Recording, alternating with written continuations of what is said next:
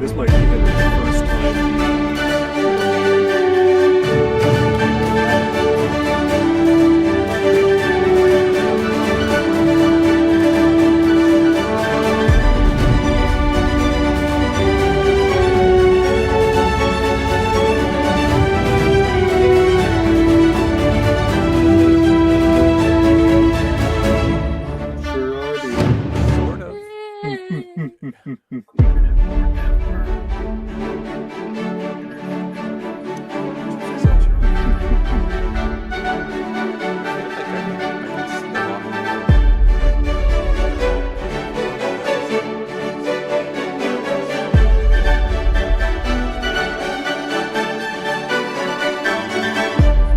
This is a very different map than I remember. Right. No, he said he renamed it. What were you going to say?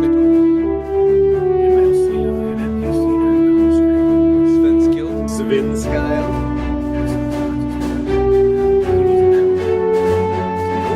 Remember that dude. He's got a couple little icons on him.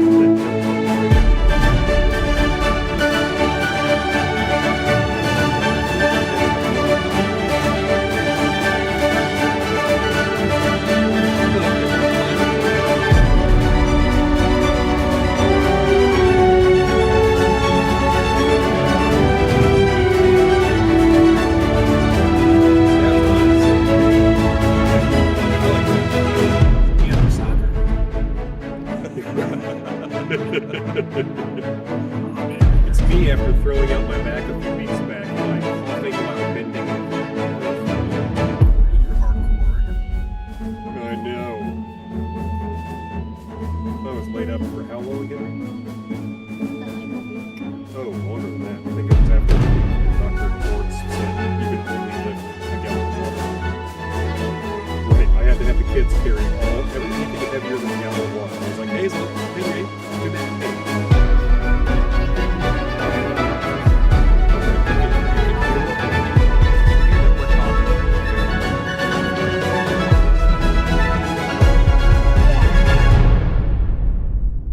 No, you're good. I think right now Henry is trying to lockpick the desk in front of him.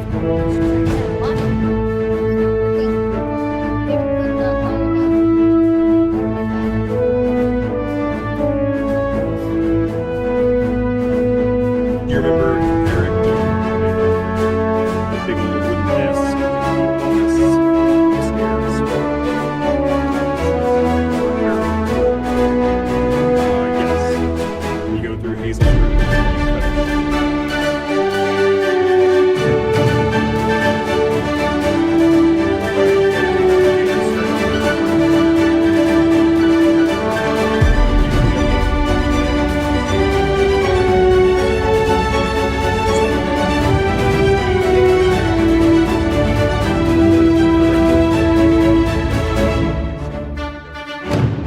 So I'm sure she Exactly. will rest in peace.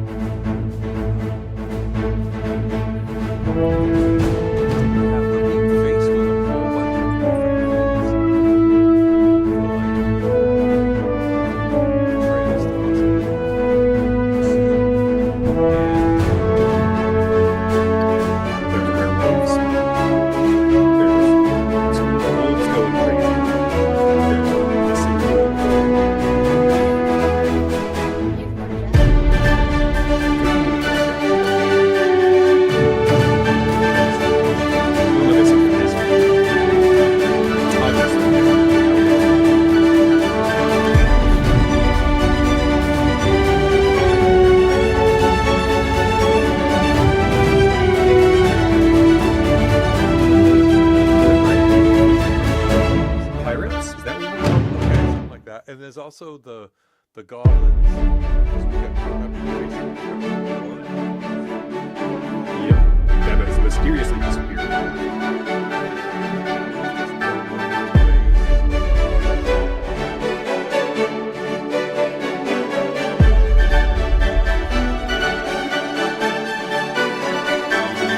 Draining the life from them. Not the trees. Oh, and a druid. There's a missing druid, isn't there? Yes. I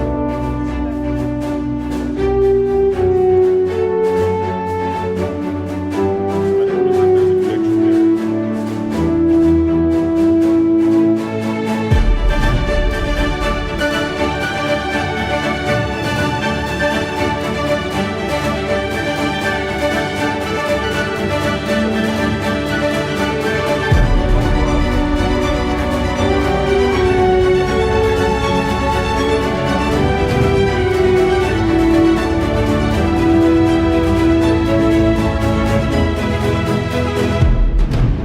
I think that might be time sensitive. I thought that we were hired to go to carry plug the business board and exits stage right. Okay.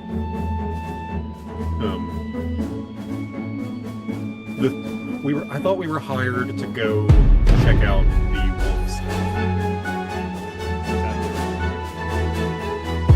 I thought so.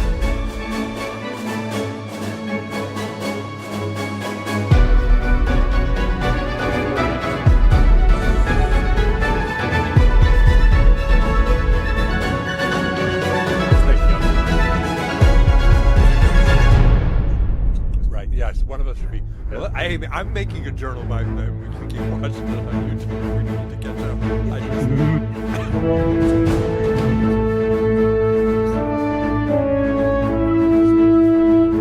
Right.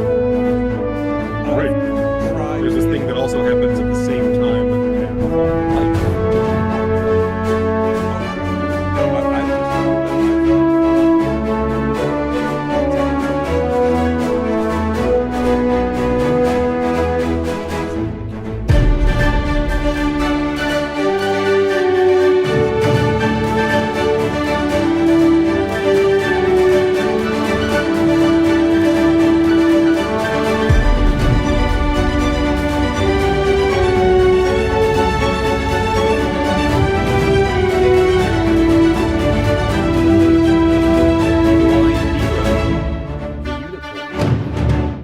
Very nice.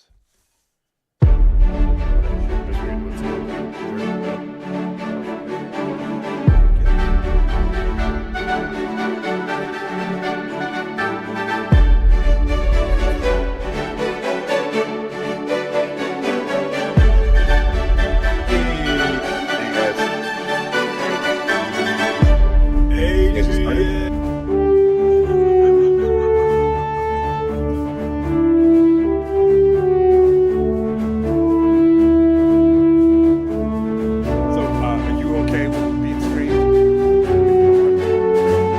What? With being streamed? If you want right now. Oh, I don't mind. No. I'll try to watch my phone. Oh, no. No.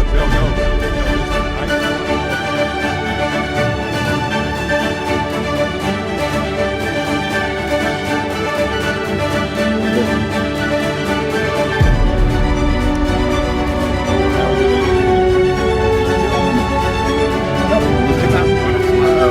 Central Michigan to see my mother-in-law. We forecast some medical issues. My sister-in-law. Everything's coming up roses. We just got home. Sorry.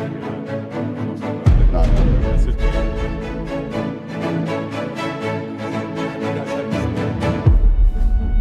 Oh, we got pounded. So we had about 6 inches up in Central Michigan, and then we had about 6 or 7 inches out here in Chicago.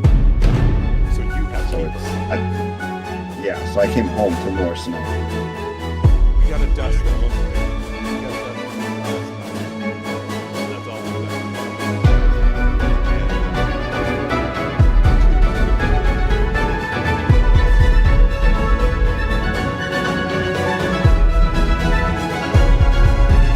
Until March, maybe Oof. April.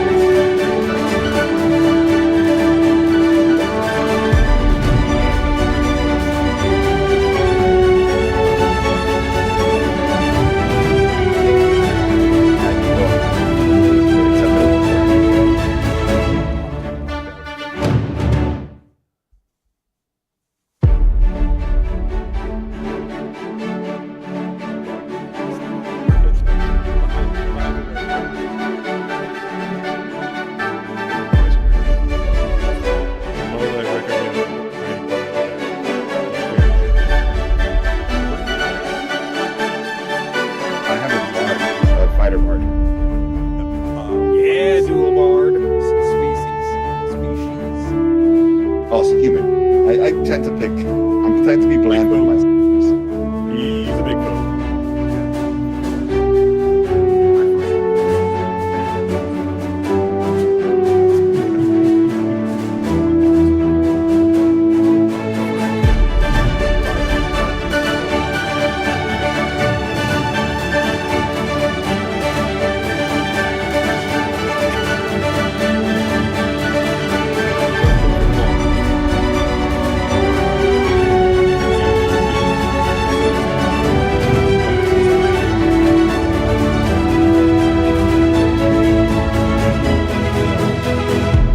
So as a human, I get my own every long rest, but I also have a musician, and with a musician, every short and long rest, I can play a tune, and up to 2 people up to my proficiency bonus can get heroic inspiration. Nice. Originally, I got lucky because I thought I thought for myself. I'm like, this would be great for me, and I'm like, I already get heroic inspiration every rest. Yeah, obviously it would be beneficial. If I'm looking at my character more as a support player, Yeah. No, I'm playing mine much more forward and Just a quick question for no particular reason. Is it going to be TBD and headlight and Zeus in the front lines? Sure not, bro. Better not be.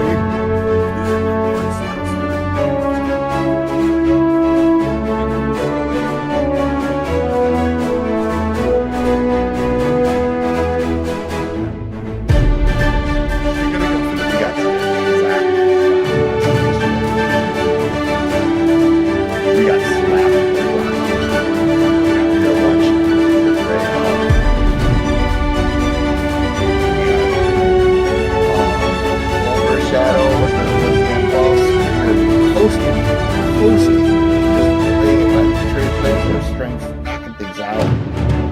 and it's just got pounded into the ground.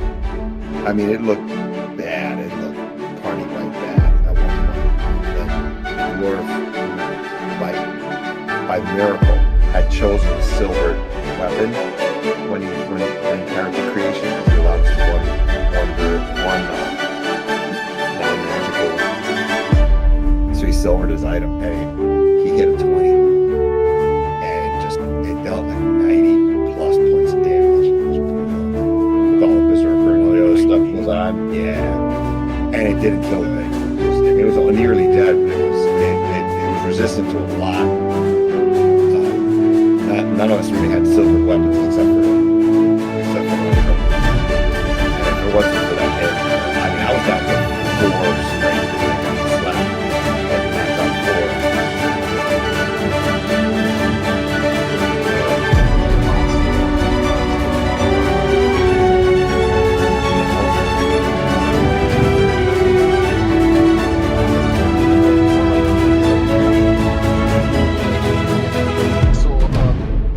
Creature stats by challenge. A challenge, and that was only a challenge rating for monster, not even challenge rating.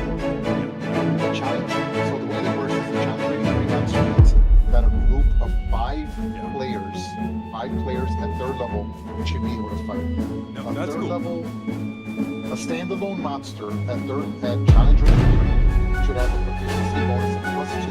A standard armor class of 13 plus 1 plus 1 minus 1. Which means 86, 101,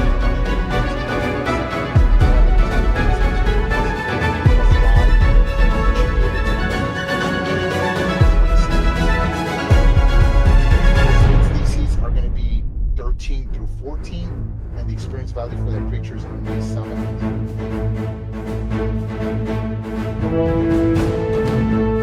No, I just didn't know if they'd made new characters and they used their second.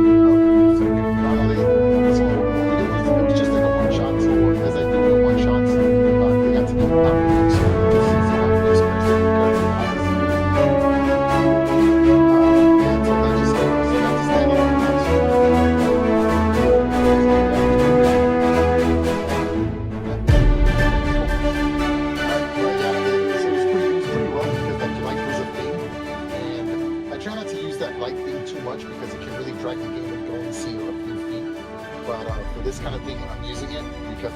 experimenting with lighting and all these other things. But when we get to the high level characters, they're dealing with the shot of Kai. It's going to be a lot. Oh, I don't mind it at all. The lobby is great. Dude, I had dim over like 5 feet in front of me. I couldn't see a damn thing. May I recommend a lantern? Why he snuffed out the light, so I had a light spell. Okay.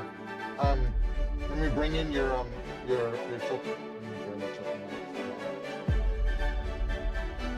We had a similar situation last Sunday where the two sisters were blind because we don't have dark vision.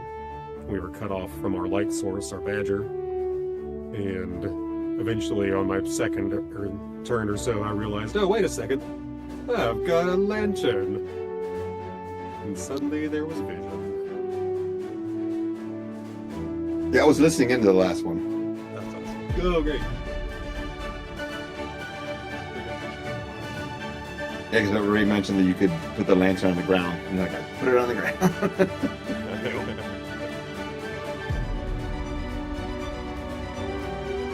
So what college are you? I haven't picked one yet. I'm almost certainly going with Valor, though, because I'm looking at just a lot of strikes. Look, so I got a lot about how you guys have been pushing each other across. You know, like switching places. This is how we're gonna do it. This is gonna be the official ruling. I'll post it.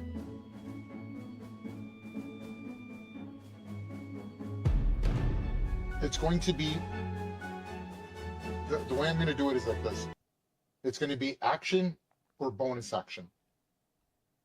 Okay? If you use an action to switch places with someone, you can switch places with them using 10 feet of movement. And you can switch places if the character allows you, and you do not draw an attack of opportunity. If you use a bonus action, you can do the same thing, but it draws an attack of opportunity.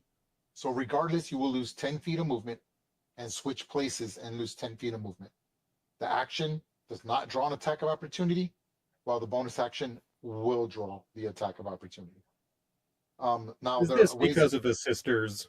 this is you're not the only ones doing it. There's other players I that are feel doing it, hypnotized. and So you have does to, sister. well, here's the problem with it. The problem with it is that technically you cannot do that. I looked up a few things, and it's basically you're copying a feat. You're copying the Battle Master's Commander's strike, where you can switch, and the only difference is that he can switch for free and get an attack and get increased stamina. So there's no, can you pull someone out of the way without drawing the attack of opportunity is really the issue. I could have just kept it simple where you could just switch it, not a big deal, and then still draw the attack of opportunity because it is not considered a forced movement. You're willingly allowing the person. Now, if you use telekinesis, that's a different story. If you're using a power that pushes, hitting him with something, that's different. Like, I understand that kind of thing. Like, if you use your hammer and you use topple, for example, to push him back or something, I get that. That's completely different. You're wasting an attack.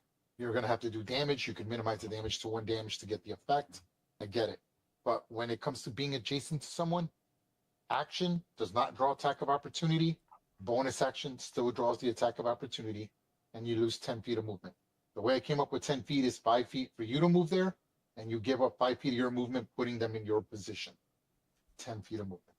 Sounds fair. So I think that's a good, fair way of doing it without taking away from the fighter battle master. You feel those cobwebs? Okay. All right. So how we're going to explain Adrian. Okay, it's too easy to explain how Adrian gets here. Okay. So Adrian, the way we're going to explain your character arriving here. So you guys had decided to go back to the town, and we're just going to say Wait a minute, who that decided on going back to the town? the Wednesday group decided Oh, to okay. not enter the forest. Okay. all Hey, right. Ray, remember that I didn't play the last game, so I may have been separated from the rest of the group.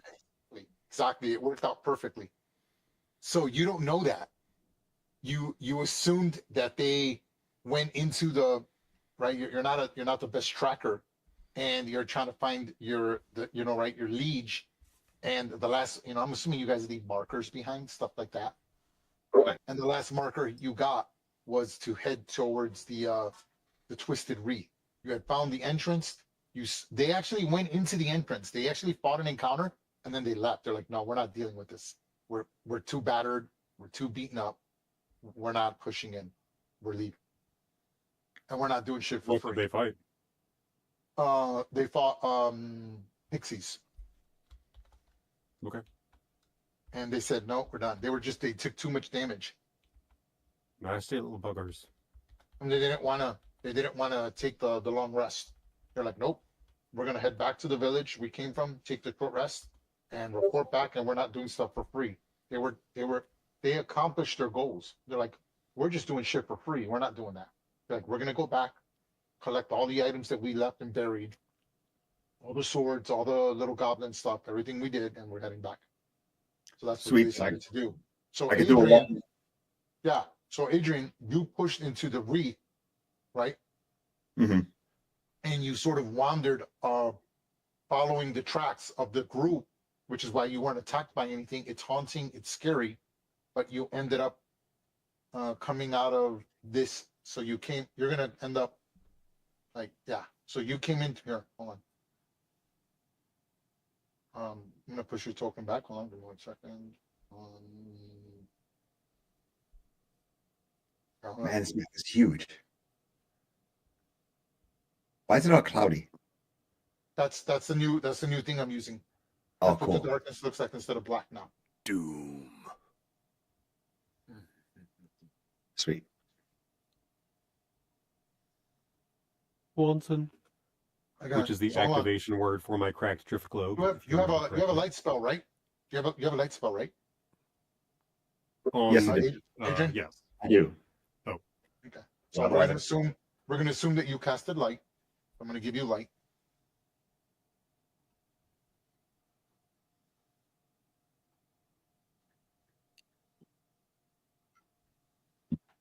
That's a little better. Perfect.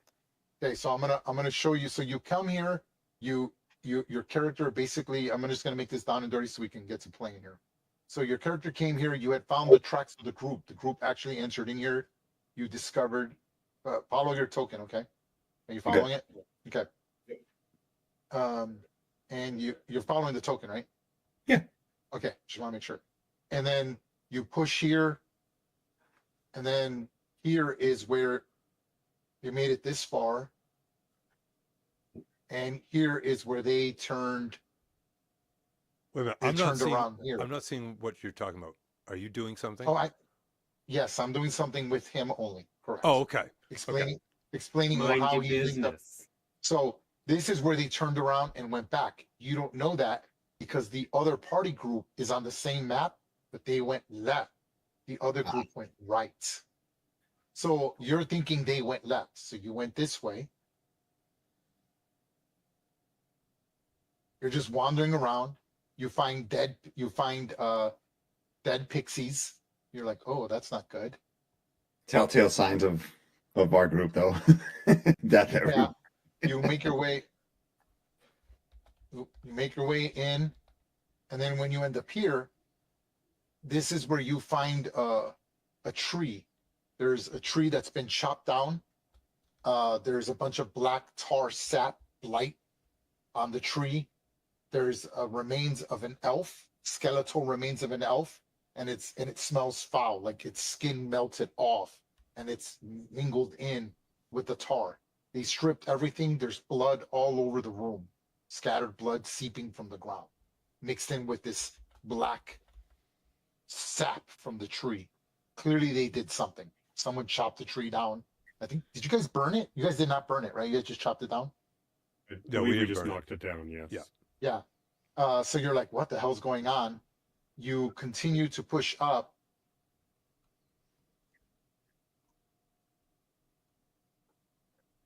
And you then hear rustling and movement, and you kind of push, you run upward, trying to catch up.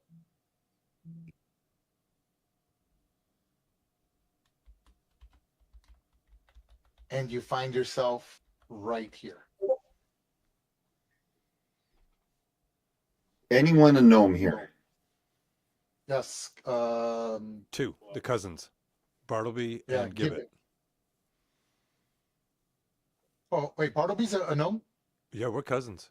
I'm a rock gnome and he is a Oh, forest gnome. I didn't give you. I thought you were a halfling. I didn't give you dark vision. Okay, you have Oh, I 60 can feet see. dark vision. Right? Yeah, I can see. No, that's because of the light spell. That is not because of your vision. You Oh. you have 60 feet, right, for being a gnome? I've had it. No, I took it off. I had to reset your token. Oh, okay. Yeah. There we go. Now Oh, you okay. have the proper vision. Oh, now I can see more. Yeah.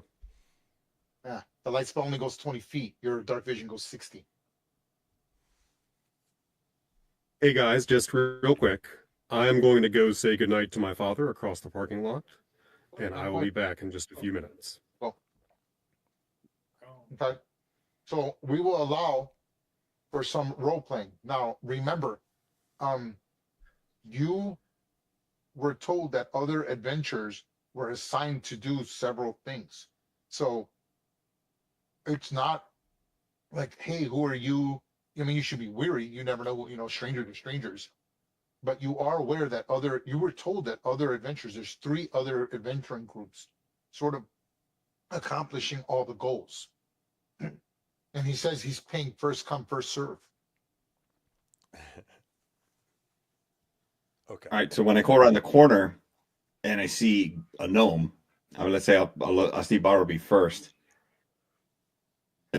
Not in a loud voice, but in a stern voice. I'm like, Jaxer, you stupid imp. You were supposed to wait for me. I told you I had to step aside for a second. Oh, that's funny. Nice. That's pretty racist, but funny. He's basically saying all you gnomes look alike. That's awesome. That's awesome. Should we take some sort of like a perception check or something like that to see? I mean, like it's audible, but like. I mean, I said loud enough for you to hear. Right, but how are you interpreting this, Ray, for us in the sense of like we're looking at it in the sense of like, oh, that's that guy type of thing, or is it more in the sense of like, You don't know him. Again, you were also told that there were other adventurers going on the same quest as you, right? Like there was like he's like, hey, I'll hire as many people, and whoever gets it all done first or gets parts of it done, I'll pay as it goes. Right? I guess basically like, how should we take that for a role if any of us are like jumped, by someone coming up behind us and saying something? It's not very sneaky, right? He's got a light spell. He's by himself. He's running like he's catching up. And then he's just as surprised as you are, probably just as freaked out as you are. And then he sees a gnome and he just sort of reacts without even really thinking on what he's doing. Now, I'll let you guys handle each other before I give the description, because there's a lot going on in this room, as you can see. Yeah. So bear with me. I'll wait for the description when whatchamacallit gets back, but you guys can role play, sort of introduce. So he's running up. He's tired. He ran probably the last 100, 200 feet because he heard you guys in the distance, thinking you were the other group. He runs around and he's like out of breath. He makes it around and he just sees the gnome, and then he just says what he says. But then he's realizing seconds after he says that, who the fuck are all of you? So it's for you to roleplay how that goes. I definitely think Bartleby's going to be something to the effect of like, announce yourself, long legs. Who are you? I'm so sorry. I thought you were someone else. My travelers, I lost track of them. And I look around, I see they're dressed as, you guys are obviously dressed as adventurers, not as like thieves or vagabonds. Don't know undead or anything like that, right? At least Bartleby is dressed more like he just came off the stage. Okay. Yeah, I mean we're not dressed in rags or anything like that, but I'm in your standard, peace loving druid type of, earthy style clothing, a little bit of leather, that kind of stuff. So. Gentlemen, Excuse my irreverence. I meant no disrespect. I was just trying to track my party. We have a gnome of ill repute in our group, and I was simply venting my frustrations. My apologies. Get along to get along, man. Yeah, it's not like we haven't heard it before. Because So, like The I only said, good gnome's a dead gnome. announce yourself. Who are you? I mean, you're obviously in awe of the Gadabouts. You know, who are you? I switch my my scimitar as I say it. I'm Adrian Bridgewater. I am a talented musician, a lutist extraordinaire, and quite good with a sword too.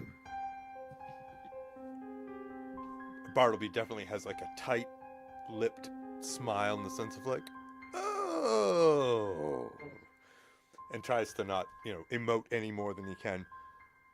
Nice to meet you. Yes. As it is to meet all of you. I have said my name, though. Would you not share yours with me? I look around and I'm No. just like, oh, go ahead. Not right now.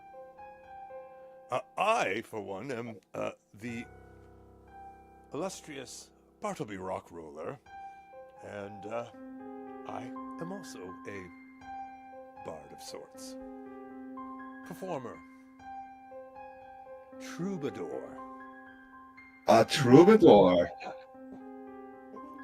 That's so cool. I have not heard you play yet, but I look forward to it on a kinder stage, if you would. And yourself? Just going down the line. I don't know if Hunter's back yet. Nah. Tony already said he. Just call me Cuz. Okay. I've had run-ins with bards before. I don't really care for them too much. Right, Bartleby? Give me the elbow. I am an exception, obviously. Yes. Being blood. Mhm. Yeah. Well, pray tell, have you seen a group of travelers as yourself? An amazing dwarf with a giant axe. A druid, much like yourself. A magic caster. A cleric. And a tiny little thief that probably stole something of yours. No, doesn't sound familiar at all. Are they Hmm. humans like yourself? Some. But- Is it like a Ferengi? I caught that. Ooh, man. More, I'm saying more like WHO, like who? Oh, that's how Ferengi say it Right, whenever right. they're in Star Trek. Oh, Right, yeah, right. it's pretty hilarious. Okay. Yeah. Yeah. I'm saying it more as a fellow insult, like who? Anyways, Yes, we are taller nature, I would say, except for my liege, Lord Ungram. Lord Ungram, self-appointed You have not title. heard of Lord Ungram?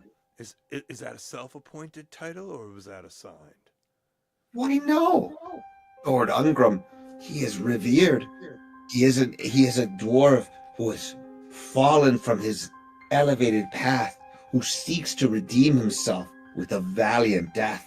He has hired me, Adrian Bridgewater, to chronicle his adventures so that I can write the perfect song for his redeeming death. That is wonderful. Yeah, that sounds great, but if that's your job, why aren't you with him? Well, because I had to use the bathroom and they tended to wander off. Wow. We must show you a lot of respect there then, huh? Maybe Ah, it's better off to join I us. don't think it was any disrespect. I'm sure they were attacked. I'm sure they were driven off to the side. I'm sure that bastard Jaxer told them some lie and dragged them off into some other direction. Oh yeah, I'm sure that's exactly what happened. I can believe that too. I must apologize for my cousin. He tends to have a sharper tongue than I. I do he not. is a truth Lies. speaker, absolute truth speaker. since you are here, maybe we can help each other. I'm trying to find the path back to town. I think that's where they went. But I've kind of lost my way. Great bard, not a great tracker. Well, you might be in luck. We happen to have a fairly good tracker amongst us, but you probably have to be a little nicer to him. Well, I would be willing to pay my fair share, good man. There is no doubt that the Adrian at Bridgewater is one who compensates for any effort.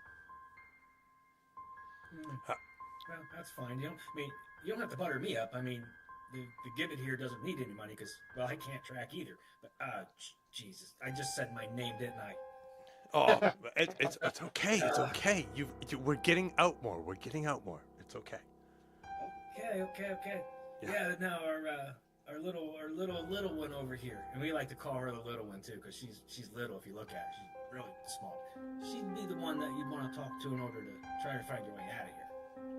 Yes. But when was the last time you saw Pontiac? Who? Pontiac, the other I don't sister. know. It was dark. It was dark in there, and then I had the things on me, and then it was light, and then the Cadillac came through and mowed some things down, and then we were done. We came in here. I mean, so it's been a hot, 48 seconds or something. But yeah. Right, in game time, 6 seconds. Exactly. That's awesome. Yeah. Maybe a minute and a half. Give it a minute and a half. Yeah. I'm sorry, good Human. We seem to be missing one of our party. We normally don't like to present ourselves unless we are all in in our normal ensemble. You must forgive that if you're looking at me as a fellow bard.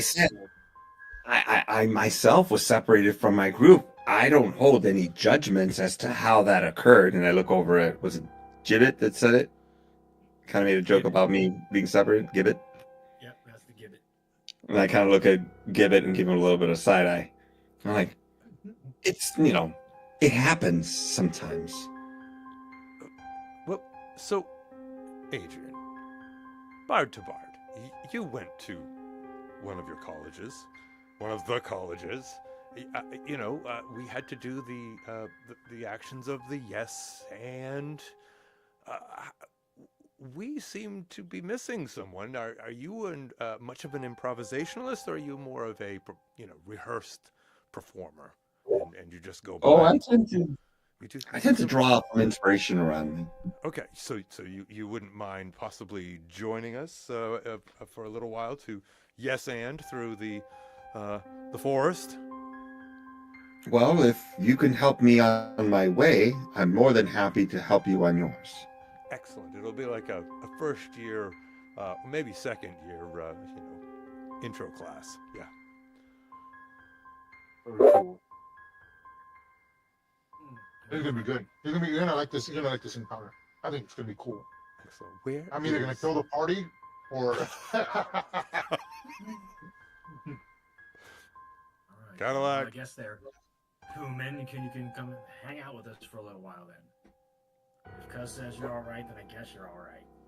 I guess. Maybe. Is anyone bleeding that I could see? Oh, maybe. Just a little bit. I wipe my hand across my cheek. It's a little bit of red there. Master Gibbet, do you require healing? No, yeah. No, I'm a little scraped up. Yeah, right. Sure, I mean, if you've got some to spare, I'll take some. But, I mean, yeah, I don't really need it. But, sure, yeah, since you're offered, I'll be nice and accept. A little bit of healing. It's the least I can do. Is there anyone else? I'm pristine. I can see 3. All right, I'll do healing word then. Spread it. I could do this. Make sure I can spread it across 3. Yeah, honestly, I think it's just Cadillac and Gibbet, and Pontiac isn't here. Ray, Oh, can you? Pontiac's not here. No, Ray, can you pull that um tile for Pontiac? Yeah, what about him? What do you want me to pull? Just make. I mean, we don't know where Pontiac is. Apparently, where Pontiac's been lost in the forest, and that's why Pontiac's not here tonight. Yeah, Pontiac Oh. went and pulled an Adrian and got lost. Yeah. Yes. Okay. I know. I'm going to explain that. So the maze is all vegetation. The best way to explain that is that you've separated yourselves. Like a thorn wall appeared where he was separated, and there's just no way to get to him. And he's like, I'm going to find another way around. And it's just that simple. It's kind of like an old cornfield maze then. Yeah. Just kind of Basically. it's kind of hard to see through, even though you're right next to you. Gibby, go ahead and heal up. Oh yeah, I sure will. Thank you, sir.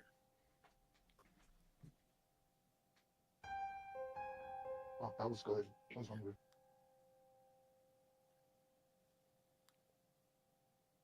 Let me know when you guys are all here. When you get back. Yeah. Yeah, this is a pretty cool map. This is pretty cool. I put a lot of. I did all this yesterday. I stayed up till like 6 in the morning just working on all the maps, the campaigns. And as you can see, I'm using animations. You should see the other map. The other, like I can show it to you. It's pretty funny because it goes to show you what each party's doing. I'm using the same map. No, I don't want to know. I don't want to know. Oh no. I'm gonna show it in Discord. What's going on is that I'm using the map, but all I'm doing is twisting the map. So like you guys came from the bottom, and then I just cool. sort of rotate the map so that they're coming from another entrance, and then I'm putting different things in. So not everything is the same. If that makes sense. Have you ever had like a 12, 16 person like roll 20? The only time I ever did anything on roll 20, we never did 16. The most we did was I think 8. Yeah. And what was cool was that the Monday group is in person, and there were 2 players that joined me on FaceTime. Nice. It was because we did it and I had a TV set, and I was able to split it, and they were Discording, and I had a camera set up, and so yeah, it was a little, but it was fun. It was like different, to just try it. Oh no, It was. It's intriguing to me, but I'm just wondering how the performance was. Like, not the performance of the players, but the performance of Roll20 having that many people logged into, one game. I mean, the thing is that it slows down the game, right? Like, Yeah. especially if you're like talking about spellcasters, right? Yeah. Things like that. Like you notice that the turns are going faster because there's hardly any spellcasters, We're all spellcasters, right? Like I know, but I balanced them out based off of the chart, right? That they Right. recommended. Yeah, because I was gonna Hey, say Ray, like, can you look at? What's up? Sorry. Our tokens. I know my max hit point is 24, not 21. Oh, I can change that. No. Yeah, I can think change that. Bartleby, I think yours is 24 as well, isn't it? Aren't we the same? negative. I am at 21. Okay. All right then. I always thought you were at 21 as well, Gibbs. I'm at 24. There we go. You guys can all see each other's hit points, right? You guys should all be able to see each other's hit points. Correct. Oh no, wait, TVDs We- are not showing. Hold on. I can see TVDs. I know, That's but not because she's everyone my else can. girl. I'm trying to make sure everyone's is. Yeah, once we had to rework our characters there with the stats and stuff. Visible to So I had to dump everyone. mine into Constitution to get a few extra hit points. Visible to That was everyone. You got them juicy extra 3 hit points. You got it. Hey, I need them for some reason. Okay. I need All right. And so, wow, you start at full too. That's awesome for you. Well, Who starts at full? Good Sir Adrian there was kind enough Gibbs. to share some of his healing powers with us. The sign of goodwill. It's the least I can do, especially for the insult. Yes, That wasn't older it. sister. This is Adrian. He's lost. So, since I was absent, I am not going to ask what happened to Pontiac yet. All that I know is I was scanning and I was surveying, and I turned around to talk to Sister, and say, Sister, things don't. Where the hell did my sister? And then she looks over and sees a big folk. And she's like, TBD on me. She hops up on the shoulders of her giant badger, TBD, who comes and stands right here, and she still has to point up at you and says, where did you put my sister? That's now, Adrian, your response should be that the walls are shifting. The closer you're getting to the deeper you go into the wreath, the walls shift, the floors move. That's why it's eating your footprints. And so that's how we explained that Panya got separated. As she was moving, she just lagged us slightly too far behind. The wall shifted, and there was no way for her to reconnect. And so she's finding her own path to get back to you. And you can't just wait there, right? Like, basically a forced plot point where a wall got in between, and I sort of forcibly divided the party, so to speak.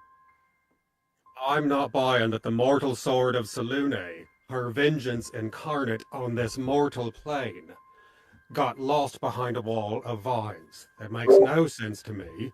Makes no sense to Gibbs, Bartleby, you buying any of this crap? I have. Yeah, I mean, some pretty stout wall of thorns myself, and managed to separate people pretty easily. So I can see it happening. Know that I'm here. I had no intentions of interrupting all of you. I was seeking my own group, but these walls are tricky enough, and I am not much of a tracker. Is your friend much of a tracker? Cadillac. That's where I come in. I haven't heard so you from can get Pontiac lost. in a while. Pontiac's been. You guys don't have dark vision, and it's creepy out here, and you know, I don't know. I mean, she could be right behind us. I don't know. Sister! Well, maybe Oh, she's not there. One go yelling out loud too loudly. Yeah, that's probably not the best idea. I mean, but what do I know? You know, it might make for a good tale. Yell your head off. I don't care. I'm gonna go ahead and cast my message cantrip and just Okay. kind of point somewhere, just to try to maybe pick up a signal from Pontiac. Just throw something out there. I'm not expecting much, but And you do get a response.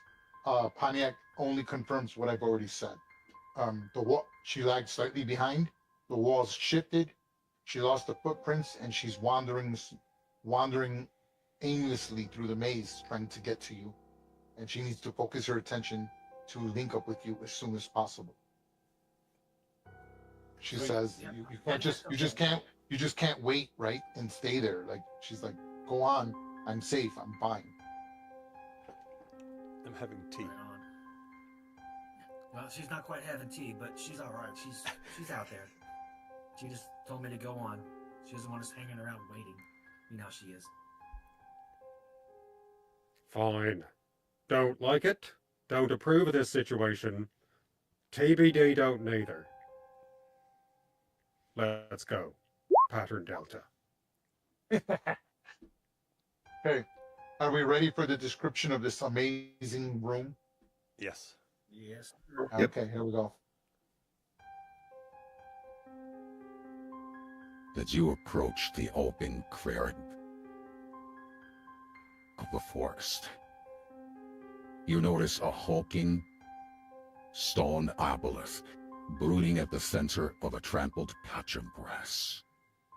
It's a smooth gray skin etched with ancient, weathered druidic runes that seem to almost crawl when you look away.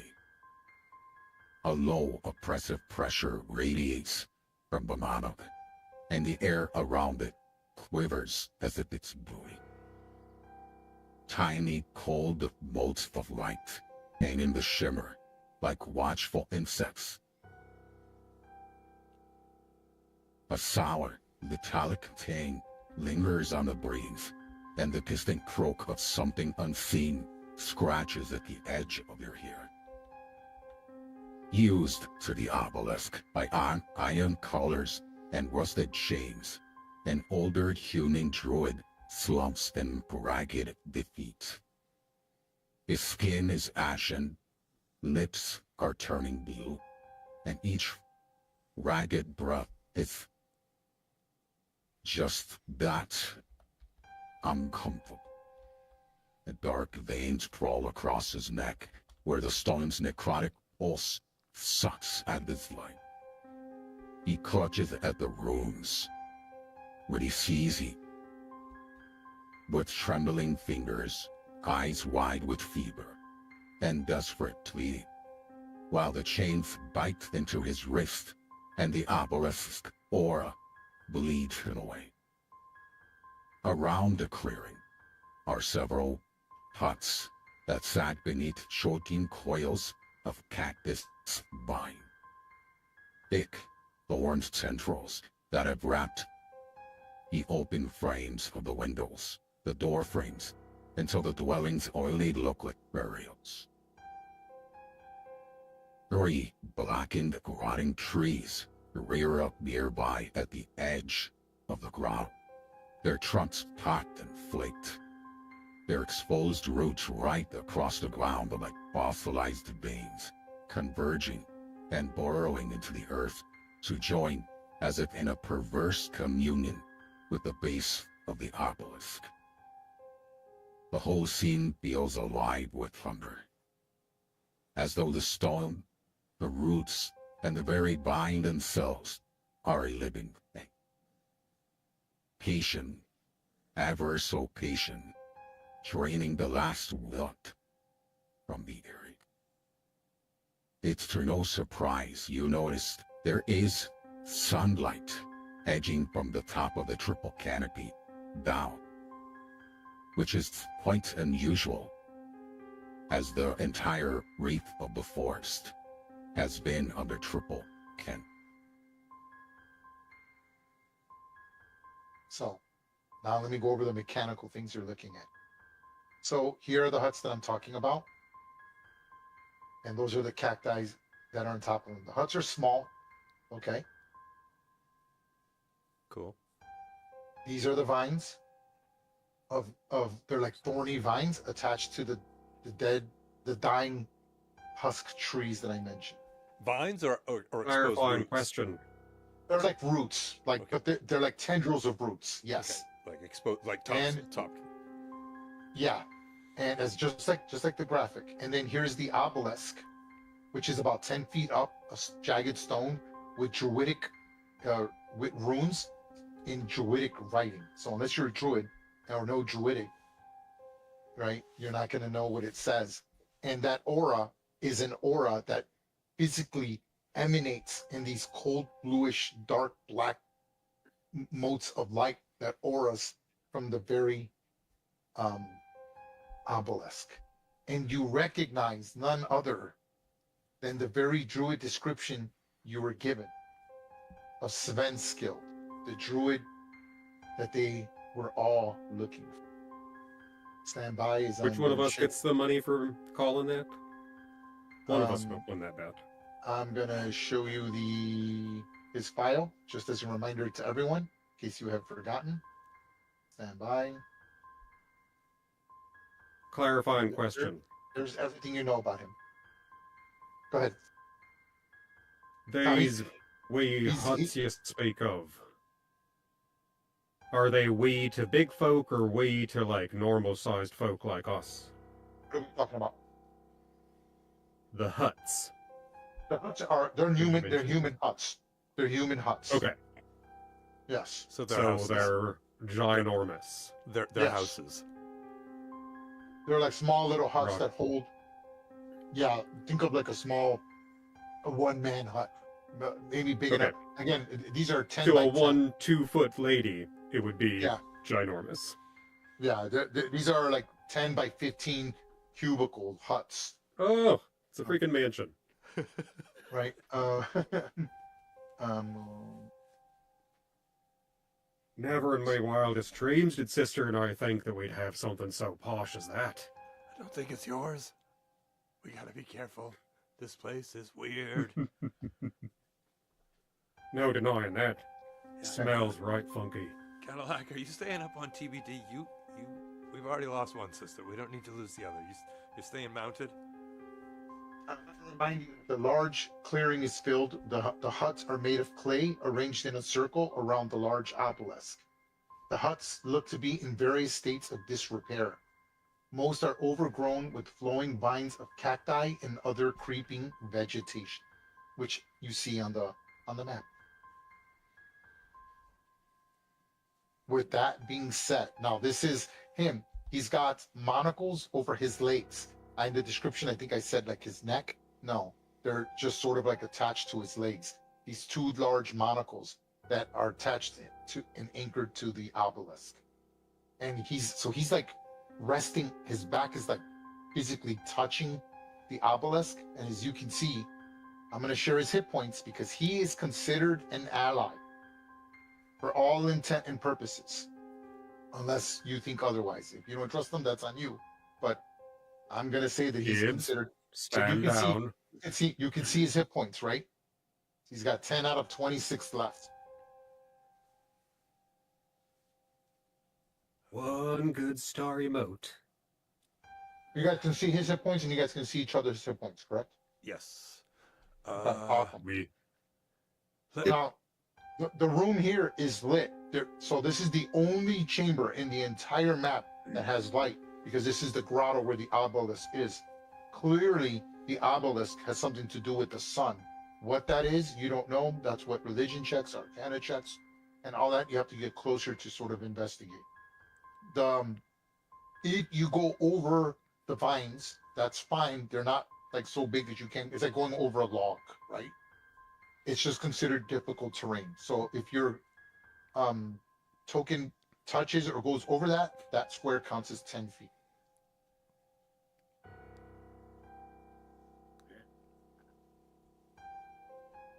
So wait a minute. He can see us, Huh? and we can see him, Yeah. and we recognize him. Yes, All right, cool. No. Sven. He's only like 20 feet away from you. He's ecstatic, but he's so injured. He hasn't really said anything other than he tries to talk, but I just described him, and his lips are blue. His skin is ashen. He's already an old man, and he's trying to say something, but every time he does, like these emotes kind of scatter around the aura. You guys can see the aura around the obelisk, correct? Yeah. All right, Okay. I'm You gonna guys can see the black and purple, right? I'm gonna do a healing word on him. From here? Yeah, 60 feet. Okay. Go ahead and cast it. noise. Second Juicy level? one. Okay. Oh no, What I I didn't need mean to you do. to do- I'm sorry. I didn't mean to do second level. I only got one of them. Okay, go ahead. You can re-roll it again. Do it at first level. Go ahead. Okay. Okay. I need you. Not as impressive. I No, need but you still. to make a spellcasting ability check. Okay. The DC is 13. Oops. Wait a minute. Hold on. Did I click the right thing? Let me make sure it's correct. Your Spell modifier is +5. Yep, that's correct, I believe. Spell attack. Yes, is that correct? It should be 2 plus your ability Yeah, I have a modifier. Is that +5. correct? Yes. Yes. Yep. Okay. So you failed.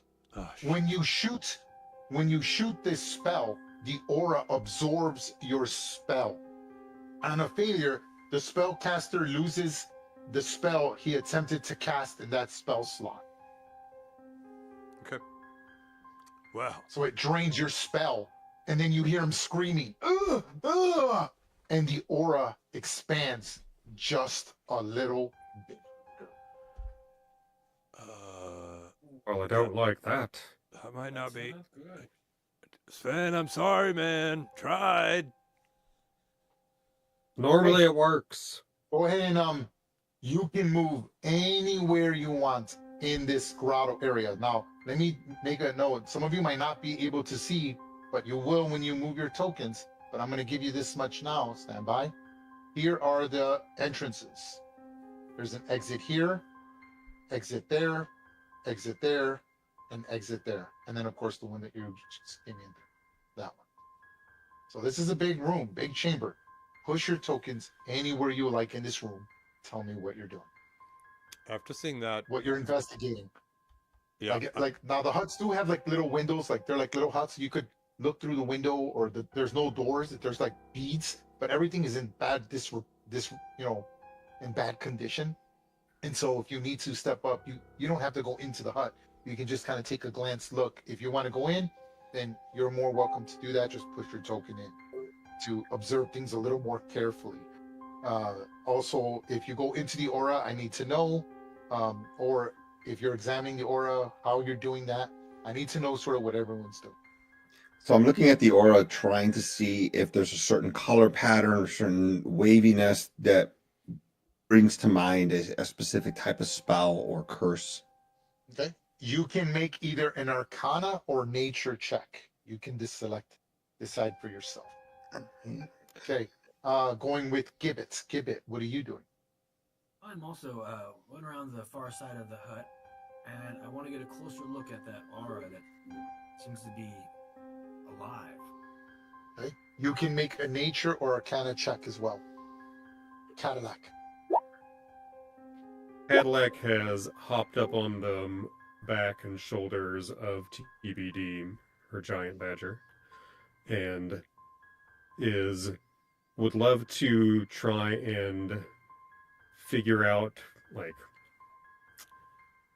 if there's a rhyme or reason to the, like, movement of the aura, and just try and figure out, like, by the way that the plants are looking, and if there's any, what the aura's effect on life is. If we go in, what's its effect going to be? I would love to do an investigation check, perhaps. Yes, you are more than welcome to do so. Go ahead. Bartleby, what are you doing? I think since Cadillac is right in front of me and I sort of can read older sister's vibe, I'm gonna cast Mage Hand and try to get a Mage Hand into Sven and just sort of like give him like a little, like how you investigate someone's face when you have your eyes closed type of thing. Okay, so you're gonna shoot the mage hand. It's got a range of 30 feet, correct? Yes. So yeah, you can reach him from there, and you're gonna try to push the mage hand through that aura. Is that correct? Might as well keep being stupid. Go ahead and make a spell casting ability DC 13. Okay, so.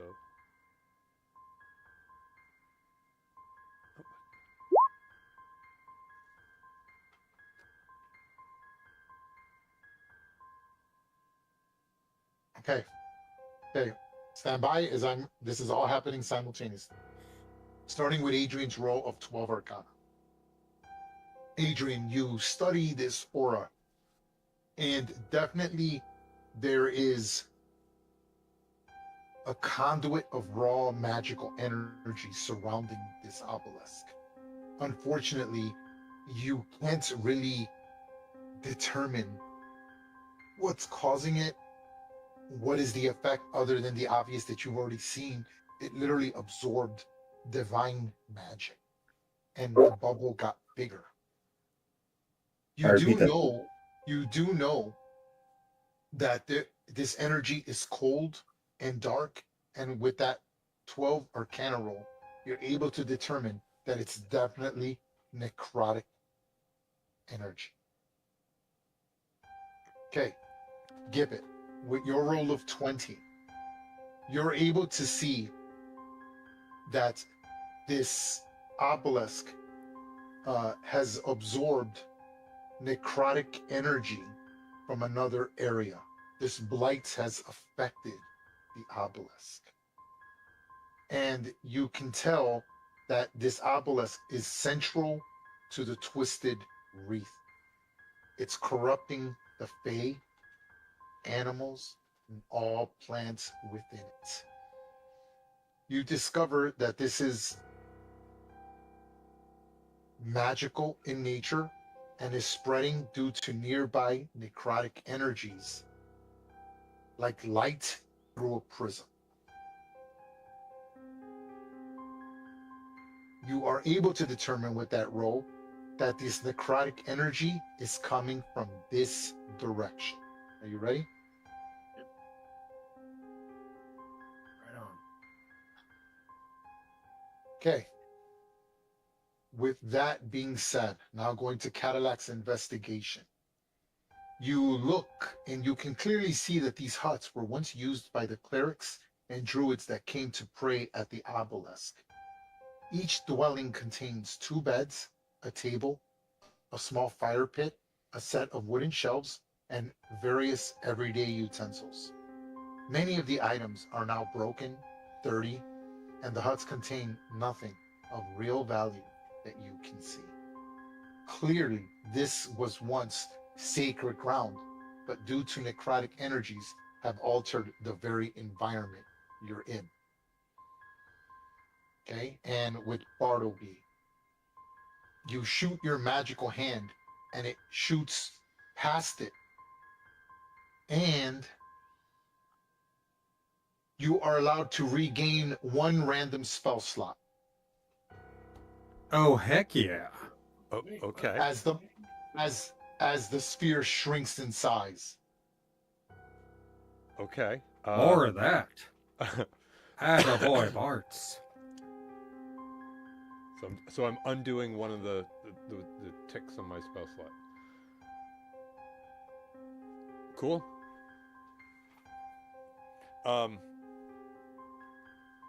I'd have to say that Bartleby sort of does that whole like little shoulder, like flex type of thing. I mean, it's just sort of like a little, yeah, cool. Now, hold on. The energy you feel fusing through you is dark and necrotic. It is for you to roleplay how this affects your character. It is cold. It is a sense of overwhelming power. It is something driving you to want more of it. And as your mage hand pushes through, it's able to sort of touch Sven's skill and sort of like, and you can just sort of touch him. He's real. He exhales. And, unfortunately, you can only lift, 5 pounds? And so you can't even pick up the monocle, but you kind of like fix his t-shirt a little, pat him down. He's not booby trapped or anything that you can see. You know what I mean? You're able to shift him just slightly as he can feel the pressure of your magical hand. I'd have to say that Bartleby sort of got that same rush as like one of his best performances, like with a great crowd and just the whole like overwhelming like adrenaline drug and going cocky, like really like loving it. So much so I think that he actually moves right there. Okay. You guys can talk amongst each other at this point. Don't get too careful. Okay, I'm going to send something to you. Stand by, and only to Bartleby, as you're the only one who made it. Stand by. This is the risk of what you're doing. I'm whispering it to you now. Did y'all see the way that aura shrank with Bartleby's spell? That was weird. But I've got a feeling. I think that this isn't the source. This is just a symptom of it. I think the source is up to the northwest. That's the feeling I've been getting.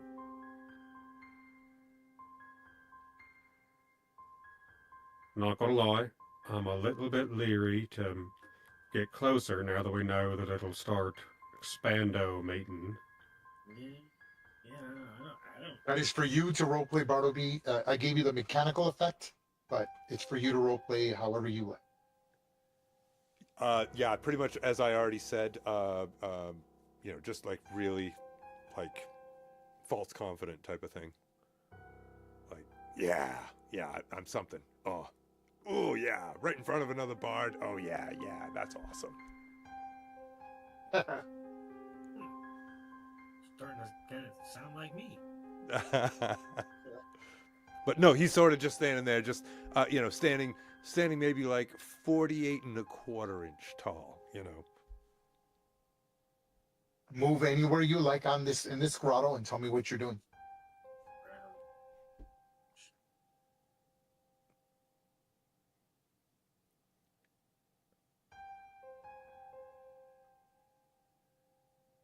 feet. So I cross the that's fine. one root and move The as you get closer to the root, the roots that connecting to the aura of the obelisk, Mhm. it's almost as if it's breathing. Think of like a hose, you know, like how like a very light hose, and you could a fire hose that's first getting water, it's definitely feeding. You have the feeling that the root is feeding on something. Quite discomfort in that.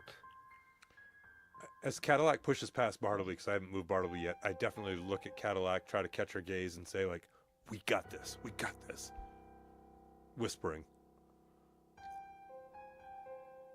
Sure as hell hope so, mate. Don't stand on the roots. That's you, human. I got a bad feeling Big about folk. that. Listen to Gibbs over yonder. I'm going up. I'm gonna check out this other path. But I'll be right back. Much obliged. Pointing I at speak out to Skinfold. I'm like, Svenskin, how did you become of this? What can we do to assist you?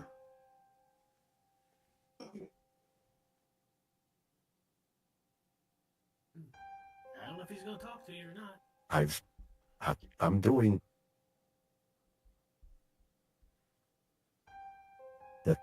I came to investigate the tree skinner.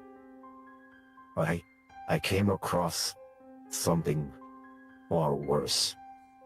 The dusk thorn. The dusk thorn of the twisted wreath.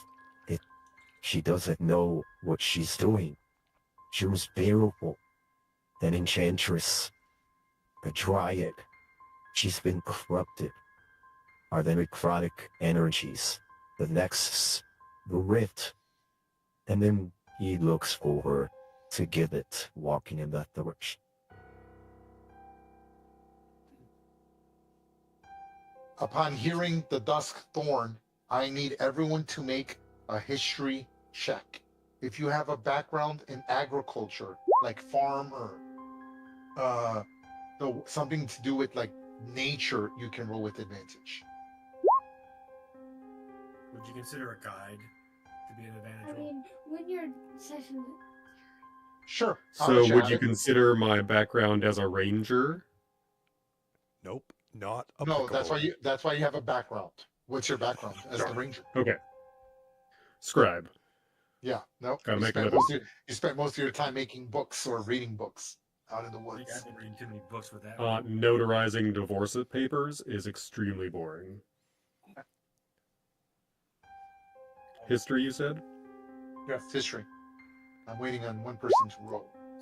Looks like Okay, Adrian the is closest was Unimpressive Cadillac Bartleby. Zeus. The only thing Bartleby knows is BRB.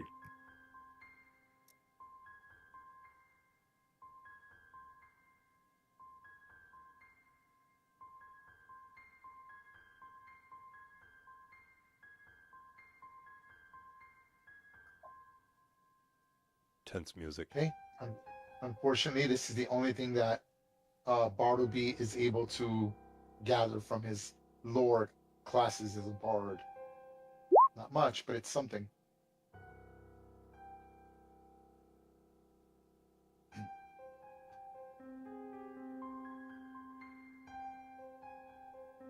Oh shit.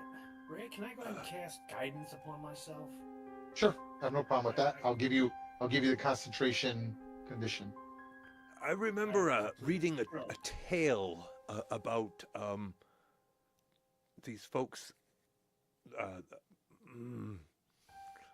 certain type of dryad, and they would attach themselves to these types of vines that might be actually like quite like these creeper vines, maybe, I don't know, and they can travel through trees to escape, and but yeah, we gotta stay away from these vines.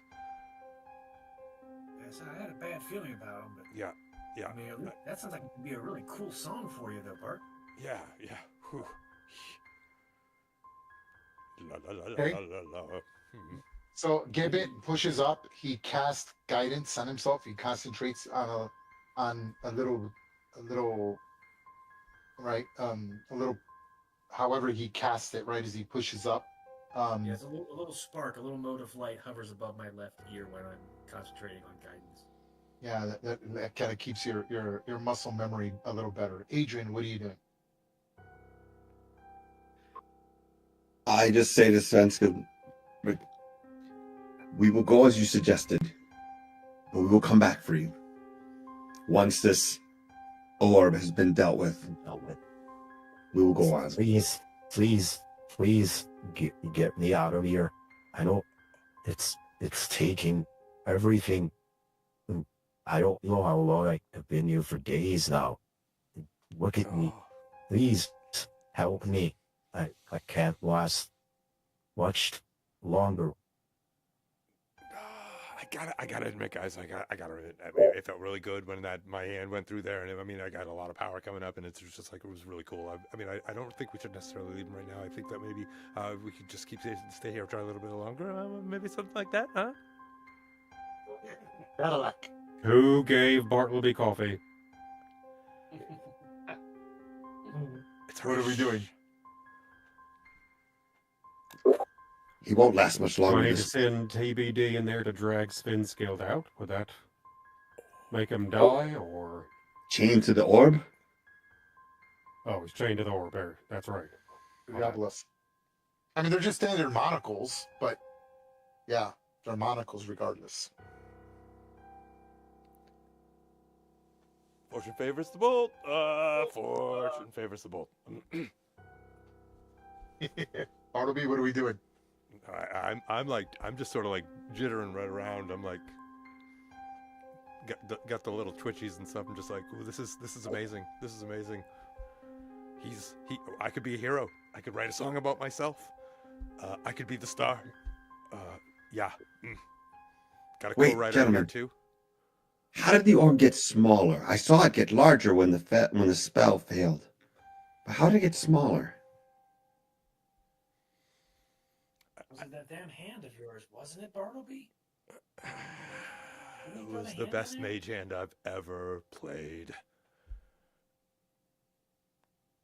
Yeah, I guess so. And by the way, I would definitely have to say that I had my bow outstretched, and I plucked the certain chord, or melodic structure or whatever, and just sent the mage hand through, and so it's just like, like still holding my bow out strong. Listening to the harmonic ring. You can attempt to make it smaller even. But it will cost us quite a bit. Well, I've only got one more for the trying. By chance, do you have something maybe like mage hand? Do you is that one of your studies that you? I do. You do? You keep that in your repertoire? Well, maybe I don't speak of it much. People around here don't like magic users, but I do have some. I'm really fighting not wanting to do it again, but I really, it's like, playing with fire, so, yeah. All right, I'll try. Yes! So I'm going to use Mage Hand to try to give Svenskild some water. Okay. Go ahead and make a spell casting ability. That would be, where's that? I had to click It's on any spell attack. you can click on spell attack, or you can just click on any spell that you have that's got a ranged attack. 14, sorry. Okay. 14 is a success. You can get back a granted spell if you had one. If you have no slots left over, then you gain nothing. Well, I used a cantrip, so. I understand that, but you get a spell slot back. Right. Did you have a spell slot open or not? Yes, for cure wounds. Yep. So you get that spell back, or you get a spell slot back, not a spell. You get a spell slot back. An expenditure. Yep. Sure. Perfect. Did the orb change? It shifted. It shrinks. It did.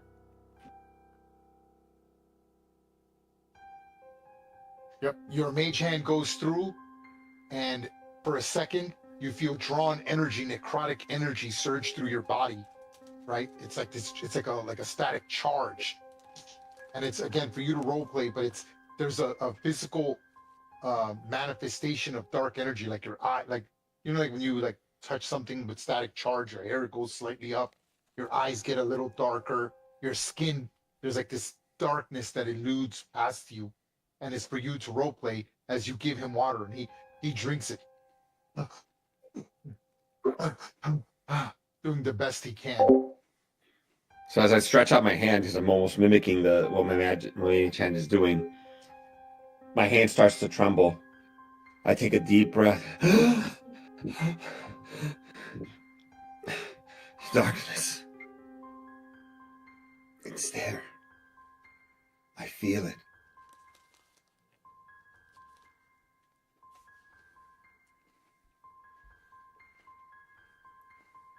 Very cool. Okay, everyone, go ahead and move anywhere you want on the map. In the grotto at least. You go further, let me know.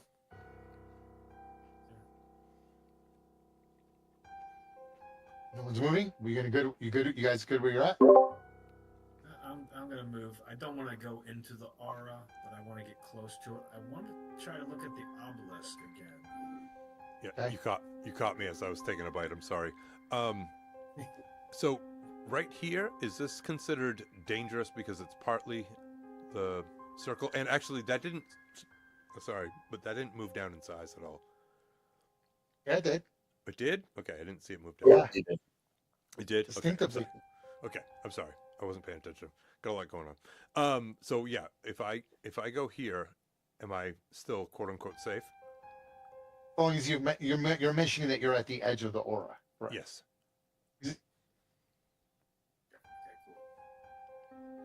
I mean, I don't want to go there if it's not safe. I mean, what's my feeling? What's my perception with? You can make an Arcana or Nature check as you approach the aura. Gibbet, what were you doing?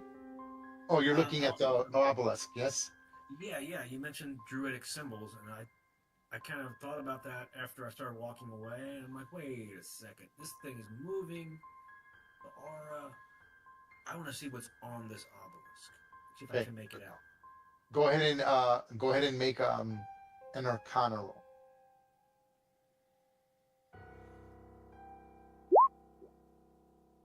Okay, so Bartleby, you go up to it and you just see again the things surrounding the obelisk are like little motes of blackness. Literally, they're like little dots that are like void. They're like, think of a will-o-wisp, but instead of shooting out a beautiful yellow or like a green bug, right? A firefly, it's just shooting out this black like orb of like darkness. okay. And it's pulsating, and it's enough that they're fluttering everywhere.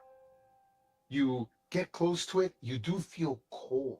There's a tension coming from the obelisk. You get inches away from it.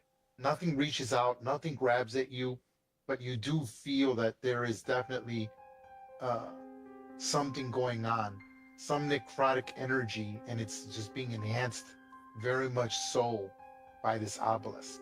Again, so I don't know who it was who mentioned it, that said that the necrotic energies are originating from this side. The obelisk is just sort of like a prism, enhancing and amplifying that necrotic energy. That was Gibbs, right? Yeah. I was originally heading up that way, and I had a second thought here, real quick. Okay. Gibbet, same thing with your Arcana. You can clearly see that this is a magical conduit. Stand by. I'm sending you something. Okay. This is what it does in mechanical terms. I'd have to say that as I was trying to look, I was trying to look over at Adrian to see if I could confirm that he felt the rush that I had felt from having a success.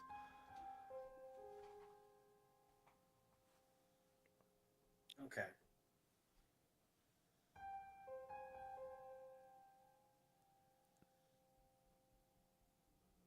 unfortunately, you're not able to understand the words. It's just without like comprehend languages. There's no way to do that. At least not without intensive study. I might allow a check at disadvantage or something. But for you to, it's it's Druidic writing. It's etched in the stone. The stone is not evil, right? Again, it is an inanimate object, and it's sort of like a tuning fork. Think of it like that, right? Okay. And there's this necrotic energy coming from the northwest, and it's just spreading. But this tuning fork is amplifying the sound of necrotic energy, and it's spreading into the entire forest, which is why you've been dealing with extremely violent things that normally are not. It's sort of making everything rabid and twisted, dark, as necrotic energies flow into the Fey world. And as it affects the Fey world more and more, it will change, and it will eventually become negative, and it'll become part of the Shadowfell, which would be bad. As everyone knows, there's a war between, the Mistress of Pain, Nethro, and Shar, and all that kind of stuff. You don't need to be giving her any more power, right? And this is all happening at the same time, relatively, Yes. as the Yes. other characters in the other campaigns. Okay. Correct. I mean, not You've heard all of the them? new third levels, but like the plus levels, the 10 plus. Yeah, there's broadsheets. There's like newspaper articles based that talks about the players and stuff like that. Okay, very cool, very cool. If I can get some assistance, I can try again. I'm just wary of failing. Gibbs, I could you guide I think him? you guys- No, leave the stuff alone. That is not good stuff. I'm telling you, it's the source is over this way, and I'm going to point up to that direction. As you point in that direction, you hear Svenskild go, and he takes 1 point of damage. Oh, We're not going to save him here. all As he right. just Well, then we screams. need to hurry up and go save him elsewhere, because he's going downhill. Let's go then. This is just the surface. This is just where it's emanating from. The source is not here. That I know. I could try once more. It's gotten smaller. We could make it smaller. I'm torn. What would it cost us? I'm torn. And what cost? And you'll make it smaller for what? And then it's just gonna go big again. We've got to stop the source. The source is over here. Gibbs, Come on, I try. human. You gotta listen to me on this. I know what I'm Finally, talking about. you notice something crouching atop the sun-baked clay huts like a nightmare grown from desert hump. This creature has scales that have mottled wavy texture of barrel cactus, a pale green skin ridged with thick ribs and studded with clusters of wicked black-tipped spines. It sinks into the hut's cracked clay tiles with barbed roots, and fleshy pads begin to fuse with the building itself. A pale tendril burrowing like mirror as it begins to feed and grow and swell and bloom where the tiles meets its scales. Its eyes are molten amber and slit pupil glare with hostile intelligence. Each breath exhales a hot, sap-scented mist that makes the air tremble. This creature, you now identify it. A drake. A cactus drake. With spines that quiver like drawn spears, and the entire structure begins to shudder, an overt, unmistakable warning that you've taken too long, and now it's reacting to you. You see this.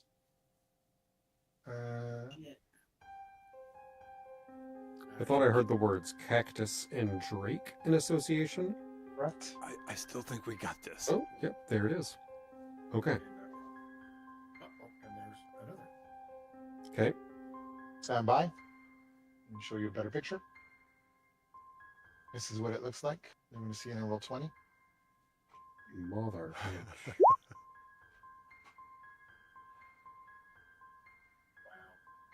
I need all of you to make, I believe it's a beast. It's a dragon. Dragons fall under history. You must make a history check. If you have a background in academics, like scribe, you can roll with advantage. Oh, studying all that boring ass lit got me something. Not much. Ooh, 13. Hey, only one person made it. Cadillac. Oh, man. Ooh. Well, Adrian, we're close. What can we say? Go, elder sister.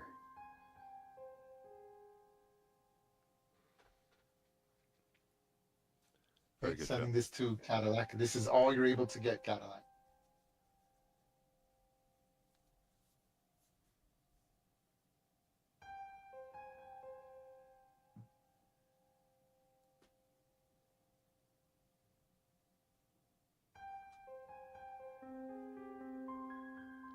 So, I know they like have the name Drake associated with this species, being a cactus drake and all, but yeah, I'm not sure which should be more prevalent, the cactus or the drake part.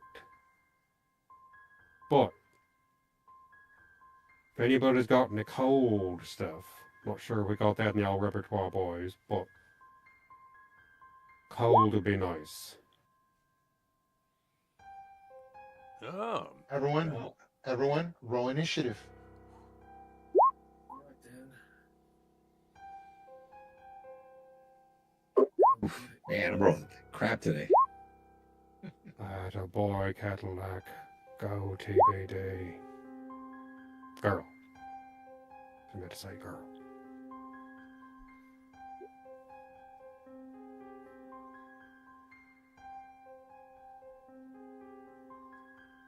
Save us all, Gibbs.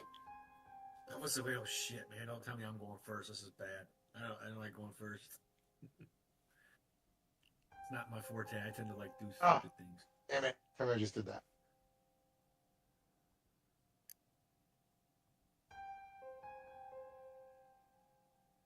So Cadillac, Okay. this thing is like cold, huh? All right, make sure everyone's initiative. Okay, everyone's initiative is in. It's all correct. And we get into a little bit of an encounter. Stand by.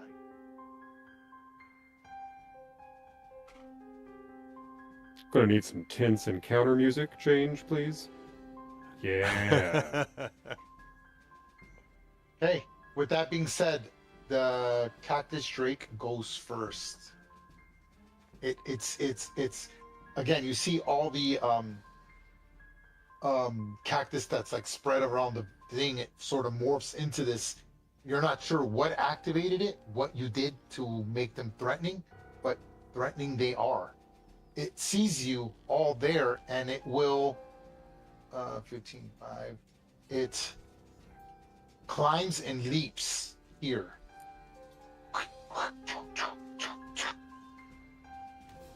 And while there, it shoots a thorn spray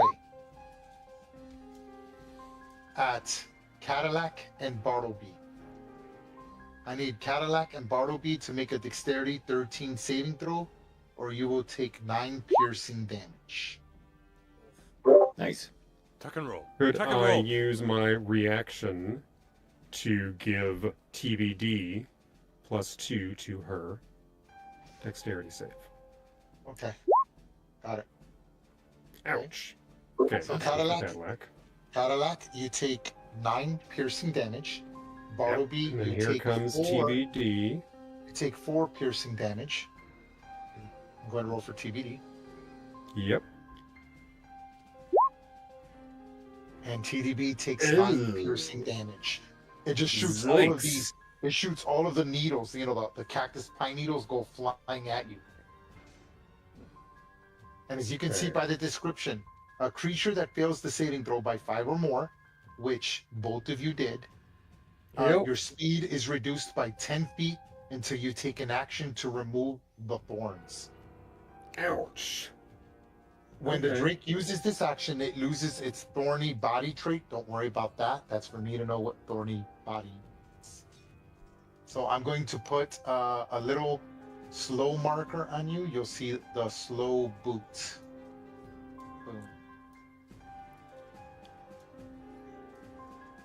Cadillac. With that You being got- said, that ends my. Okay, hold on. So 5, 10, 15, 20, 25, 30. Okay, that's it. It's Gibbet's turn. All right. Boy. We can't have this. I'm gonna take a step. Move 5 feet that way. And 10 feet looks good. I'm gonna give him a little bit of thorns myself and cast Thorn Whip. Oh, good spell. Go ahead. Try to get him. 16. 16 is a good hit. As your thorn whip goes and just lashes. How does it manifest? What's it look like? And it takes the Oh, it full just 2 goes out. damage. It's kind of like an extension of my arm. I wheel back like as if I'm cracking a whip, and then out, almost like a Spider-Man webby type of thing. It lashes out. Yep. Boom. This when you hit it, you see that when you hit it like a porcupine, all the pines, all the little needles, the little thorns on the cacti of the creature, they flare out, and you're like, oh my god. If I was within 5 feet, that thing would spray needles all over me instinctively. So good thing you attacked with something that had distance. As you do 2 damage, you cut into the cactus. It doesn't even bleed. It's like a plant, Yeah. right? It just sort of kind of like has a little bit of goo, which is like, I guess it's form of blood. But other than that, nothing else. Anything else? No, sir. Okay. You're not going to move. You're going to stay where you're at. Oh, you know what? That's right. Hold on. I do have more movement. I am going to move away. And I'm going to take 10 more feet and back this way. Okay. Like, oh shit, oh shit, oh shit, oh shit. Okay. It jumps down 5, 10, 15, 20. It's 10 feet up. And it will also do the thorny spray on Adrian and Gibbet. Oof. 14 piercing damage. So this is Dex save. Dexterity saving throw 13. That's for Adrian and Gibbet. I'm heading downstairs. Okay. Ooh, take- good save for you. You take 7 piercing damage, Gibbet. 7 piercing. Gosh, that still hurts like a mother. And unfortunately, Adrian Oh. takes 14 piercing damage. Oh Jesus. Oh, Okay. Doesn't hurt as bad as that though. Gibbet, That's I a lot of need you to damage. make Gibbet, I need you to make a concentration check to maintain your guidance.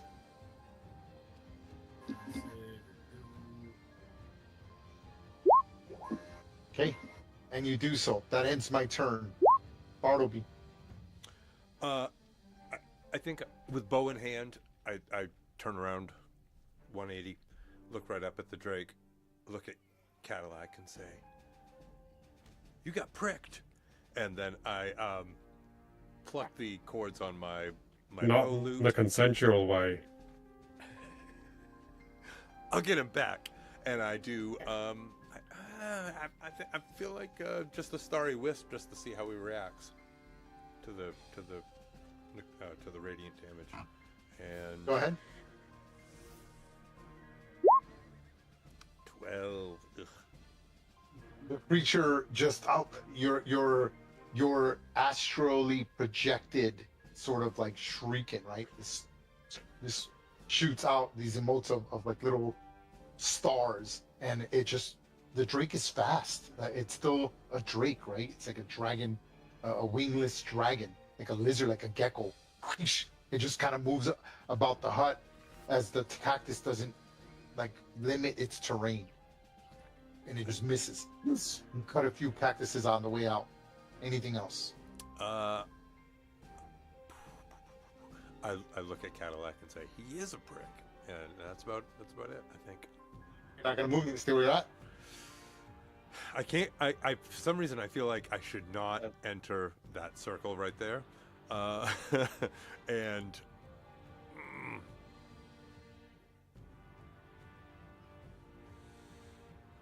I no actually.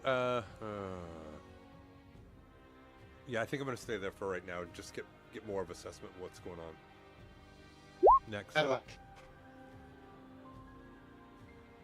Cadillac,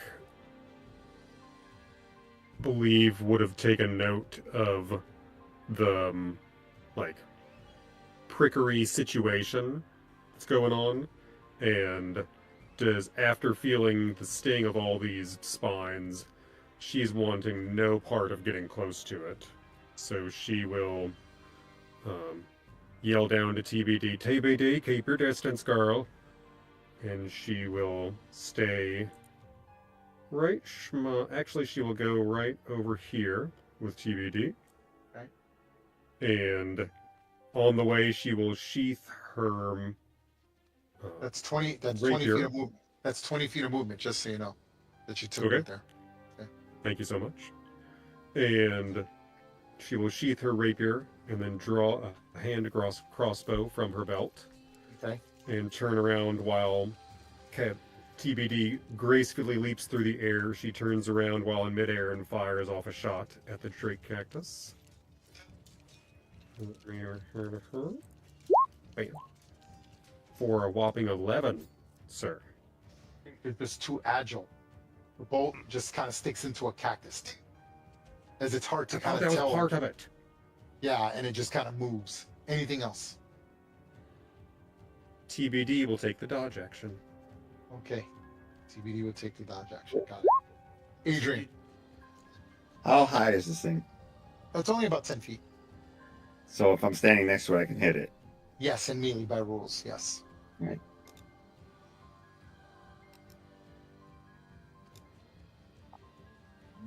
But I'm gonna do it. Start with the sim. That's bad news there. Okay. Go ahead. I'm holding it. Sorry. Thing scroll. Ooh. 21. That's away a from it. hit. You hit it for 7 damage. Stand by. Don't do anything else. Stand by. You do the full 7 damage to it. The creature sort of like yell, like it has like a shrieking sound, right? Like a snarling sound. And then I do thorny body, but it's not its turn, so I cannot do it because it doesn't have any pine needles. So you're good. Okay. What else are you gonna do? Alright, attack number 2, short sword.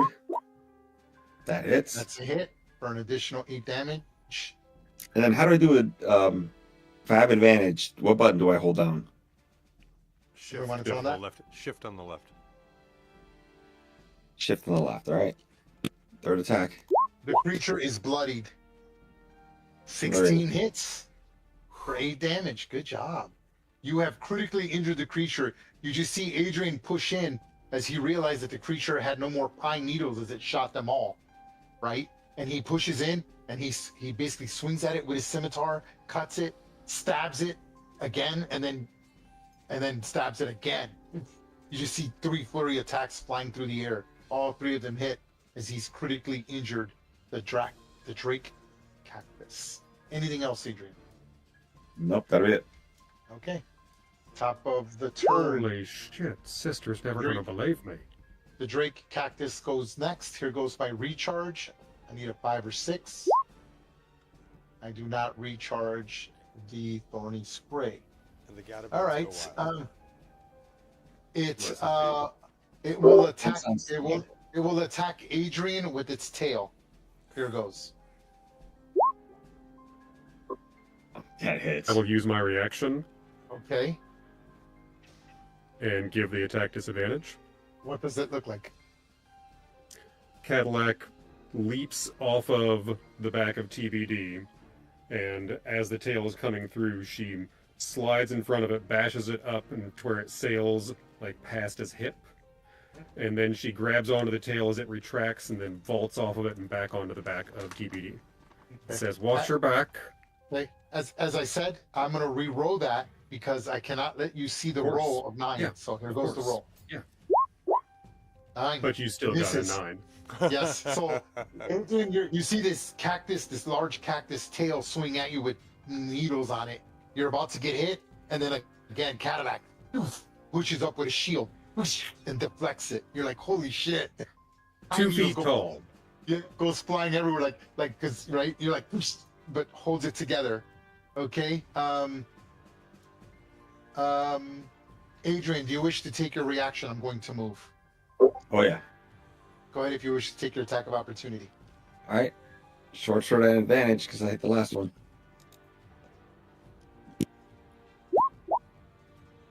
You 13. just miss. Oh. Oh, Just by a little. You miss by inches. And the thing takes off. 5, 10, 15, 20, and then 25. It can climb. It only has a speed of 25. Okay, that's it for its turn. Give it. oh, this does not look good, fellas. This is not good. I will. Just get out of there. Don't have to do nothing fancy. Yeah, it's not what I'm good at. All right, I will take a disengage action. Ooh, okay. Look at you being tactical. Yeah, when It's funny. I have a paladin that does disengage all the time. It drives the DM crazy. He's like, dude, why don't you? I'm like, no, I'm not attacking. you're a paladin. I mean, yeah, I'm a druid. Go ahead. So I will disengage and take some movement here. 5, 10, 15. I'm just going right here. 5, 10, 15, 20. That's 25 feet of movement. You good? I'm good, and I'm going to hold my no bonus and just hold for a reaction. Okay. The Drake cactus. You focus. You kind of did like a little, like not a somersault, like a little tuck and roll, catching the creature off guard. It's rather angry, and it moves. 5, 10. Again, it's not difficult terrain for it. 15, 20, and will attack Cadillac from there with its tail.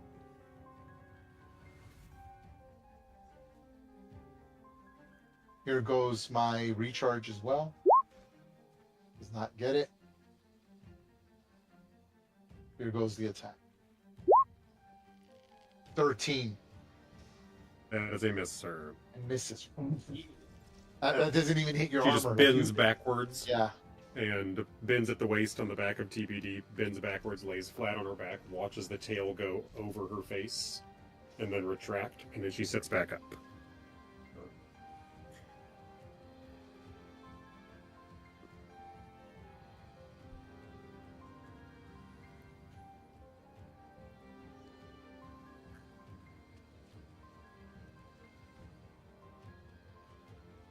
Okay. Awesome. Okay. Now ending my turn, Bartleby. Bartleby looks over at Cadillac and sort of raises his eyebrow real quick and says, "Ah, Adrian, I will write tales of how you upstaged a young lady and she ended up saving your..." Whoa! As I watch the transpire of the coming up on Gibbet, so on, and I look over and I pluck on my bow a square of 20 feet. Come on. Oh shit. I just logged out. I hit the side button. I hate these multi-button things. So uninspiring. Oh, that's crazy. It kept your thing. It kept. Does everyone see what I'm seeing? Yeah, I'm seeing a big square. I see Yeah, a I big kept purple it. square. It kept Okay, the all right. square in there. I wonder. Oh no. Okay, there it is. It's gone now. Okay, that was All right. weird. So, anyways, 20-foot square, and from my bow comes fairy fire. Oh, do you mind clicking the description for me? Yeah. Okay. The DC's dexterity. Here goes for cactus number 2. Fails it, and for cactus number 1. Fails it. Nice. Concentration. Nice. So you're casting concentration and putting a concentration marker on you. 20-foot cube. Yep. Yep. You can definitely get both of them within a 20. It's not a 20-foot radius. It's a 20-foot cube. Yep. Outlined in blue, green, or violet. Your choice. Oh, violet all the way. As regal as all get out. Violet. Okay. Amen. Okay. Praise be. Stand by. I'm gonna give him a little violet aura. Oh, I can't. I forgot. Urgh. Okay, that's okay. But yes, hold on.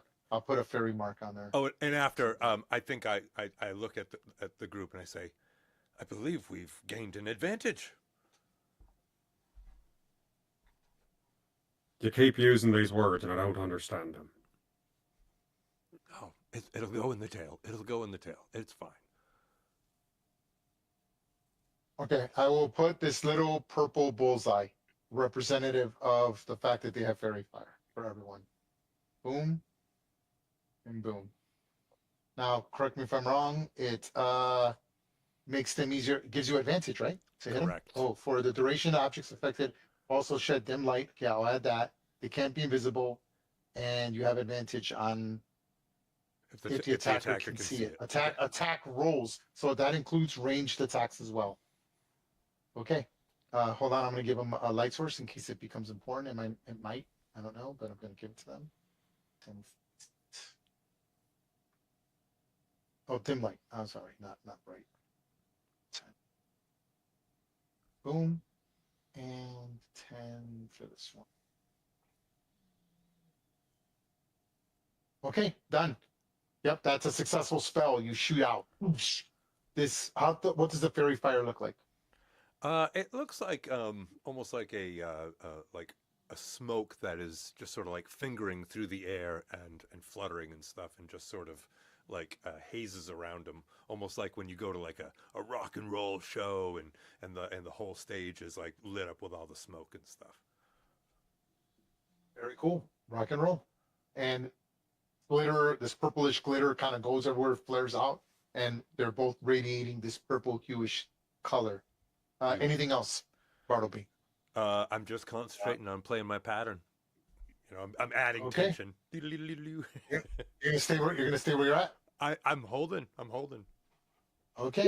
Cadillac. Cadillac Zeus will look at the new dance party that's happening and then yell over her shoulder, Gibbs, dance party needs a tiny dancer. And then Cadillac's driver has a question about mechanics. Okay. Can I reload a hand crossbow while wielding a shield? Okay. It is a one-handed weapon. Yes. With the loading property. Yeah, you are fine. You can do that. Yes, you can hold things with the shield. You just can't properly, effectively use them.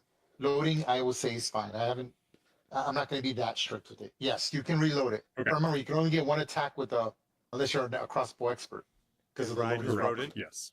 Yep. Yeah, but you can load it. Yes. While Ryan was great. rodent. Yes. It's a mustelid, first of all. Please get it right.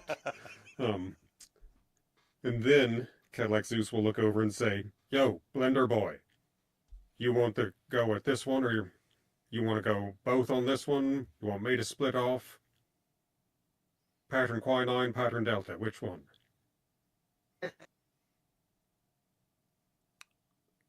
I'm sorry, out of character. Who are you Bigfoot, talking Blender to? Boy. Oh, okay. Blender Boy, Adrian. Okay. Oh, He's I like have a no big clue. blender. I wouldn't even know what you were referring Sorry. to. Sorry. No, it's only You're fair. referring... All right, we don't know either. Okay. That's pretty great. And he's like, what? That's a what? What do you call me? I And don't then know. Like, I Cadillac just will, see it and I noticing the laugh. confusion, Cadillac will say, all right, he's not sister, so I'm protecting a berserker. We don't really. she will I'm actually protecting a go battle right ranger. here That's 10 and feet of movement. fire her hand crossbow At- at the Drake Cactus 2. Okay, the one that's injured. Got it. No. Boom. And And that's a big old miss. Yes, even with the Too advantage. hazy, too much haze. Yep.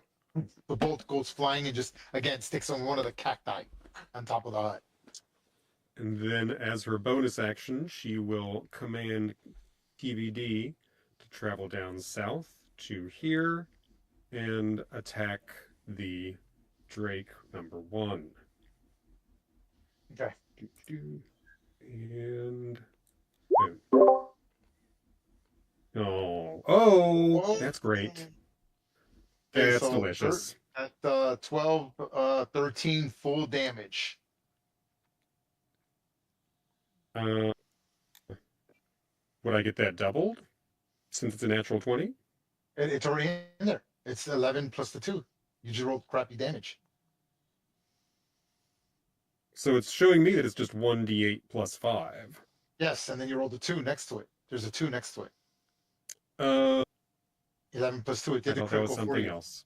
Okay, No, never no. mind. Yep. Yep. Sorry. So yep, that's correct. No, you're good. Okay. And Just reaches up and grabs a big old hunk of cactus. then Tears yep, off a big old chunk. and then this happens.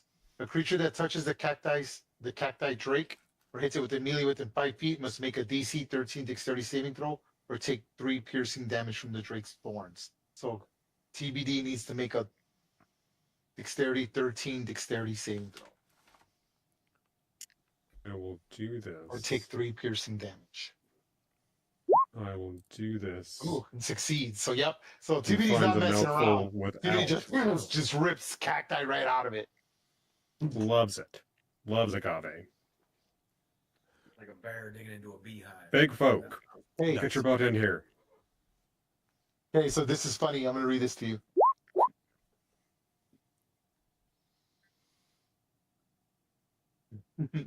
It actually nourishes TBD for nourishment. Well, did the Drake offer the flesh willingly? But you could argue that it tastes good. It's like eating cactus, right? Yeah, Cadillac she loves and agave. TBD. Are we good? We are good, sir. That is all my Okay. everything. Adrian. All right. Advance forward 5 feet. I yell at the other guys, kill the spare. And I attack. Attack 1. Miss. At advantage. No, Wait, wait, it's oh, at is it advantage. At advantage. Oh. Fiery fire. Oh, Stuck. miss. Still. That's meant to be. Okay, Next attack. Yep. That hits. that's a hit for 5 damage. hold on. Do roll it again because that's Yeah, only right. one. Shit. Okay, yep. And then Got if it. you My hit the last left attack shift, is also again Then your next attack. There 15. you go. That's a hit for 9 damage. very nice. I think I did manage to do it. Okay, same thing again. I need you to make a DC 13 or you will take 4 piercing damage. Now, this did not. Dexterity, okay. You said something on the first turn about when you got all those hits that it was like because the port. That's because I used that. Yeah, just spray. You Right. made it just barely. Oh. So the way I imagine it is like this: you Sorry. cut into him the first time, miss, but it exposes him for the short sword. You stab him. These needles come out, and you kind of deflect these long, like quills with your other sword. Tink, tink, tink, tink, and then the rest just kind of miss you. Anything else? Oh, that's it. Okay. Good show, mate. Good show. You still have a bonus action. No, I struck 3 times. 1. Oh yeah, you did. Okay, my bust. I lost track. Anything else, Adrian? You do it? You good? No, The I'm good. creature is critically injured, folks. Nice. All right. Top of the round. Round 2. You hear Svenskild as he takes another point of damage. You now realize that every two turns, he's taking 1 point of damage.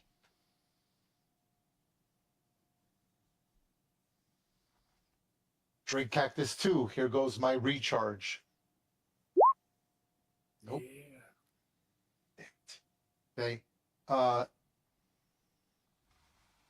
They attempt to flank on this beast. They don't target Cadillac.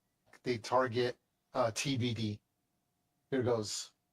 Should I take a hurl? Goes for a bite on TBD. I'll use my reaction and give it disadvantage. Yep, Yep. So misses, bites into the creature, and Excellent. that will end my turn. Give it.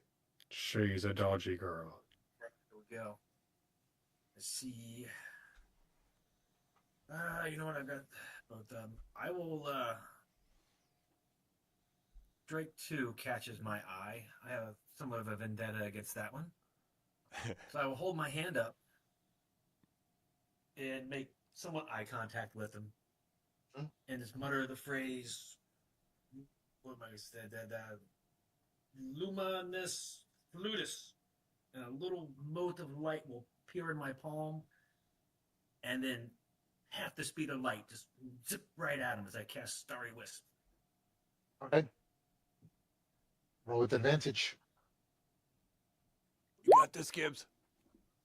And that's a hit for 6 damage. Yeah. The That's creature hell gets, killing damage right there. and the creature is further critically injured. It's a good hit. The creature, you see that like just cactus pieces go flying everywhere as the creature feels the pain, and it's realizing that you guys are slowly but surely damaging and taking it down. Anything else? Give it. Let's see. Nope, I will stay right where I am. Thank you. Okay. Cactus. Here goes my recharge.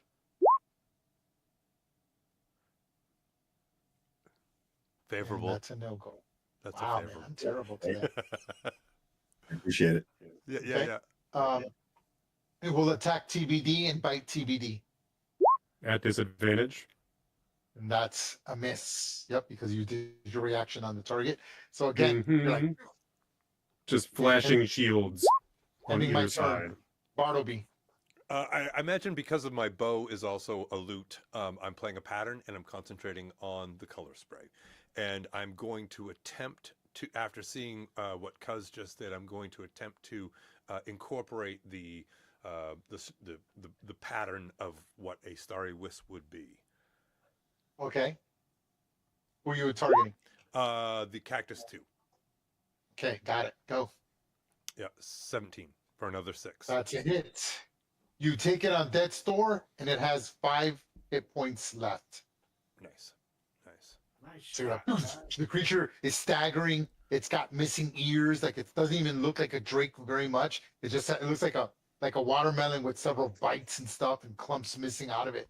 It's barely keeping its structure together. Anything else, Bartleby? I think Bartleby's eyes get large with, like the ending feeling of that rush and being like, "Oh, good! I'm glad that worked. That was dangerous." Knowing that he had to play a concentration pattern and another pattern as well. So go ahead. Are you gonna stay where you're at? You're gonna move. I'm gonna stay right where I am. Okay. Uh, Cadillac. Black Zeus will, seeing these ravening beasts on either side of her, she will, I think in the moment, just drop the hand crossbow off to the side over Jemima, Free action. Yep. and then draw her rapier Okay. and say, "I'm not as flashy, don't get me wrong, but," and she will attack Drake Cactus number 2. Okay. Advantage. My bad. And you kill it. Finish it off. How do you finish it off? Just straight through where she thinks the brain pan is, and it isn't. So she targets another likely looking fleshy spot on its body, and it isn't. And then with the third little jab, she's like, "Oh, that's the one," and it collapses. That the creature literally is made of cactus, so it doesn't have like a thick hide of cactus. It's like cutting into a watermelon. They're just so agile, right? And the quills make it so dangerous, right? But you're like, you stick it in there, but it still has the ability to do thorny body. Make a dexterity 13 saving throw or take 2 piercing damage. God damn. Boom. Again, very these needles nice. go flying out and you just put your shield in the way. Ding, ding, ding, ding, ding, ding. Anything else, Cadillac? Bonus action, TBD, eyes will pulse a silvery blue at the same time that Cadillac's pulse a silvery blue. And TBD will try and take a bite out of Drake Cactus 1 with her Beast Strike. Ooh, good hit. And for 6 slashing damage, just tearing another hunk of agave off. Just give me that Which goodness. critically injures the creature. And I need you to make a DC 13 or 6 piercing damage. Okay. Come on, Scooby. Oh my Oh, god. look at that. Again, All right. the fur, it's a badger, right? Like the pine Yeah. needles just kind of like get caught in its hair, its fur. Thick, Just wiry bounce off fur. on- Yeah. And it just bounces off. Anything else? Just to let it be known that her belly fur is very soft and not thick and wiry. My turn is over. All right. All right. Attack. That is a miss. And just regular attacks from here on out, right? This is still an advantage. They're all at advantage. Oh, is it? Because of the fairy fire. Yeah, the fairy fire. 17. That's a hit for 4 damage. The creature is Only up. That's 4. Yeah. Oh, you kill it. That's it. It only had 5 hit points left. Pretty perfect. Nice. What does it look like? What's that natural 20 look like because of the fairy fire? So the scimitar just strikes at the beast and just gets lodged along his thorns, doesn't do any damage. The second strike just causes it to wince back a little bit, and I could just see between all of the cactus and everything else just a soft spot, that underbelly that the badger was biting at. And I just thrust the short sword straight into it, up until the point where my hand is literally feeling the pulp. And that's hold on. Oh, I shouldn't have. And it still gets to do the thorny body. I need you to make a dexterity 13 saving throw or take 2 piercing damage. Got it. God damn. Nice. I'll use my Again, reaction, all the- so never mind. Yeah, all the quills come out, and between Cadillac using his reaction, he like blocks off most of the needles, and then 1 or 2 get through. But you again, with your short sword, think, deflect these quills that are coming at blinding speed. It's like blocking arrows with a sword. And the creature just looks like chopped up cactus on the ground, in a rough silhouette of a drake.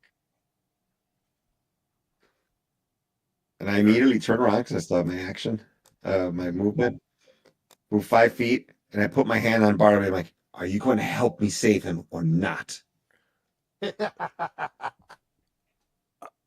I'm in. I'm in. I'm in. Yeah. Go ahead. There's no initiative. You guys can do anything you want at this point. Let me know what you're doing. Checking the cacti, going into a hut, going into the aura, what? Moving to the edge, see if you see anything at the end of the other passageways. It's all up to you. Help me with some Go ahead and guidance. Move anywhere you like. I'm taking off Bartleby's concentration as there's nothing more to concentrate on. Hold on. All right, Gibbet wants to take a quick inspect at one of the Drake's corpses. Go ahead and make a nature check. Nature. With I still have I am not guidance. proficient in nature, but can I offer him advantage with the help action? We already got it though. You have to be proficient. Okay. Yeah, so you don't know enough about nature to help him, but he makes a 15. After Okay. Looks like a second hand. I'm gonna put CR. What's CR? Shit.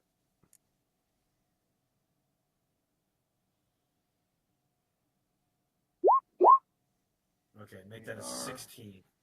Okay. I keep forgetting I got guidance. Oh, okay. So it's a spell attack. For who what?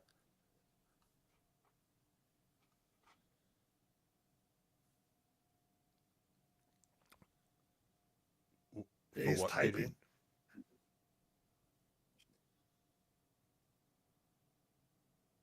Who are you using guidance on? You're able to recover a few needles. So like the creature's all kind of like chopped into little pieces, and most of the needles that go flying break, but you're able through basically sheer, you know how to like skin animals and stuff, and you're able to kind of like go up to it and you're able to draw one component, CR2, cactus needles of a dragon. Cool.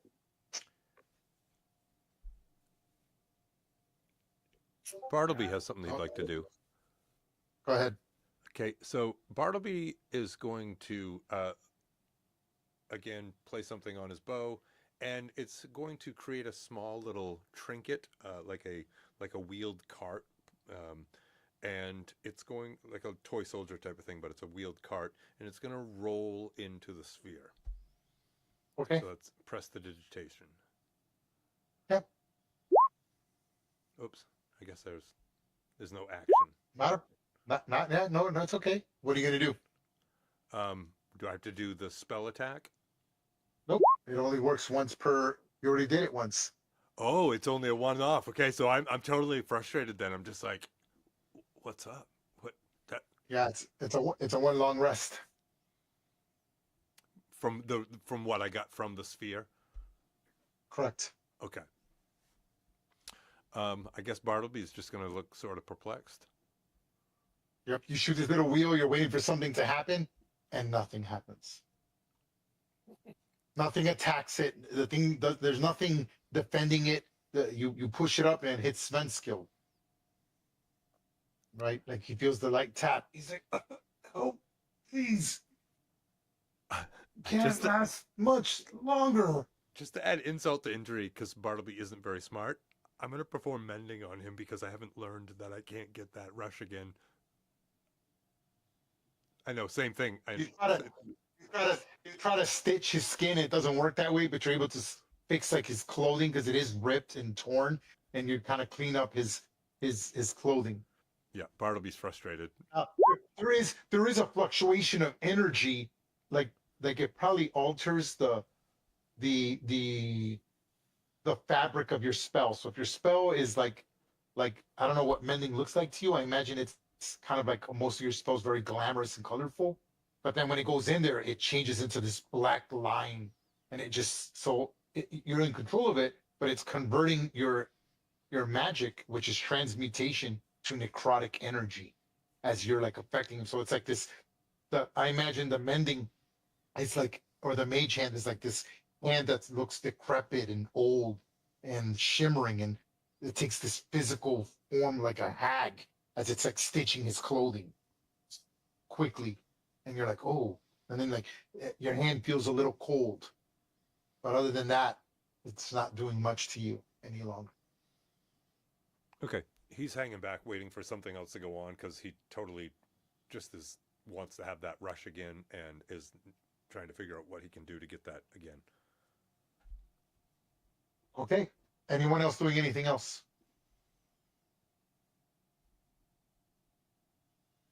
Wait. Cadillac is going to look over at Bartleby and Gibbet and be like, so if I try and save him, if I try and heal him, or if I try and break those chains, then it's going to be bad news, right? Like if I step in that circle, do we know what happens in that circle? No. I don't know. I want to hear. I'm not going. Well, I mean, I had that was awesome. I mean, you know, like when I made that shrink, that was awesome. Adrian, what do you think? That felt really good. you're kidding me. I'm assuming you're pulling out the quills as well, so that you can go up to full speed. Oh yeah, I totally forgot about the pills. Yeah, she is on the ground next to TBD, And removing them, and you on are her removing hand, them as well. yoinking Yeah. pills. Yeah. Who has yet not touched this? Has not reached out with their magic. Yeah, That way, me. all of us. Yeah, well, we're all good here. We're all good. Hey, remember Yeah. what I was saying? Feels We gotta- icky. yeah. We gotta go up We here. need to We gotta go, up here. yes, the way the blue arrow is pointing. We need to go that way. This way. All right, That- cuz. That's where it's all coming from. Lead the We way. can't save him. We can't save him. I step out of the way for cousin Gibbs to walk by. Let's make haste then. We got to make a movement, correct? This is so interesting. Interesting you guys are reacting this way. I find it really funny. Okay. Why? Because we're about to die. No, it's interesting. It goes to show you how players like act differently. Like what the other group did is very different from what you guys did. It's really interesting. Are we still too goody On two the shoes way, like Grey Hands? Cadillac Zeus will use her last spell slot of the day and cast Goodberry and feed 5 to herself and 5 to TBD, Okay. Done Barbie deal. says, wait, healing each for throw 5. some to him. Who needs what? Oh. Fine. And she will bring. He's not gonna be able to catch them. I mean, it'd be really difficult unless you want to aim the berries in his mouth. That's like throwing popcorn across. Yes, do it. Throw it in his mouth. Throw it in his You mouth. could He has to try. roll for it. Use your mage hand. Yeah. I'll say, Oh! oh yeah, we can use the mage hand. Yeah. Yeah, How mage about if hand. I just put him in the mage hand, and then the mage hand can feed them directly into his gob. No, this is getting weird. This is getting weird. So Getting a little weird, not gonna lie, it's getting weird. I totally agree. But then we're gonna be going off up north. So That's what I you do will or not? sacrifice We never have to see this 4 shit. of the good berries. To Svenskild. And yes. And heal Okay. him for 4. Whose mage hand Make goes him in feel there? super yummy. Oh, Whose Bartleby's mage hand goes in? Bartleby's up by all And means. Bartleby, okay. You feed him and he gets 4 hit points back. He's Okay, so that'll be thankful. worth it. I imagine that my That's- hands sort of fumble his lips, so they sort of like you pick up a dog's jowl and you just sort of pushing it in his mouth. Yep. And he's like, oh, he goes, please help me. Get me out of here. We The just dust did it. thorn is she's dangerous. Be careful. The guardian, be careful. Because the goodberry gives nourishment as well, and he clearly wasn't eating, so he's able to talk a little more. So that's equivalent to water and food. He says, "Be careful to the north, to the northeast. Northeast. It's please listen. You don't understand." Well, make it quick, man. My party's leaving. And it points to the northeast. And it says, her home, her domain. Beware of the guardian. Dealing with her could be too difficult. I had discovered it too late. You guys hearing this? Come on, Bart. We gotta go. We'll be back. We'll be back. I swear to God. Gadabouts will help you unless we die. If we die, Gadabouts. Okay, that's our performance troupe, and you can find us at well, never mind. I gotta go. That's so funny. Arts, Where you buy it. let's go get your shiny butt up here. Okay. I need to go use the restroom. This is a good time to take a little break. Stop where your tokens are. Don't go any further. Just make sure you're not on top of each other. And let's take a 5-minute break. This is a perfect spot. And this is going to get good. Here we go, folks. Get ready because it's coming. Excellent. Excellent. All right. 5 minutes. Awesome.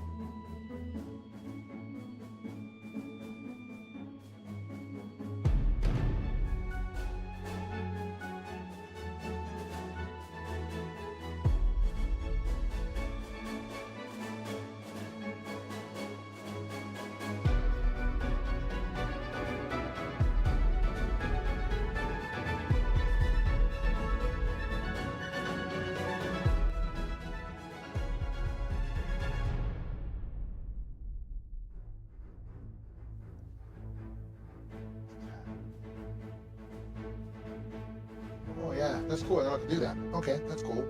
That's a new thing for Windows.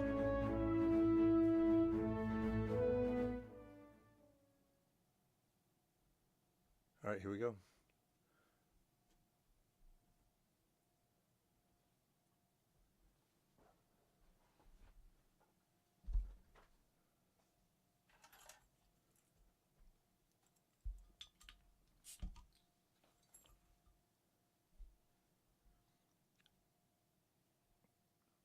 Oh, Adrian's not back. I didn't realize that. I'm back. Yeah, I thought he was here. Okay, I was gonna say because I turned off the whatever. So I think we're all here now. Okay, are we all here? yep. I'm here. Okay. We All right. Okay. All right. Let's do this. Go ahead and so Sven is telling you, you know, that there's that her domain, her home is located to the northeast, but is defended by a powerful guardian. It was just too late for him to do anything about it by the time he had discovered the location of her domain. You choose to go directly into the mouth of madness, so to speak.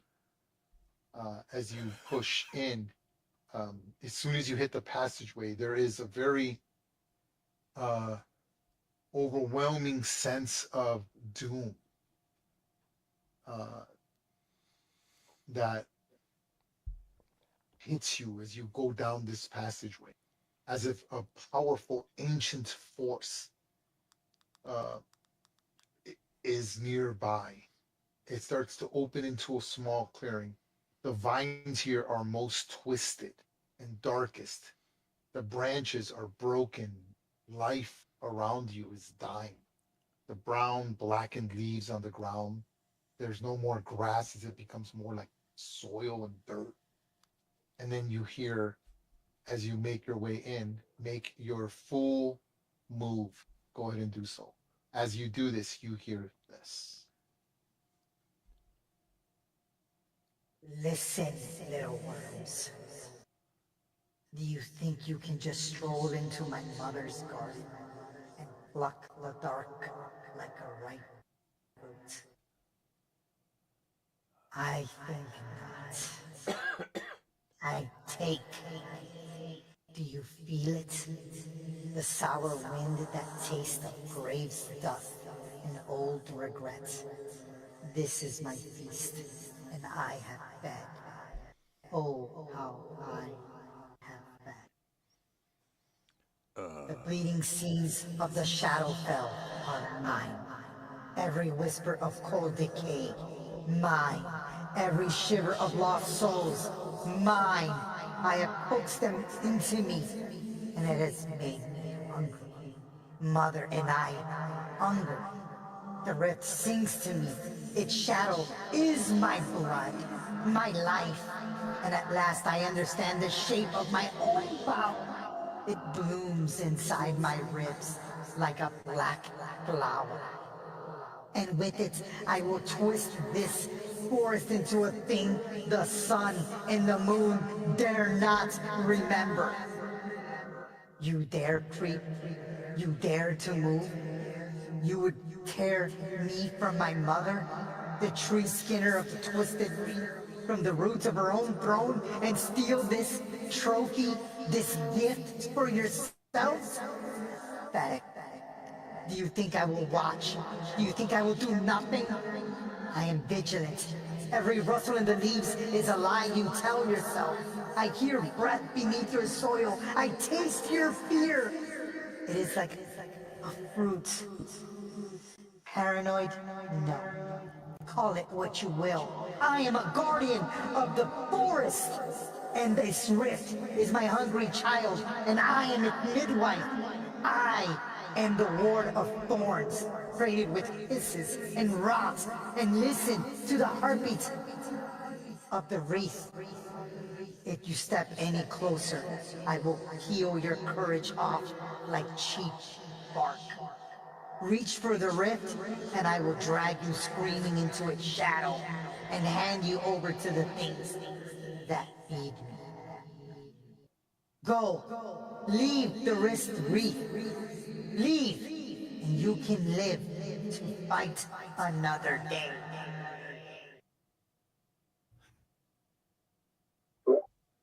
Okay.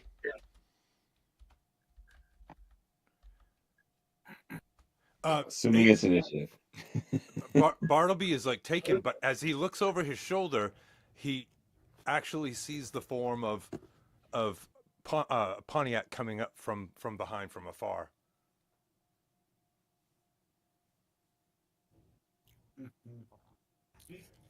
Hello, I'm Thank here now. Christ, sister. It's Pontiac. Oh, cool. Cool. I Well, you just came got in here. No, it's okay, dude. You came in at the perfect time. So cool. Pretty cool, actually. That's what You're I've gonna been need saying it. too. Sweet. That's what I've been saying. I've never been so happy to see you, little one. Oh. See, And I y'all said, didn't believe me when I said she was just there. She would be here at some point. No, you didn't want to listen to me, did you? Oh, you should wait. No. Here she is. See, Sister. Pontiac Zeus, arise. Sister, what if I told you about following the shiny lights? Faye, they call to me. The little fairies. Nope, that's the wrong voice you listen to. Nope, don't listen to those voices, sister. We've talked about this.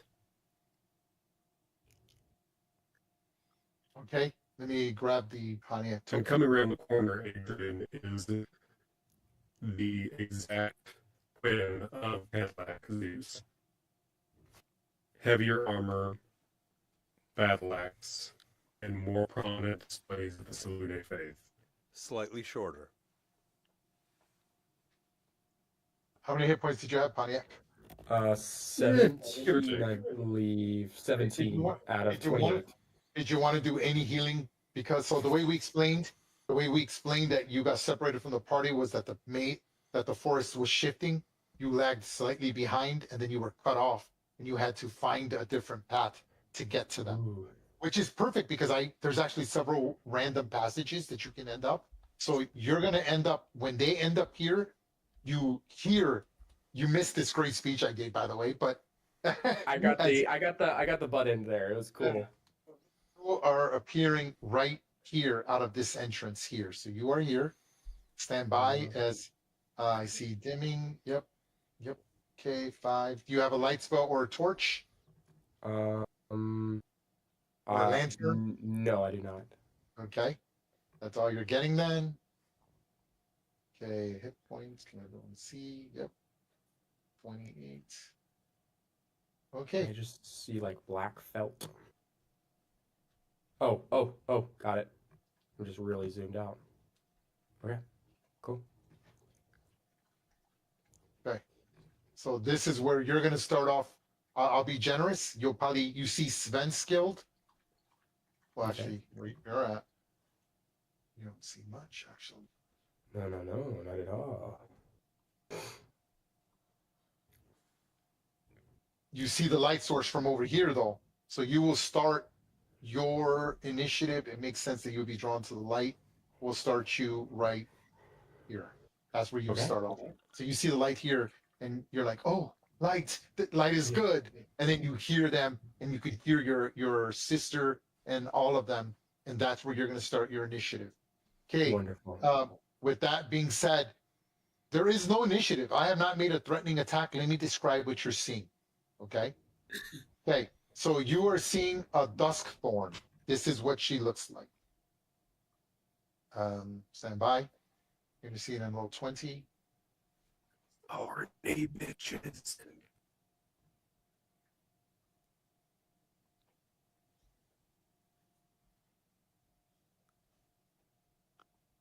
You see this dust thorn is a striking woman with obvious fey features and skin color of slate, often found in the shade of an ancient tree.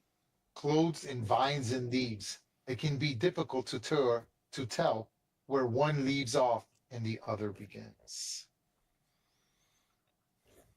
She is holding, at least it matters to you. You see that she is not holding any weapons. but you could see that she's got like cacti vines and thorns wrapped around her arms, and like her, you know how like you can see in the picture, except there's more of it, and they almost animate with her feelings. You're like, oh my god, she can control thorns wrapped around her body. So you could only assume the kind of attacks she can probably deliver with something like that. Also, everyone make a nature check because it is Fey. Make a nature check. If you have a background in something scholarly, you can roll with advantage. Worshipping Ogma. Yeah, scribe. That doesn't count. That Okay. doesn't count. Gotta I ask. understand it's a goddess of knowledge, but Nope, gotta ask. That's why I failed.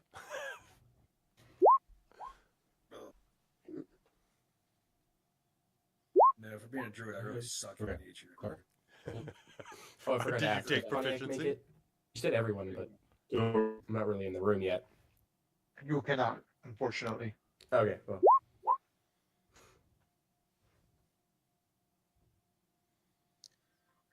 that'd be it. For Cadillac. I don't know why my rolls came through so slow. Wait, yes I do. Okay. You realize the Adrian and Pontiac, I'm not going to whisper this to you. I'm just going to tell you. It's probably common knowledge. But you realize that she is as fey as one can get. Fey creatures are known to have certain traits. The true fey, right? Not like an eladrin, like a true fey, like a dryad. They tend to be extremely resistant to spells and magical effects. They can speak with beasts and plants on command, and that's not forgetting their abilities to charm on command as well. That's all you know with that role, unfortunately. Okay, so let me describe everything to you. You're looking at the map, okay? This are the dying trees. That's all they are. You can go through them. If your token hits any of those squares, meaning it's a large square, those 4 squares, that is considered difficult terrain. Here is a rift, and you see the dark energies like the obelisk emanating. If your token hits anything in that square, you can expect something bad to happen as you can physically see and feel a coldness of necrotic energy. It is a rift to the Shadowfell. You see a warg. Stand by as I give you a picture. The very warg that you were tracking earlier. Finally. Found it. That's what it looks like. Now, you already made your My checks on your sister warg earlier. found that. You know that wargs are fake creatures, and they're extremely intelligent and are capable of actually speaking a language. They have their own fey language, like their own way to communicate with other wargs, but most of them are capable of speaking goblin, and intelligent creatures can even speak common. They're ferocious. They're as powerful as direwolves, but smarter. And then you see her. Any questions about what you're looking at on the map? I'm good. Okay. Now for Pontiac Zeus. While you're shifting through the as you're walking by, you can feel a cold aura emanating forward of you, and you see you don't see anything because you don't have, you're like walking around in the dark almost. You can only see, like, you can barely see your hand in front of your face, but you hear a human, and he identifies himself as Svenskill, which, if you need to know, that is the druid you were sent to find. Oh. And he's got a very raspy voice. You could hear that he's chained to something, but you don't want to approach him because there's this aura of blackness surrounding him, and you know you heard your sister and them just far away, and if they didn't rescue him, then there's probably a reason why. But that's up to you. I don't know what you want to do in the dark. That's up to you. Okay. And yeah. And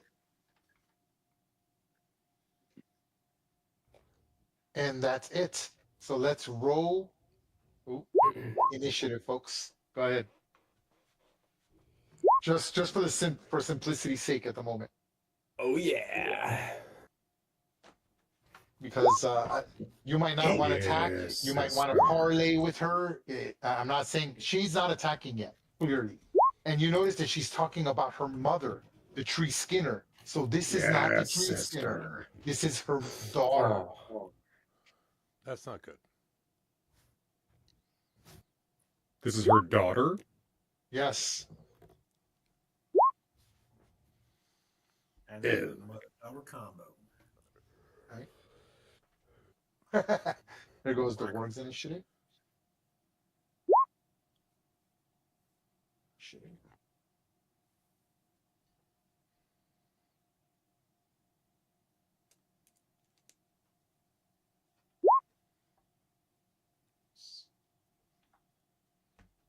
Is correct. Correct. from the looks of it. Okay. I said my piece. She readies an action. She doesn't attack, but you see the thorns around her body, right into like a thorn, like the cantrip thorn, like the thorn whip, and it slinks all the way down her rather attractive body, but with threat and angst, and she's just kind of pacing back and forth in a 5-foot square, but she readies an action for her turn, and she looks at you all. You've heard my words. Leave. Please leave. If you do not, you will regret such things, and no mercy shall be given. The rhythm demands this. You will leave us fence guild.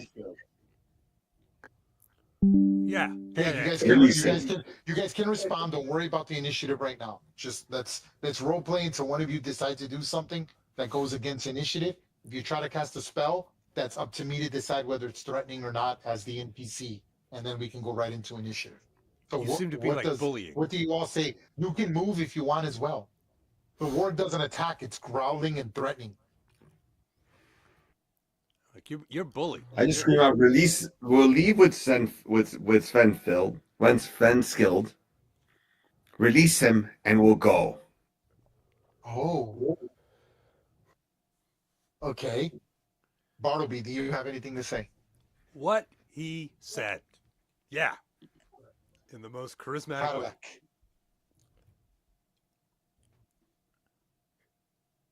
Sister. You talking to Svenskill down there? You see Pontiac coming around this corner and kind of yell out, "Sister! I've been looking. What is... Oh my gosh. You just had to stay near the light, sister. Just stay near TBD in the glow. That's all you had to do.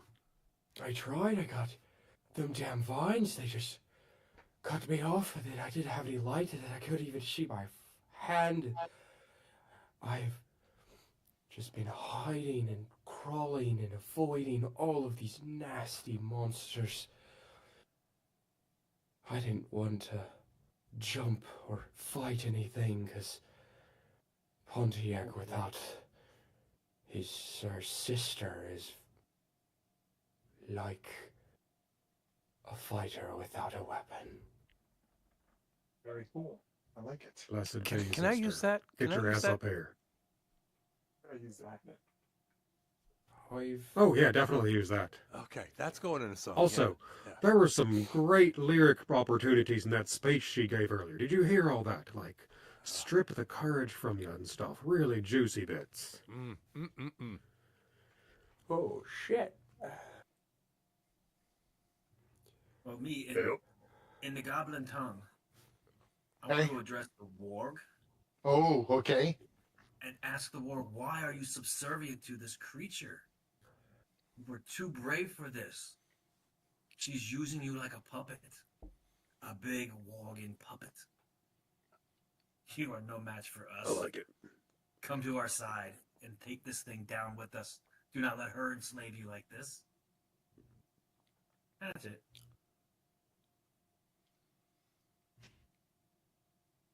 You obey the word it speaks come. I obey the word of the Queen. I will defend her with my life. I hunger. I require sustenance. I need mesh to once. Okay. Adrian, you say, if you release Venskild, we'll leave. This is what she says.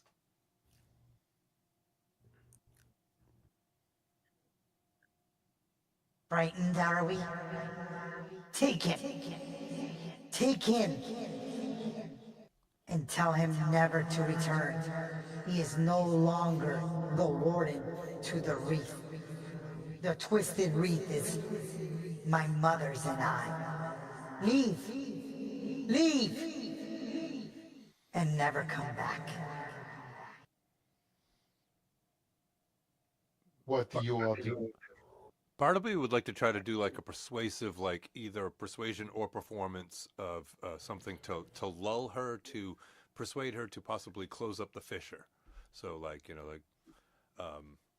almost like an intoxication, not necessarily like a charm, but So do you want me to try to do a performance or a persuasion? Trying to do. I understand what you're wanting to do, but how are you doing that? I'm basically playing a tune like, it's not as bad as you'd like. Come on, can't we all just get along? This is the time for redemption. I know you have it in your heart, and please just reach in and just close up the fissure. Okay. Go ahead and make a persuasion roll with disadvantage as she's hostile to you. Okay. Look at Bartleby and be like, the fuck? Oh, no, isn't it? Hold on. I thought it was control. Yeah, there it is. Oh, look at you. Nice roll. Okay. I'm whispering something. I'm whispering something to Bartleby. Stand by.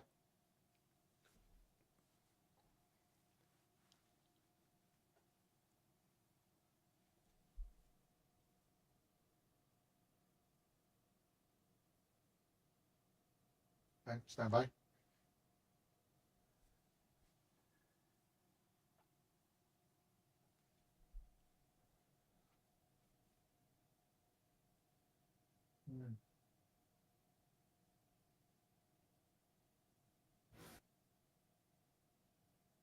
The tension is killing me.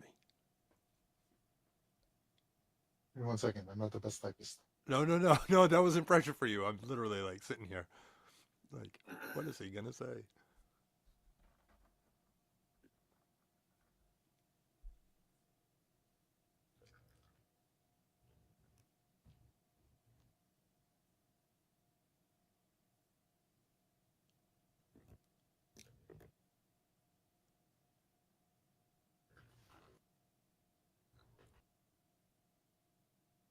Okay. Okay. This is what she says when you say this thing. I sent you a whisper. Yeah, It's for you to role play however right, you like. right. Oh, that's awesome. Okay, please, my lady, we are performance groups. We are not fighters. My cousin here, he's a druid. He's a man of the land, and we would like to try to soothe your weary soul. I can see it in your face and your vines that you hold great anguish. You're almost at opposition with yourself, and I think that a song from the Gadabouts and our new friend, we shall soothe your soul. Let us entertain you, please. Entertain me? Yeah. That would be so nice. to hear the lulls of the forest. But I can't. No. No. Such a thing is not welcome here. You mean to take the rift from my mother. I know you do. All right. Gadabouts. Fellas. What are gadabouts? Fellas, and a 1, and a 2, and a 1, 2. What do you guys do at this point? Everyone now. So Barnaby's like trying to pick, like you heard two voices come out of her. It's quite like her face contorts when she speaks evilly. But then when you mention something about performance and music and entertainment, for just a split second, a different, beautiful elf, dryad, fae voice comes out. And it's just such a lyrical chord of beauty and serenity. But then it just folds back into her anguish, her darkness, her suffering. What does, let's give everyone a chance. Bartleby did something, Adrian. And then I'm going to go down the table. All things are happening simultaneously. And you hear Bartleby, guys, and a 1 and a 2. Adrian. Ah, shit. I'm going to play a song. Yeah. All right. I'm going to do it. I'm going to sheath the sword and break out my lute. Yes. And just start playing. Yes. Okay. Do a performance. Make a performance check at disadvantage because she's still hot stuff. Fingers crossed.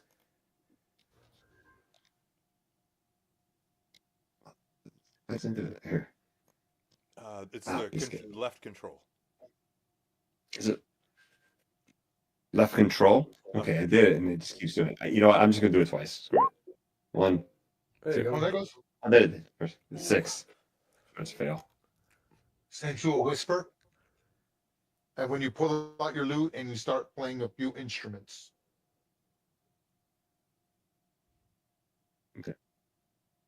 Can I tag on that Bartleby's playing as well? I mean, I don't have to get a response now, but Okay. Go ahead and roll. I'll take the highest, and you guys are providing advantage for each other. So roll.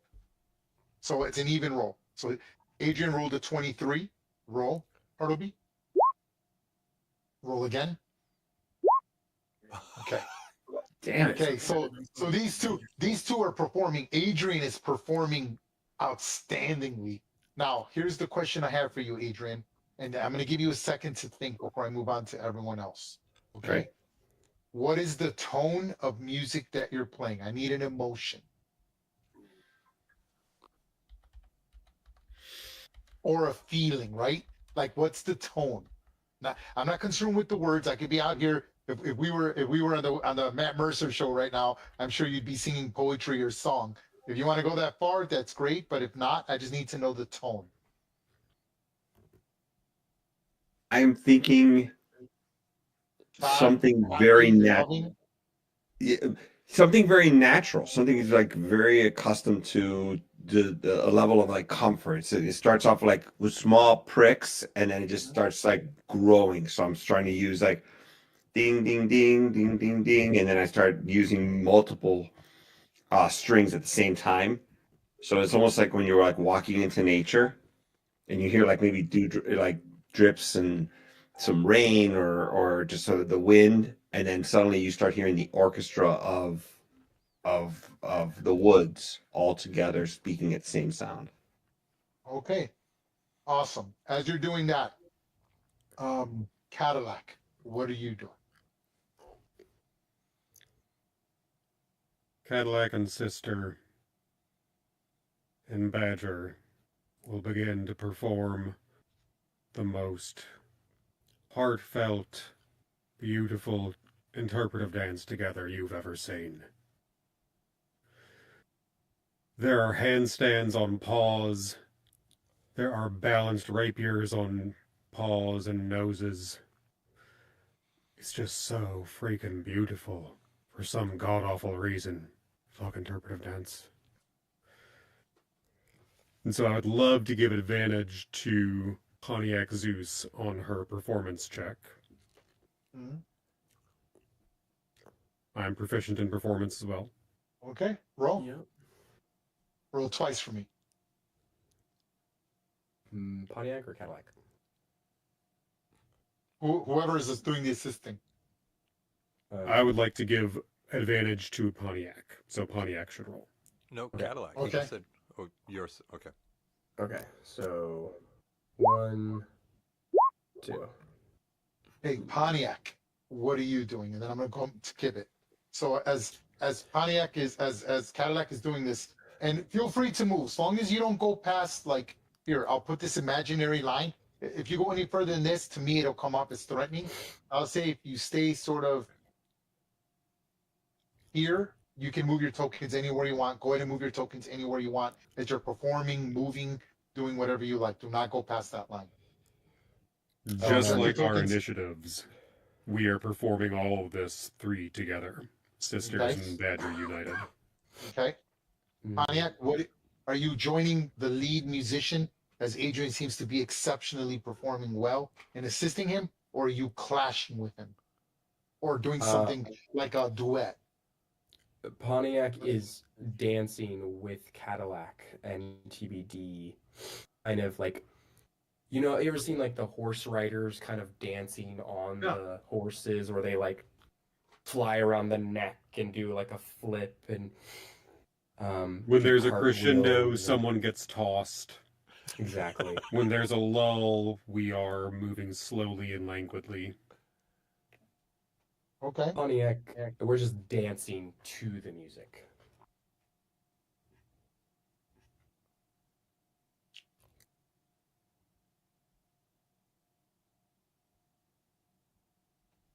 All right. And Gibbet, what are you doing? All right. Hearing the music, I feel myself be inspired to join along in some way. So I am going to go ahead and cast my elementalism cantrip. And I want to use the beckon fire technique Okay. to create a 5-foot cube around the duskthorn with the color smoke of like a pale purple, a little bit of green mixed in. Natural calming tones, but with the lovely, lovely scent of some patchouli, some juniper, and maybe some vanilla. It's kind of a calming, earthy kind of smell and feeling, just to maybe take the edge off for her. Okay. That's pretty great. I will give advantage on a social check due to the effort you're putting into this. This is what happens, folks.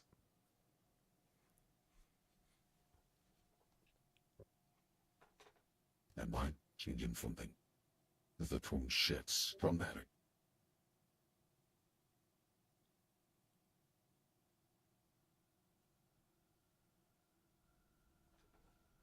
I think we lost you, Ray. Right. Are you hear me? Can you start again? You start again. Can you hear me? I can now. Awesome. Okay. Stand by. The Dryad stands before you. Her dark hair whipping as something corrosive. It's within her. Slick whispers of rots and shadow have rooted themselves deep in her bones. She bears a thought, gives you an anguished look of despair. She hears this comforting melody that trembles her with grief and defiance. The notes are not gentle, but they're intentional. She takes a deep breath. She grips her hands tightly, and you hear a whisper of corruption, a pulse of rhythm, and a ward of something within the rift. Her voice joins the music. It's low, honeyed, but it hurts. It pains her.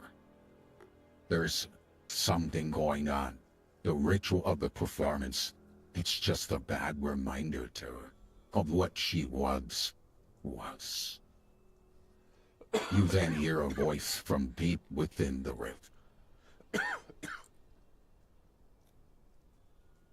You dare take what is mine? It is the mistress, the fiend, that remembers her sister. her vile sister worshippers salute. No such luck. She is ours. She is mine. You dare step into the domain of the mistress of pain and misery? How you have fallen. Another soul that will be given to my queen.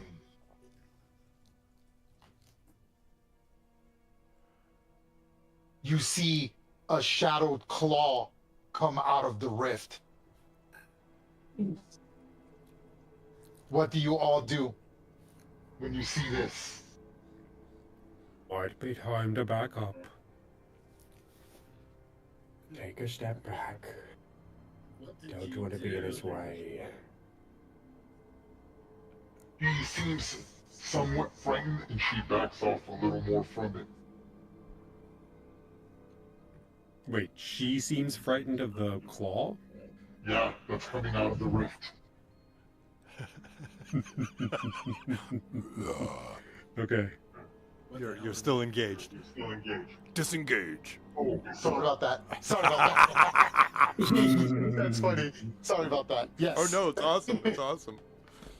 He's frightened, and so's the warg, and they sort of push off to the edge of the chamber. You see this shadowed black darkness void coming out of the rift. What do you all do? I want to yell to the warg again and goblin and tell him to get over here. Okay, make an animal. Well, you can go two ways. You can, again, it is still smarter than an average bear, but do you want to cater to it as a beast or a creature of intelligence? So you could either go animal handling or persuasion, whichever one you like. Oh, he's definitely a beast. He's definitely getting the animal handling. Go ahead. Can I give him advantage with just like any chance? I'm proficient or half proficient, jack of all trades.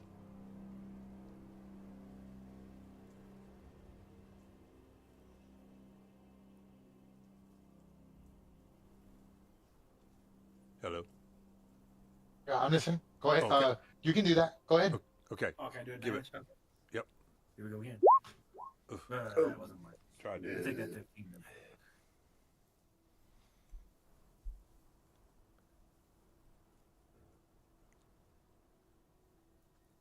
Well, man, I'm gonna befriend this warg if it kills me.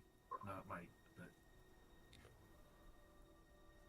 it'd be a good, it's a good inspiration for your next song.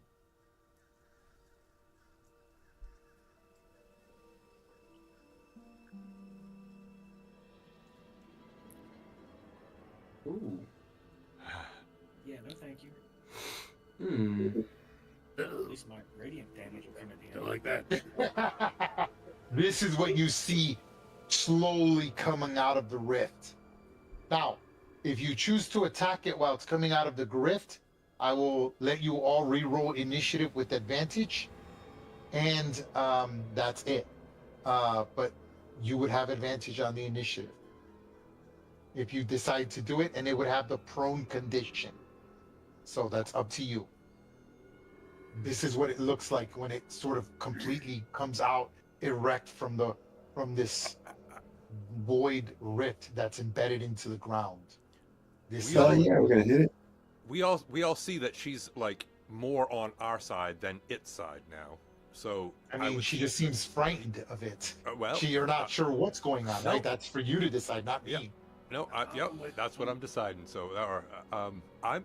That thing is not in our favor. So Bartleby knows what he's doing. let's So just just get- tell me when he can go. I mean, I'm gonna attack it. I'm not gonna second guess that.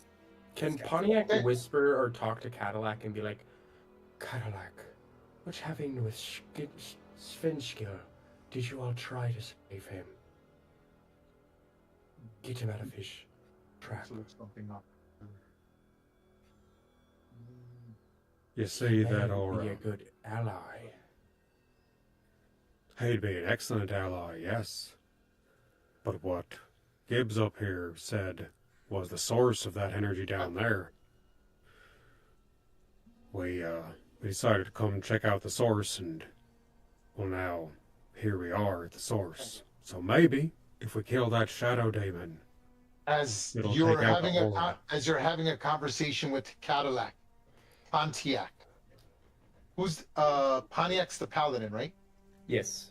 P and P. This is what happens. Pontiac, are you ready? Ooh, yes. Ooh, daddy, yes. Go forth and show the wicked no mercy. Fight injustice and all of its causes. You must aid those harmed by injustice or become one of the fallen.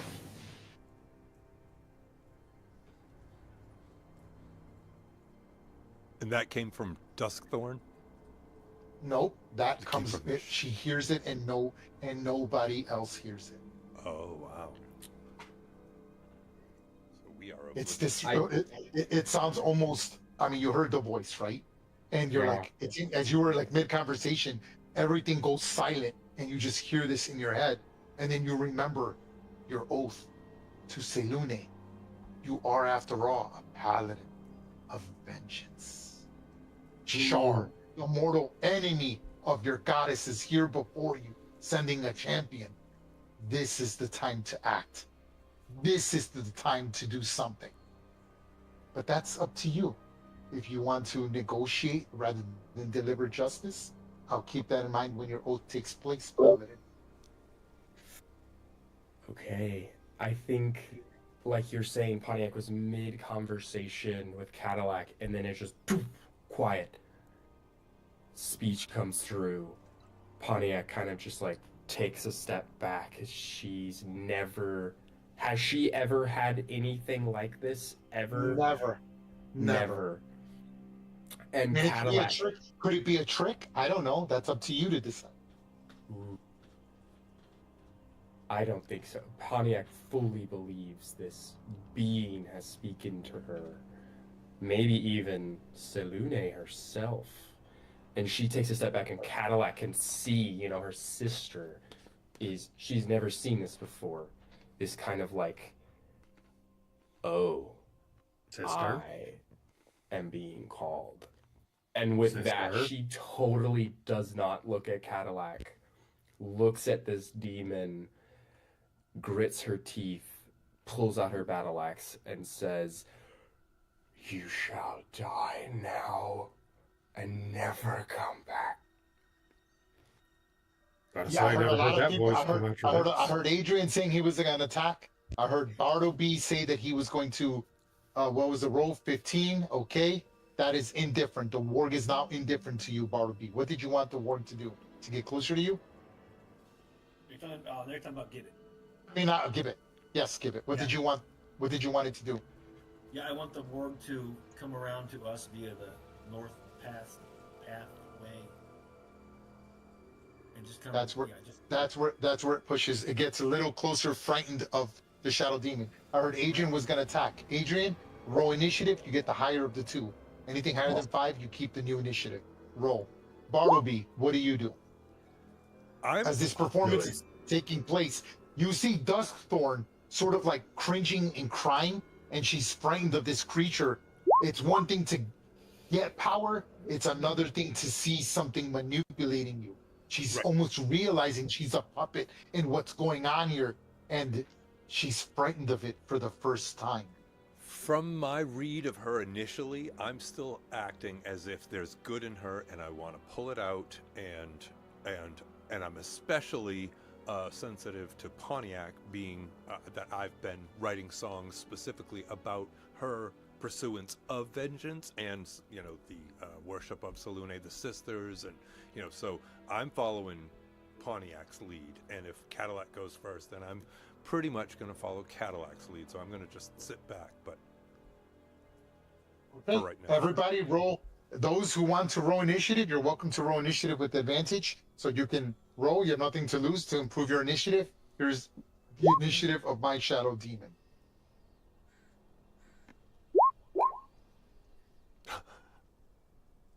Holy shit, 23. Nice, very nice, very nice. I don't like it, but very nice. Okay, Gibbet, 11. Yep. Okay, who else? Cadillac, 14. What did you have before Cadillac? You had lower than that, right? I had a 21. Okay, so let's put you back at 21. Stand by. Okay, who else? Anybody else? No. We're good? Bartleby went up to 17 from 14. Oh, okay, got you. Bartleby changing yours to 17. Who wants to go first, Adrian or Bartleby? I'll let you decide. Guess first.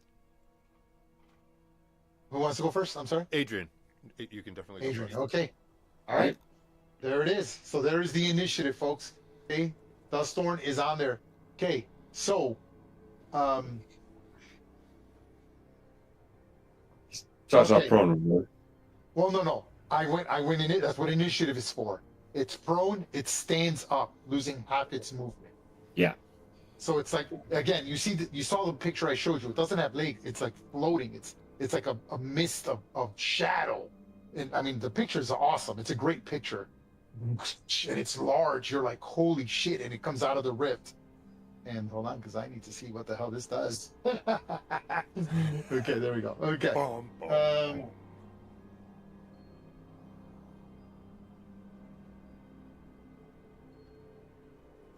Okay, I will use a bonus action and suppress light.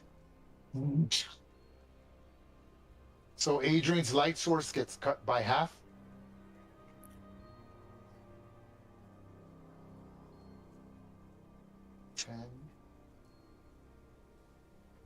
And so does TBD's. Oh. There you go. That's fine. Pontiac can see her enemy. That's so cool. It looks so good. Okay, awesome. Okay, so that's the first thing that happens. Okay, that's my bonus action. And stand by.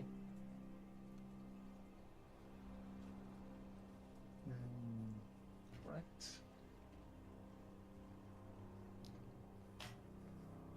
Okay, and the creature immediately goes after the very first target it sees. Just to make an example, it goes after the very light source it sees, Adrian. It just shoots upward, like this, and attacks with a claw at Adrian. Here goes. Full time, baby. 15 AC. You miss. Misses with the 7. You see the damage it would do. 14 psychic. It attacks you and it has an insubstantial form. It whisks past you and your body gets cold for a second. The hairs behind your neck curl.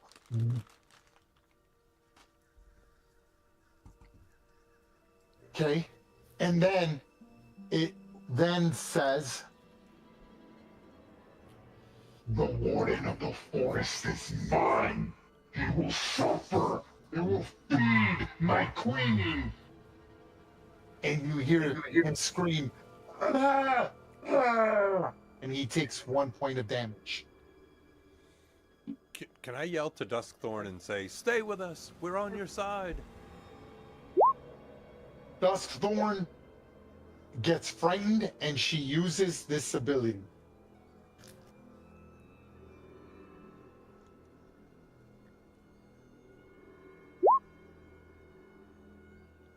Once on her turn, Duskthorn can use 10 feet of her movement to step magically into a dead tree within her reach and emerge from a second dead tree within 60 feet. Loses 10 feet of movement within 60 feet. I'll transfer her to this tree and then move. 5, 10, 15, 20. Right there. That's where she is. But we don't see that tree. Okay? That ends her turn. Cadillac. Sister going in hot, yeah? Hot as can be. Well, let's get this shit then. And Cadillac will go 5 and 10. Excuse me, give it. And then strike out with her rapier. Oh, I'm sorry. I wasn't done with my turn. Sorry. Hold on. I'm sorry. Go ahead, go back. I'm sorry. I'm not trying to. I'm sorry. I've got to move my shadow demon. Adrian, do you wish to take an attack of opportunity?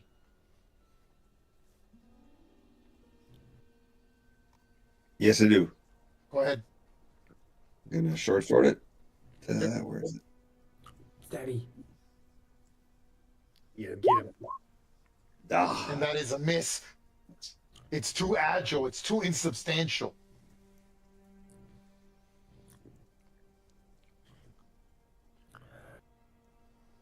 Okay, now, Cadillac, go ahead. Well, Ray, frankly, that's less opportune for me. I don't like that. Of course. Okay, so she will go 5, 10, 15, 20, 25, 30. No, actually, no. Sorry. That's okay, it's Sorry. okay, it's okay. It's okay, what are you thinking? It's a cool encounter, I told you. Oh, yeah. Real cool. Chop chop, Okay. volley volley. Yep. So Cadillac will go to here, sheathing her rapier, drawing her hand crossbow, and firing once at the shadow demon. Go ahead. And she will hurt for a miss. Bolts just misses. And it doesn't just miss, like you aim dead center and it just kind of it morphs a hole in its body. And the That's bolt really goes not right, fair. goes right through it and just hits the Not wall on the fair. opposite end. As your arrow just goes. Anything And it then bolts. she will point to this square here. Are you still Say, mounted on sister. TBD or off TBD? I'm not. I'm sorry. I've dismounted TBD. I forgot to mention that. My bad. That's okay. I believe you. It's all right. We won't hold it against you. Else, future reference, it's half And- your movement to dismount. Okay. Okay, good. And then she will motion to this square here and say, "Sister, which is mostly out of the aura, come to me. Strike here." And then, with the pulsing of the blue eyes in unison, TBD will move 5 and 10. And is that out of the aura? Hadn't tested that actually yet. That is in the aura. Standby. Okay. Oh The boy. rift, Okay. the rift is constantly spewing out small amounts of necrotic energy and wild magic. A creature that starts its turn within the sphere takes 1d6 necrotic damage and must succeed on a 13 DC wisdom saving throw or be stunned until the end of its next turn. Oh boy. A creature that touches the rift or physically tries to do something with the rift, and I shouldn't even said that. No, I'm sorry. Never mind. Okay. So nothing no, it's happens. only- Don't wait. Yes, Don't it's let only- us stop you. It's Don't let only, us stop you. it's only if you start your turn in the rift. Correct. Okay, right. Then, okay. 5. Okay, yeah. So, she will continue. First, she will go here and she will strike. Okay. Go ahead. Sure. That is a hit. It is slashing damage. You cut into it or bites. She bites, attacks. It's a beast strike, whatever you want it to be, bite or claw. Claw for this. So you claw, and again, there's no solid form. It's almost gaseous. The creature almost scoffs and laughs at you as you only do 3 points of damage. That's fine. It's totally fine. Okay. And then she will continue her turn and go. Let's see, 20. 25, Oh, by the way, the target is oh, it doesn't matter. I'm sorry. Okay. and Ooh, 30, okay, I see what you did. ending I her see. turn there. I see why you did that. You did that for the light source. Very smart. Okay, anything Try to else? keep it in light. That is all for now, sir. Pontiac. Pontiac will surge forward 5.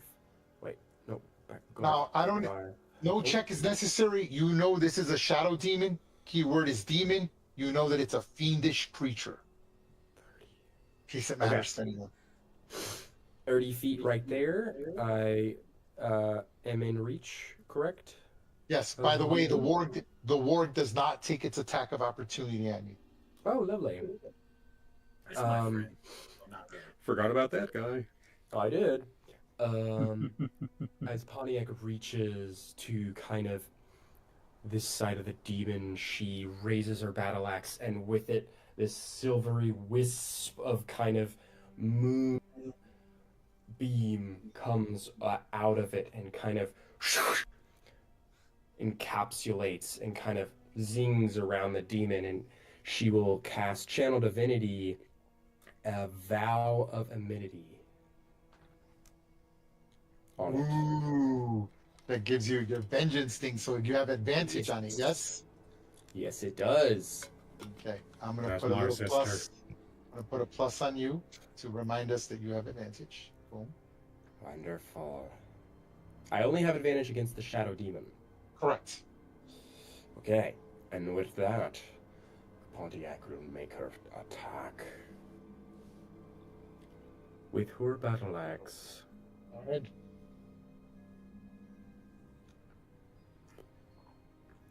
Does an 18 hit? Yes, it does. 18 Beautiful. most certainly hits. And the topple effect happens.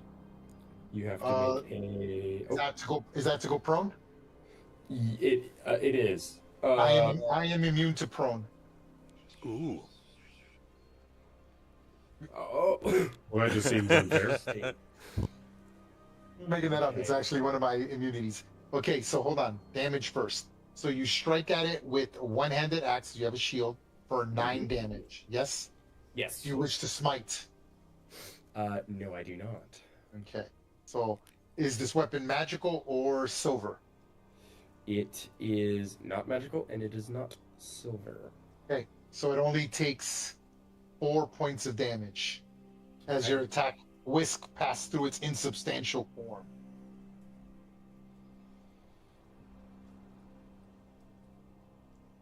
What else do you do? I speak to it, and I think Pontiac kind of swings at it with this, like, what she thought was, like, this great move, and it only took 4 points of damage, and she kind of, like, speaks to it and is like, I may have only done that, but I am half of what I usually am. This forest has taken most of my spells, but I will still defeat you with what I have left. Love it. Love it. Okay, awesome. Done, Pontiac? I am finished. Adrian.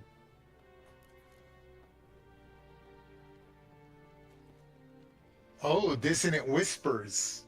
Ooh, beauty. You're not messing around, are you? One creature of your choice within range. Okay. All right, here goes my wisdom save.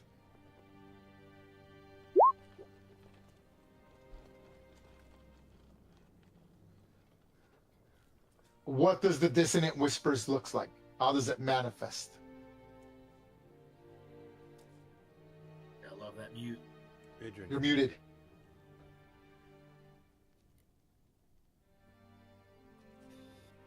Maybe that's what the dissonant whisper is. Yeah. Silence. It's a creepy, airy silence. Omar, you're muted. This awkward silence. I can't handle Very it. awkward. I'm real sorry, dude. I've been here pontificating.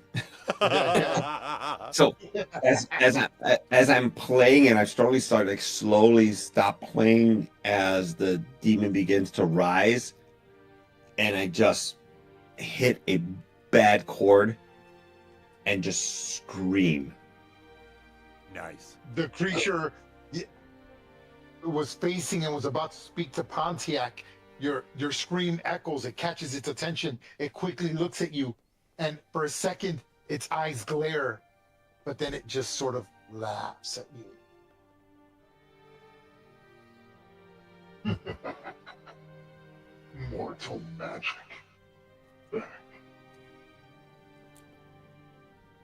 Anything else, Adrian? You still have a move and a bonus. I'm going to. He took the 7, yeah? I'm sorry? Yeah, did he take any? On a failed save, it still takes immediately. On a failed save, okay, hold on. The target takes half as much damage. Okay, so psychic damage. Yep, it takes the full damage of half of what you did, so it takes 6 damage. Correct. Thank you. Okay. Gotta get it where we can. No injured. Only slightly injured. Anything else, Adrian? All right. I still have 15, and I'm gonna hit it with short sword. Ooh, okay. With a bonus action. I see what you're doing. Yes. Go ahead. Ugh. The creature just kind of like, again, it's like amorphous. It doesn't even try to dodge you. It just whisks past its shapeless, gassish form. You're like, oh my god, we're over our head. What are we doing? Anything else, Adrian? Nope, that's it. Bartleby. Bartleby's been playing music the whole time, and all of a sudden, he starts changing what he's playing, and he says, "Shadooby dooby, shattered," and I cast Shattered. You on the spell, please.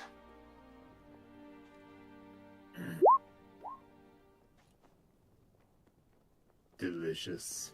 Okay. Here goes my Constitution saving throw. It is what kind of damage? Thunder damage. Okay. Okay, I am resistant to thunder. Okay, awesome. Here goes my saving throw. It is Constitution saving. Fails it. Nice. Takes half damage from the thunder attack, which is 8 damage. Okay, but hold on. This is what happens. Okay.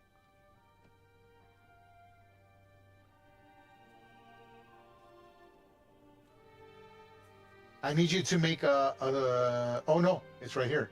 Okay, okay, so when you hit it, you see that your shatter spell hits it, but then the ground shakes, like the shatter spell cracks the rift, and some of the gravel and soil falls into the void, and he takes notice of it. What? What are you doing, stupid fool? Little heck, that'll be right. As you have made the rift slightly smaller. You've nice. damaged the physical rift.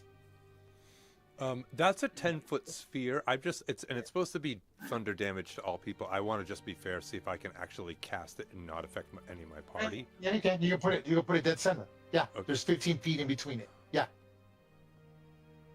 You said it's a 10-foot radius. Hold on, let me make sure. Yeah, I believe you can. Hold on, let me just make sure. Give me 1 second. Too easy. So if I cast it like...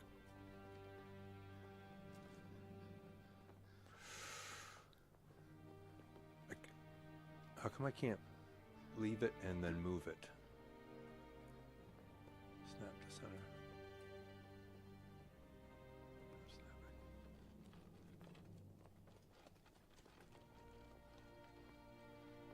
Oh, you'll have to get someone. Someone has to be hit. I would recommend it be Cadillac, but that's up to you. Or wait, you could go this way. You can put yourself in it. So it'd be you and Why the ward. couldn't he put it like kitty corner and put it in between the Shadow Demon and the Warg? You mean like this? Well, it has to cover a square. You can't just put it No, anywhere you want. it's a sphere. Yeah, I know, but the sphere, that's how the sphere works. The sphere doesn't mean anything. Okay. By rules. It's basically a 10 by 10 cube. The same thing. The sphere, it would still affect someone. So for you to cast a spell, I would recommend you do it something like this. That probably would be best, or this, but that's up to you. I didn't see But either unless of you want those. a Cadillac. It's a 10 by 10, right? Thank Yeah. you. So what you've made is 20 by 20. That is 10 by 10. Okay.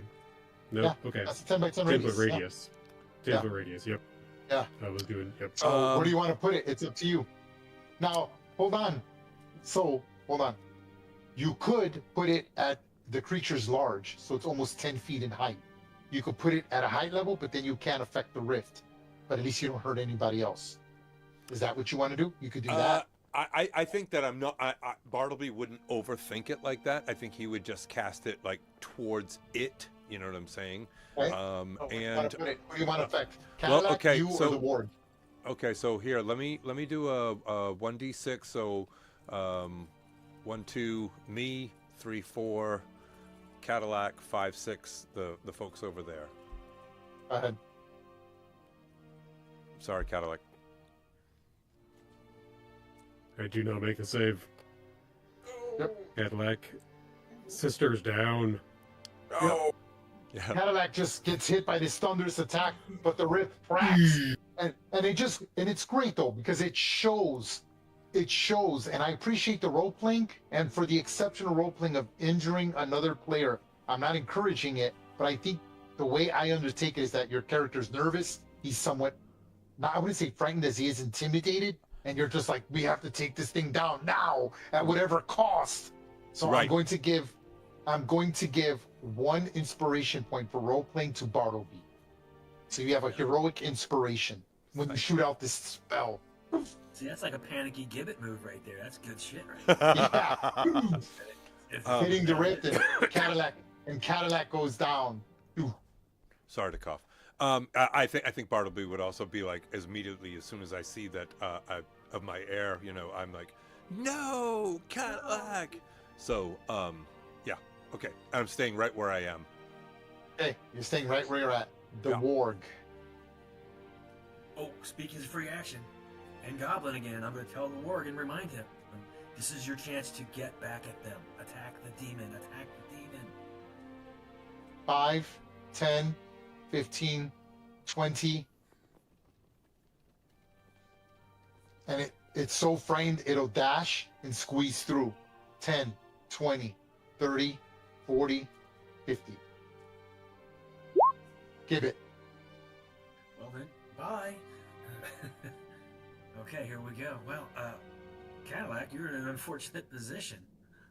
Fortunately, I am right behind you, and I will take an action to cast 2nd level Cure Wounds. Go ahead. Oh, sweet Gibbs. With this, man, this is my only spell slot I have. Take your 23 hit points. Nice, buddy. Oh my goodness, what Look a at pop. that. What a back pop. out there. That's my Okay, cuz. you wake up prone. I could have had a Oh, VA. Jesus. This is how the gibbet rolls. Beautiful. Hey, but you are now the 2nd character to go down, with Adrian being the first, using my new lingering injury system. Roll 1d12. Ooh. Okay, 1d12 coming in hot. And 11. 11. If you need to look at the chart, it's on Discord under Homebrew Rules. 11. Blurred vision. You have disadvantage on wisdom perception checks that rely on sight and ranged attack rolls. This condition lasts for 1d4 minutes or until you receive an additional magical healing.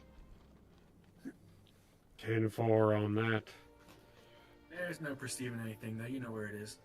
So yeah, so again here, I will copy the image. Give me 1 second, and I will post it in your guys' By chat. Jesus, But it's in the sweet home rules. Salute.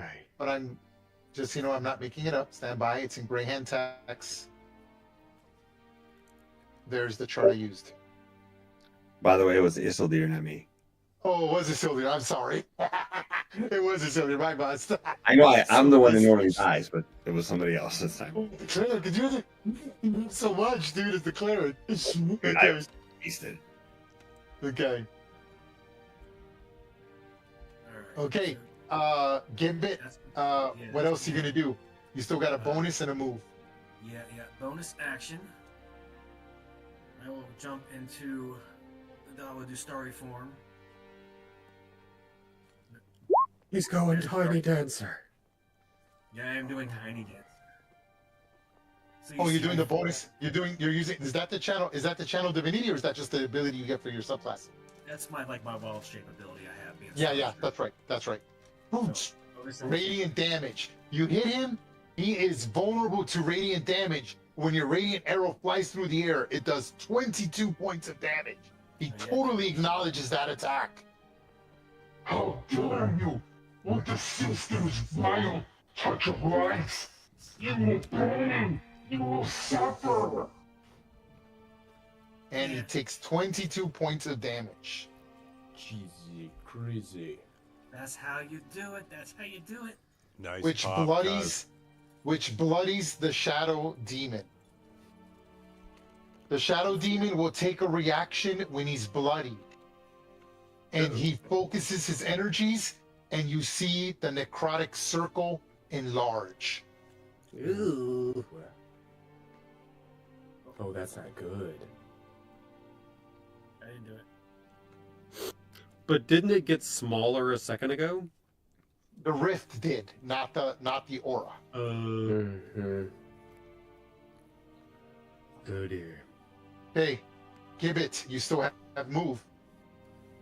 I am not going to move. I'm going to stay right here by my Cadillac. Okay. Top of the turn. Okay. TBD, Adrian and Pontiac, do you wish to take attacks of opportunity? I am moving. Yes, please. Absolutely. Yes. Hit him with the ring. Absolutely. Go ahead. Who wants to go first? Okay, I guess Cadillac's not messing around. He's like, 13. That is 6 points. That is 6 points of damage. Okay, who's next?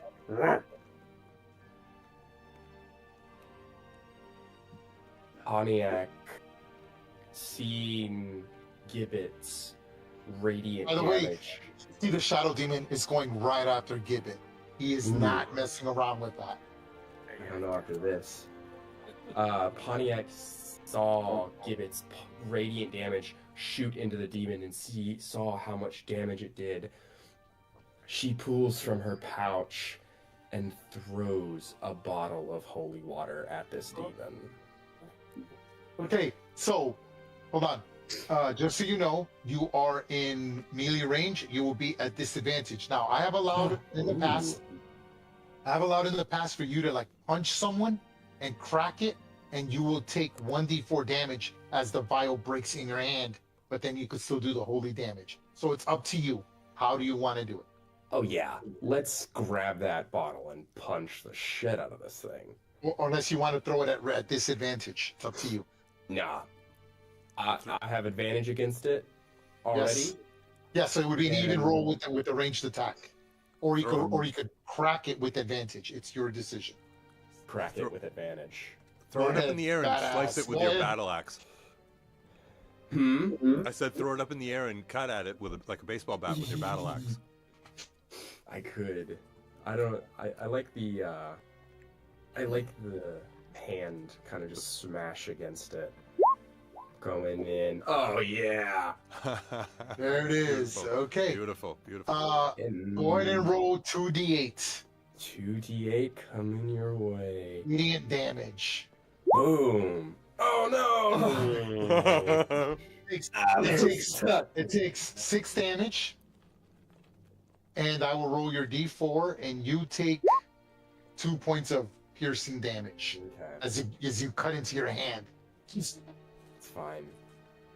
Damn, that sucked. That was cool though. Anything else? Okay, Adrian, are you going to take your attack? I am. Go ahead. Fairy fire.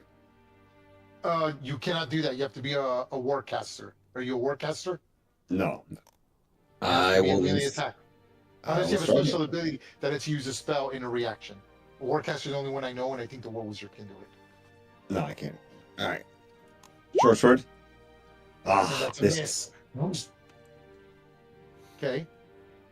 That's it.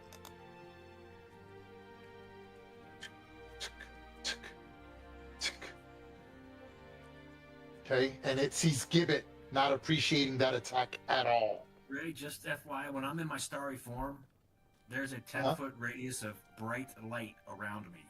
Ooh, okay. Putting bright light on you. Stand by. Yeah. In case it matters.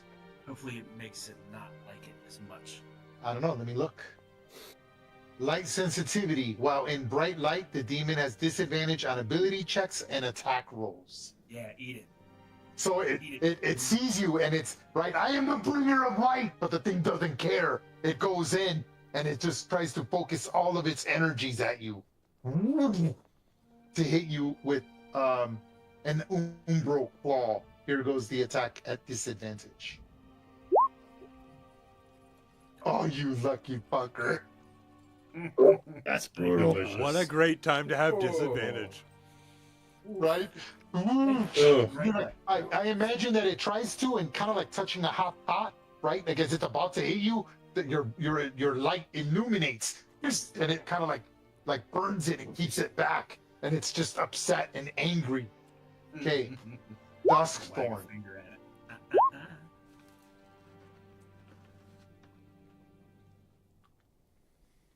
Yeah, where'd she go? 5, 10, 15, 20, 25, 30, and jumps into another tree. And that'll put her here. Okay. Cadillac, you start your turn in the sphere. Stand by. Sure do. Okay. Con save? A creature that starts within the sphere takes 1d6 necrotic damage and must take. Okay, so you take the 1d6 damage automatically. Stand by. Okay. You take 4 necrotic damage. Okay. And you must make a 13 wisdom saving throw. Come on, sister. Okay. Or be stunned. Ooh, don't like that.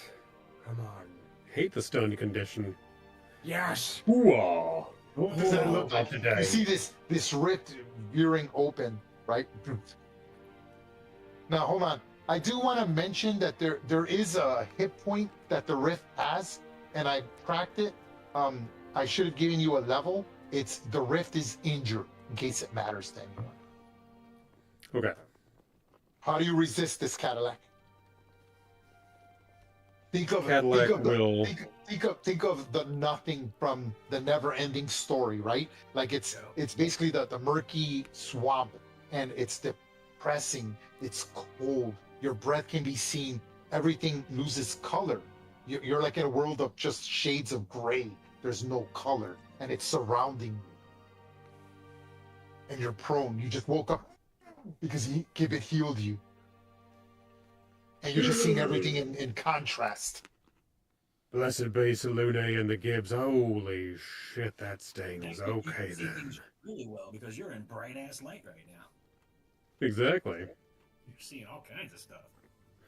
Seeing lots of these little, like, flecks of bad just floating around in the air. Realizing that she's just breathed in a big lungful of necrotic goodness. First things that she will do is her eyes will pulse blue, and TBD will look at the rift, look at the ground in front of it, and then just like try and scoop and shove as much dirt as possible into the rift as a form of attacking it. Okay. Are you gonna stand? You'll go there. Well, that's TBD. She's commanding TBD TBD. first with her bonus action. And TBD will make an attack roll, if that is okay with you, against the rift. Yep. Oh, you're gonna attack. So you're gonna hit like the edge of the rift and knock gravel, rock, and stuff like that? Exactly. She's shoving like as big of a rocks as she can, as much gravel and sand as she can scoop with her paws. She's trying to shove in and fill in the rift. TBD. Go ahead. Go. Oh, you did. Okay. I did. You hit and you hit and dirt falls in and it just never hits bottom. It's like a bottomless pit. Pontiac, any spellcaster, Pontiac, Adrian, and Bartleby realize that something like this, a rift, cannot be hurt by physical means. It requires magic. Well, shit smacks then. And then Cadillac will flip up to her feet for half her movement and go 5, 10 out of the aura, if you please, good sir. Huh? And you stood then up, she still will start that movement, taking off the condition. Thank you, sir. Yep. And then she will go and attack the Shadow Demon with her rapier. Go ahead. Nice. That's a hit. Yeah. Good job. for 5 damage. Good hit. Stabby, stabby, slicey, slicey. Slowly but surely, right? It's losing its substantial form. I imagine it's sort of anchored to the rift, and you see like it's almost like it's a weight on the shadow demon. It's fighting more. Just think of like lodestone, like a magnet. The more injured you are, the harder it is for it to stay in the material plane of existence. In all fairness, sir, I believe that TBD should take some damage and have to roll a save for doing anything besides standing there. Yep. Oh, because he started in the thing. Correct. Here goes the damage. I did. 1d6. 4 necrotic damage, and make a DC 13? 13 wisdom saving throw. Wisdom save? Yep. Look at that. Nice. Pop Okay. it, pop it, So- fresh dough. Everything happened as said, and then after she realizes that her efforts are moot, she will go another 10, 20, 25, 30 to be right schma in front of right there. Thank you. Okay. Done. Anything, sister. Now I've done all my everything, yes, sir. Pontiac. All right, roll that 1d6. Yep. There it goes. Oh! I don't. Makes sense, right? You're the paladin. The thing attacks violently at you. Make your wisdom saving throw. Okay. Get it, girl. I will Get it, girl. grant you. Yes. Okay, I was going to grant you advantage because you have placed your vow of enmity on the shadow demon. Oh, okay. Oh, all right. You made it. You're good. Okay, cool. All right, cool. 6 points damage. Hold. Let me adjust that real quick so I don't forget. Down to 9. Not Please change it. fun. Please change it on Yes. token sound so I can track it. Thank you. Okay. There you go. All right. 5, 10, 15, 20, 25 out of the aura. Pontiac will take a swing with her battle axe because she has nothing. but, Flanking. Plus flanking. And advantage. No, +2. Oh, wow. If you have a smite, this is the time to do it, and that's doubled as well. I don't have any spell slots or smites left. Oh. I'll tell you what, because this is so fucking cool. If you burned at, oh, it wasn't you who got it. It was Gibbet who had the heroic inspiration. Never No, it's mind. Bartleby. Okay, the damage is 5, and then you rolled a 1. Horrible, 6 damage, but 6 damage it is. So it takes 3. Yep. It's just this wonderful attack, and again, it's in substantial form. It's almost frustrating. Why don't you have the tools necessary to defeat such evil? Anything else?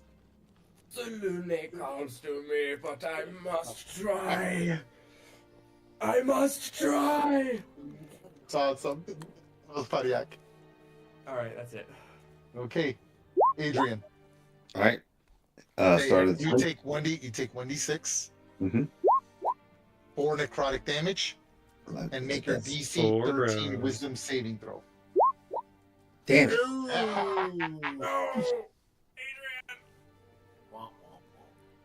So I take 4. Is the worst.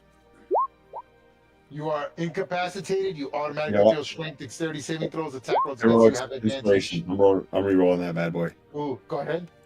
Yeah. Come on. Let's do this. 13. How does this inspiration come to you? What the darkness? Your muscles begin to seize. Everything gets cold. Your skin turns pale. But Oh man, give me a second.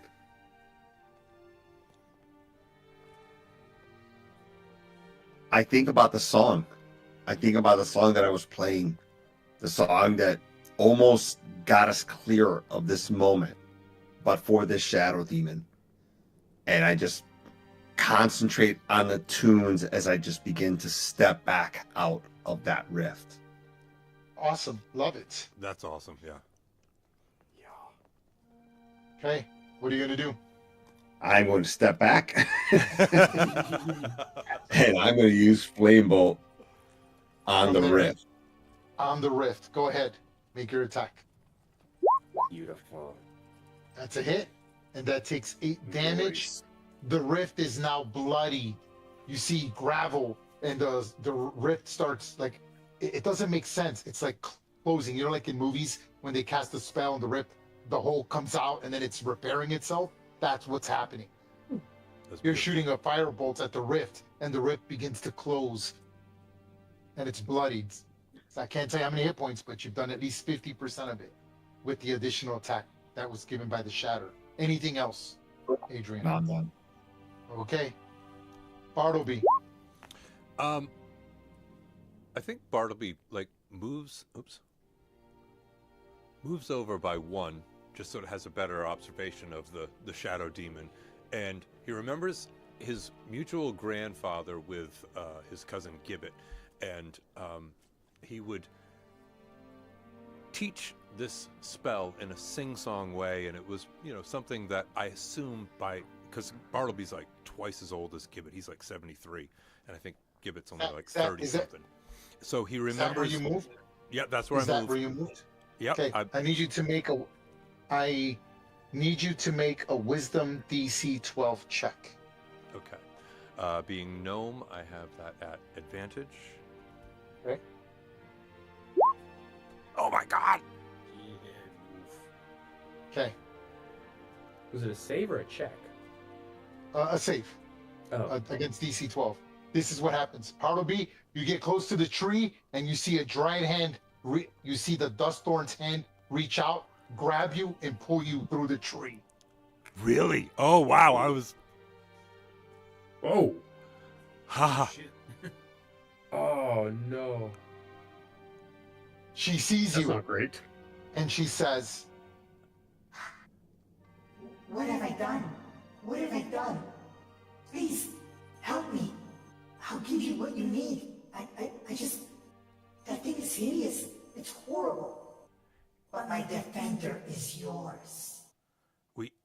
We've got it. We've got it on the run. You've got to do what you can to get me back in there, and please come yourself. I need to help you. You are much better than this. You're strong. Don't let this come out. And holy shit! What is this going on? You see it?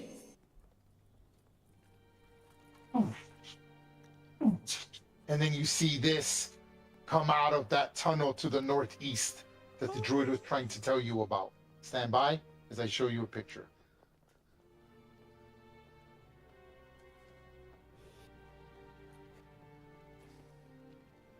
You see a troll skeleton completely covered in mold and wrapped up in thorny flowering vines, and lurks in the shadows of dead trees and profaned groves. And it doesn't really speak, and it just kind of gives a frowned look. Think of the robot from Sylvester Stallone's Judge Dredd, where it's really facially expressive, but it can't speak, and it just... Put me back. I can't send you back now. I can. Just give me a second. And she's telling you that in the next turn she can send you back with the skeleton. With the skeleton? But you still have a move, and you still have an action and a bonus and a move. Oh, god damn. If I move, it's okay, so if I move, it's a whatever there. I'm gonna try to blind it with color spray. Blind what? The skeleton. No, she's telling you No, that the you skeleton can is our side. Oh shit! I thought I was being Ow. attacked. I'm sorry. Okay. Well, then I'm just gonna. Ow. I guess I'm just gonna hold. Sorry. Okay, so you're just gonna hold your action until next turn. Keep in mind, you're still seeing Svenskill there screaming his eyes out. Just to let you know, in case it matters. Anything else, Bartleby? Or I are you don't gonna have hold your action? Yeah, I don't have anything for him. Okay. Okay. The warg. 5, 10, because it has to squeeze through. 15, 20, 25, 30, 35, 40, 45, and 50. Ends its turn there. Gibbet. Alright. I will go ahead and take my bonus action attack using my archer damage. Go ahead. You are aware that that's a ranged attack, and you will be at disadvantage. Oh, I guess so, yeah, because he is right next to me, isn't he? Mm-hmm. Well, let's see. Can we make this work?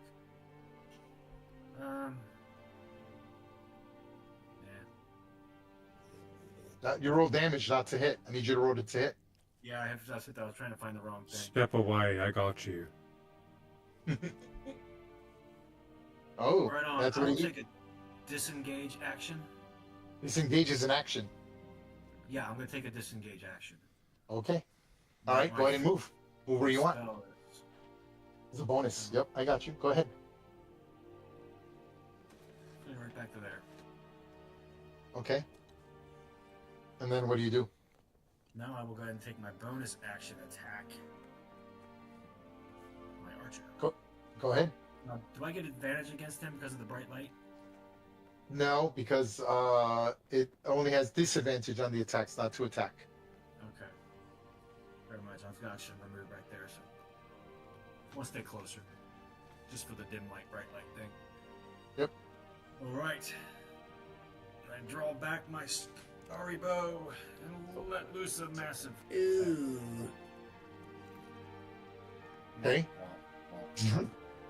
Yep. Your arrow just goes.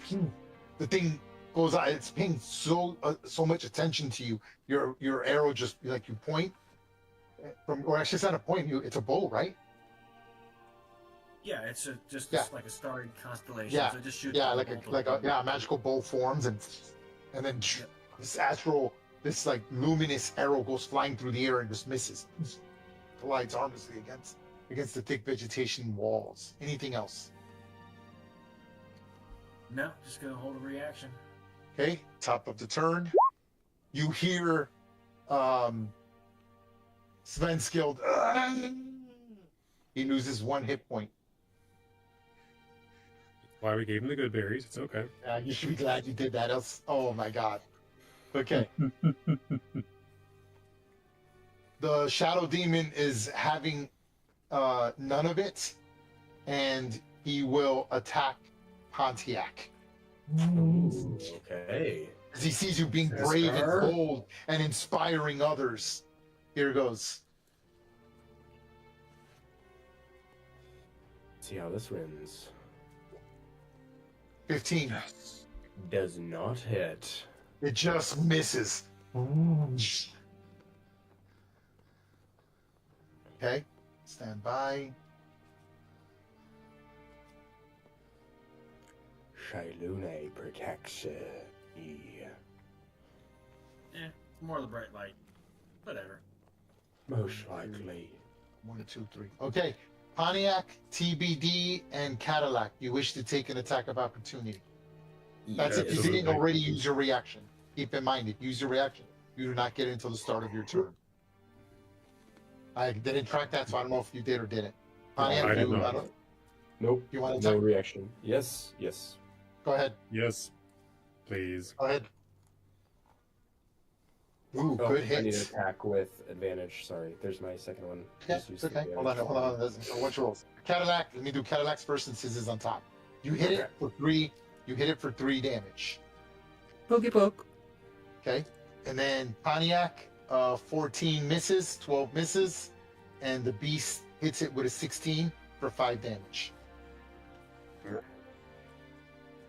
Oh, do I have flanking? You do. So that 14? That's still a miss. It's 16 armor class. So 14 plus 2? Oh, 16. Yes, you hit Yeah. it. That's So what the I'm saying. first one, so 6 damage, it takes 3 damage. Cool. The creature, We'll take every little bit we can get. creature Yeah, right? uses, That's what I was thinking. uses this.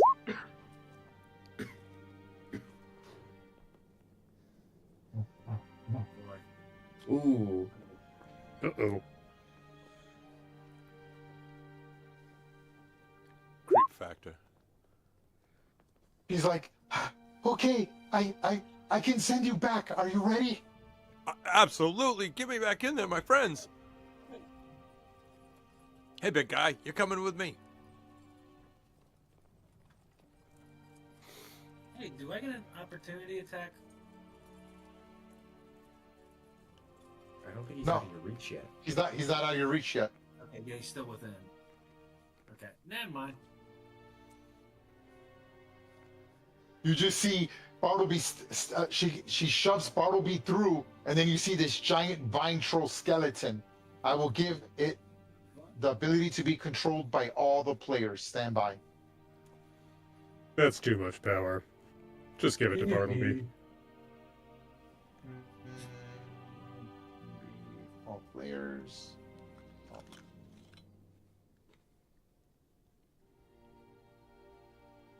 76 hit points. Ooh la la. Juicy. There it is. It will go on its own initiative. No, it'll go on Dustthorn's initiative. So that's its turn. That's all Dustthorn does. Cadillac. Cadillac would like to use the new rules for switching places and take an action. Ooh, so he does not draw the attack of swap. opportunity? Okay, Yeah, dude. Look at you, He's my look at you bright being boy. brave. Look at you being brave. I love it. Okay, you still got a bonus and a move. And you use 10 feet of move. Bonus. Bonus. Full command. No, I'm not going to do that. Okay, question. Could TBD, with being commanded by Cadillac with a bonus action, scoop up Pontiac as a willing person to be it can- carried? It would be an attack. It would use an attack to do that. And would then use an carry action. her to a Yes. space. Anywhere you want within movement, correct. Delicious. Then Cadillac will say, "Sister, grab on." And TBD will pick up Pontiac and carry her and deposit her right schma. Oh, okay. Beautiful. Yep, okay. Then what?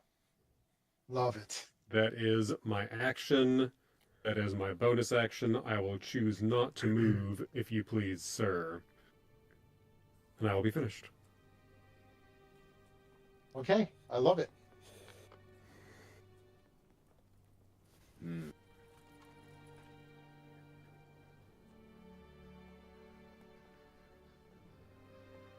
Next person, Pontiac.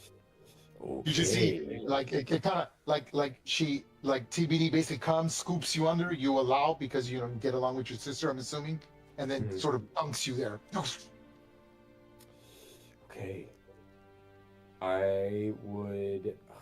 Okay.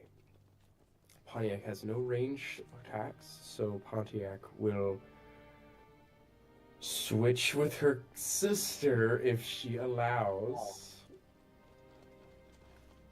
Absolutely. Okay. So I don't think you know the new rules that Ray is instituting with the switching of places Yes. yet. So the way it works is you can spend an action, and by spending an action, you can switch places. You burn 10 feet of movement, and the attack of opportunity is not drawn on Pontiac. Or you can use a bonus action, burn 10 feet of movement, but then Pontiac will still get the attack of opportunity. And so I would get Zeus would get the attack of opportunity, or Pontiac Zeus would get the attack Pontiac, of opportunity. because he's pulling you, so Pontiac draws the attack of opportunity. Okay. Then I would use my reaction to grant that attack disadvantage. That's what you, if that's what Cadillac decides to do with his bonus action, correct.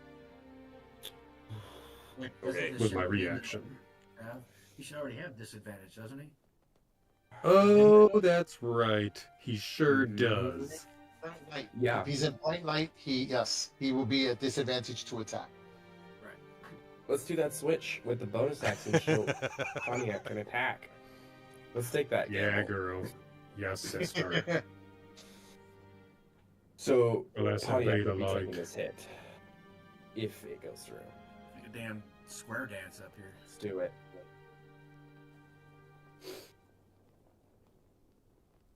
All right.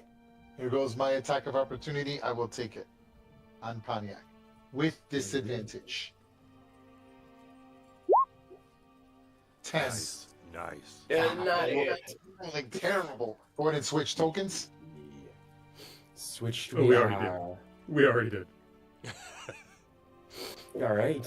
We just reach out to hands, grasp shield hands, and then like leap and spin and swap places. Beautiful, sister. Just like we practiced. Always. Always. And Pontiac shall swing out with a vengeance. With a 13! And miss! You certainly do. The creature just like stays back. It does its best to avoid your attack. Any or series of attacks. Anything else? That is all I have. I'm good. It's my turn. Okay. All right. We go to Adrian. Attack on the rift. Go ahead.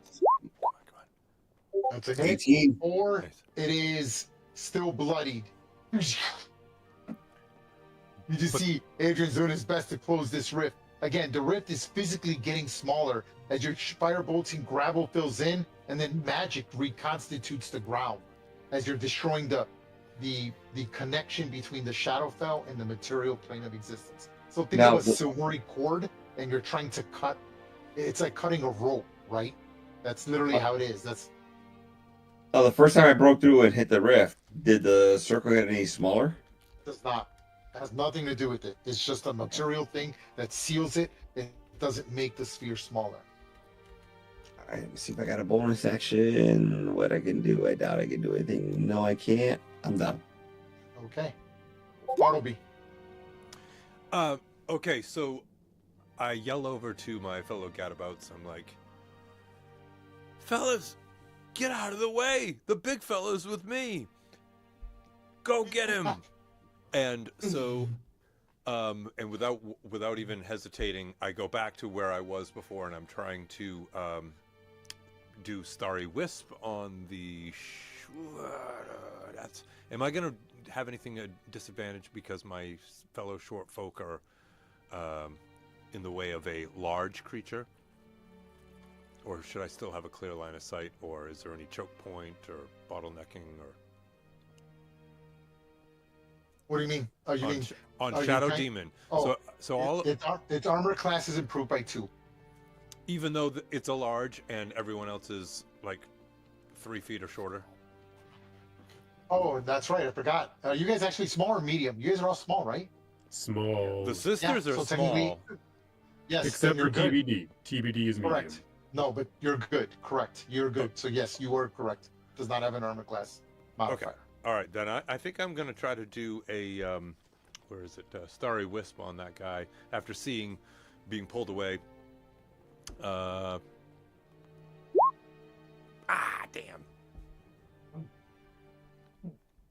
All these attacks is trying to funnel you in best it can. Anything else, Bartleby? I looked to the Vine Troll and I said, we were just in there.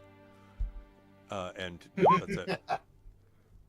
The ward goes and stands by its master. Done. Give it. All right, here we go, Mr. Shadow Demon. I will hold out my hand and create a little starry mote that will launch itself at. Damn it, that's the damage. Nice. There you go. 7 radiant damage. 14 damage. Nice. You have put the Shadow Demon on death's door. Good. With 7 hit points. Good. And then the demon. No, I won't go back. I won't go back. I'm here forever to stay. I shall not forget your names, your stupid fat faces. We don't like racism in the Gadabouts. We don't like ethnic slurs except for big folk. That's not really an ethnic slur. It's just like a rational, known thing. They're big. And my bonus action as I launch a bolt of light from my archer's Yes, Queen. hitting it for 16 radiant. How do you do damage. it?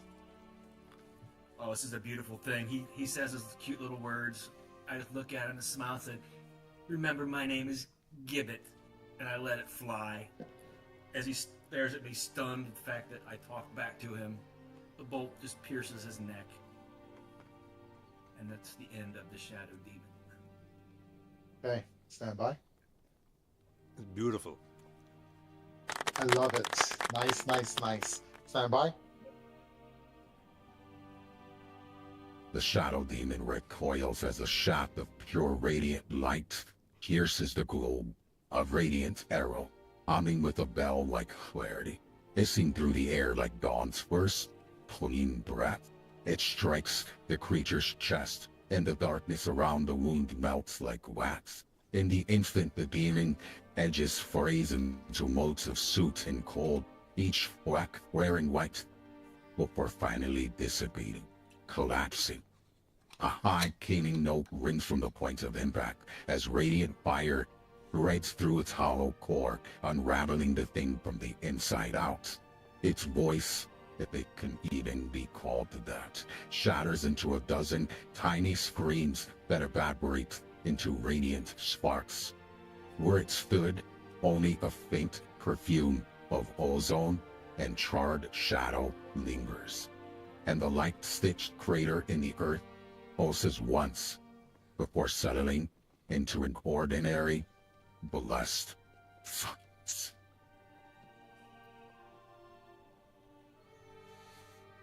What do you all do? The rift closes. Burnt ozone. No, the rift does not close. Okay.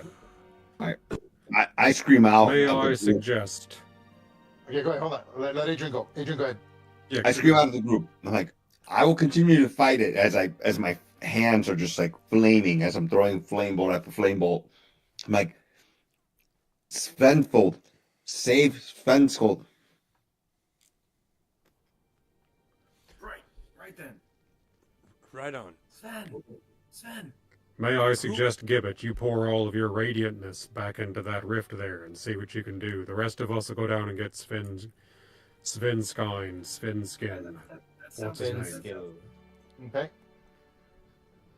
Tell him I'm sorry we didn't save him earlier. Yeah, Bartleby stays up and does Starry Wisp with Gibbet and Adrian. Okay. So because Can we we're not get gonna- the troll we're not- to come down here and break the chains?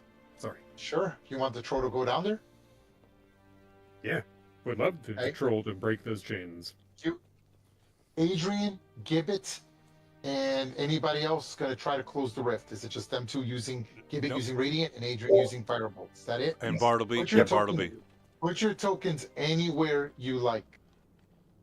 I'm going to open the entire map. There are no more encounters in this map. I'm going to release the lighting and everything. So you'll see it all.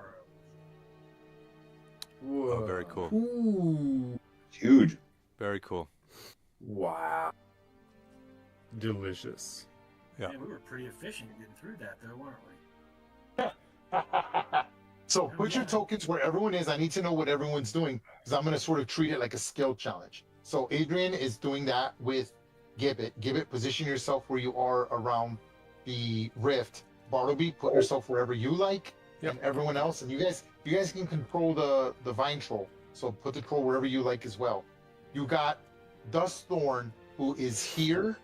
The warg is providing protection from the entrance, and you want the vine troll. I'm not sure what you want the vine troll to do.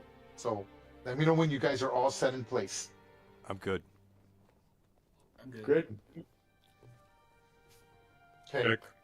Starting with the top. Adrian and Bartleby. So this is a small group challenge between the both of you. No, You three of realize us. that the rift is Gibbet, attempting. move over. Oh, Gibbet, Bartleby, and Adrian. The rift is fighting back. It's refusing to seal. You can see several other demon claw hands protruding and escaping from the rift. Right? and you're like, ooh, fire! And for every firebolt you shoot and make the hand release and trying to close the rift, 2 more claw hands come out. Bartleby, you realize this as well, as do you, Gibbet, and you realize that doing it this way, doing it 1 bolt at a time, isn't enough. A cleansing ritual or some type of form of attack needs to be done, a conjoined effort of the 3 of you against the will of the rift. Yeah. Ray, how would you rule if I did enlarge reduce on the rift? I cannot tell you. You have to try. That's an idea for myself. I'll do whatever you guys want to do. I mean, I definitely think that a couple of more Starry Wisp attempts would be beneficial. Yeah, I mean, I've got Starry Wisp and I've got my Archer Constellation. They're both Radiant. So I've got that. I have no spells. Can Gibbet and I try to, like, synchronously Starry Wisp it at the same time? For like a ritual, like a on 3 type of camaraderie. Yeah. Okay, so I'm gonna help you here.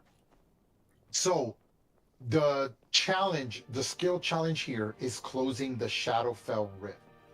You, the players, must close the rift to the Shadowfell that is opened in the Twisted Wreath, allowing dark creatures to pour through into the material plane.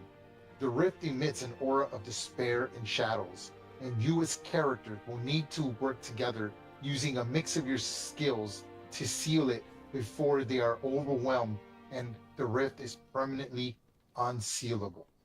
The 3 of you require 5 successes before 3 failures.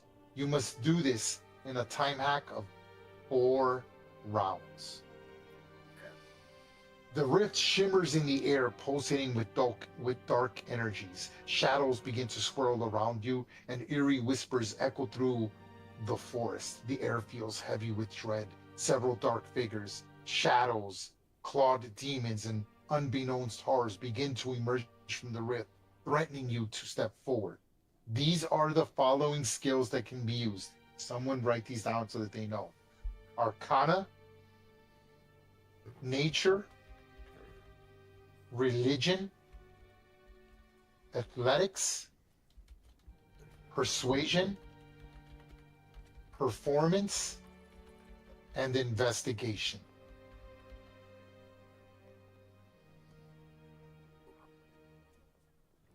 Not my Sorry. strong suits.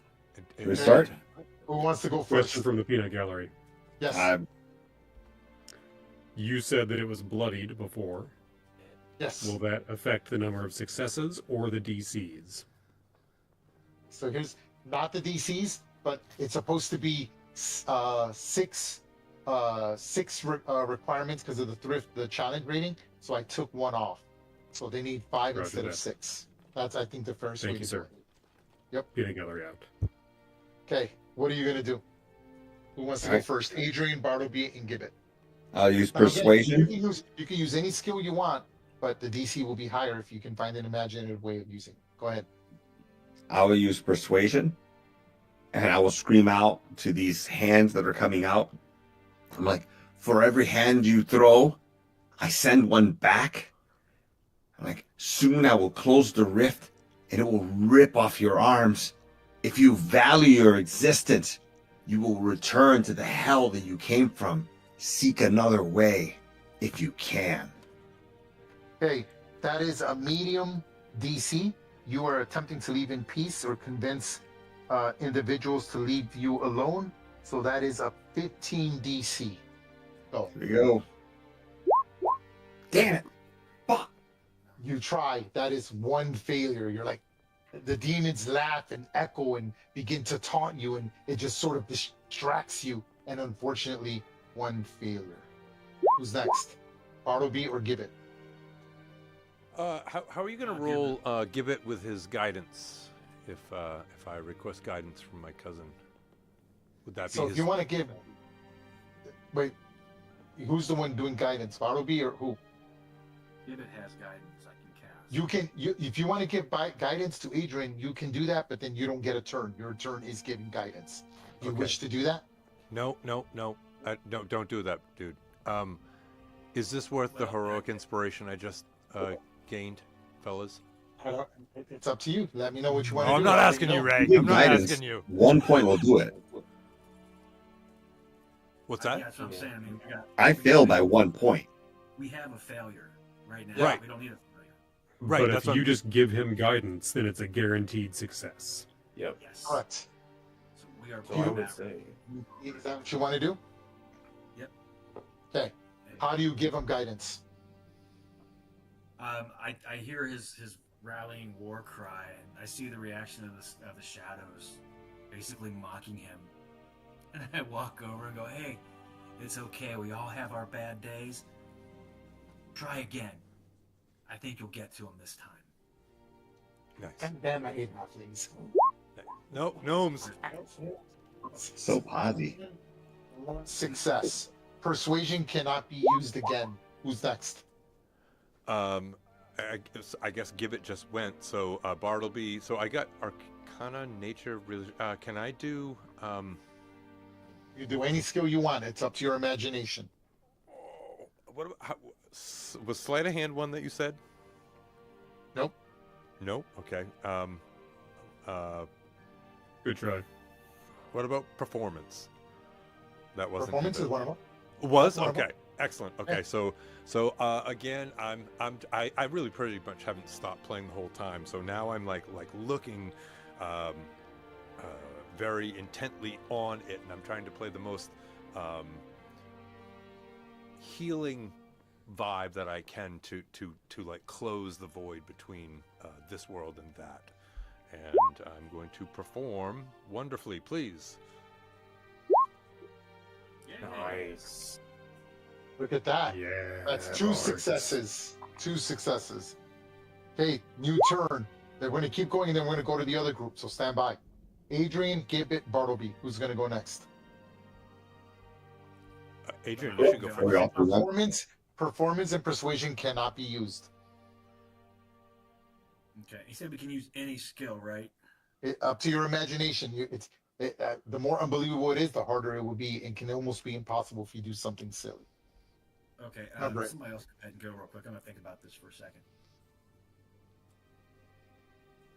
Adrian, you want to go?